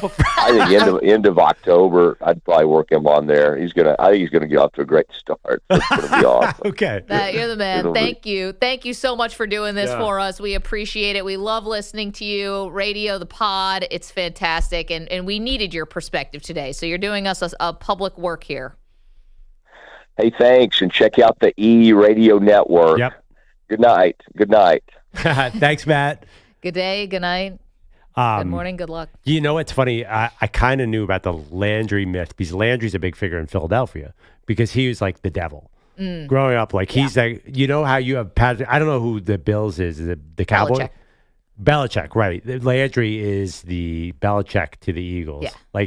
17 out of 21. The Eagles would have had a great history if it wasn't for the Dallas Cowboys. I think you got to extrapolate out what Jimmy Johnson could have been if the two had stayed together.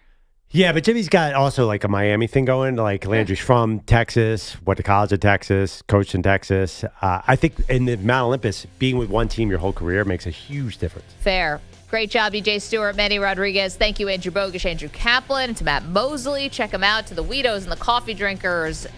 Tomorrow, the Mount Olympus of Maggie and Perloff continues. The 4 sports gods from the city of Portland, Oregon. Hope you'll see us then. Bye. How about them Cowboys? Yeah.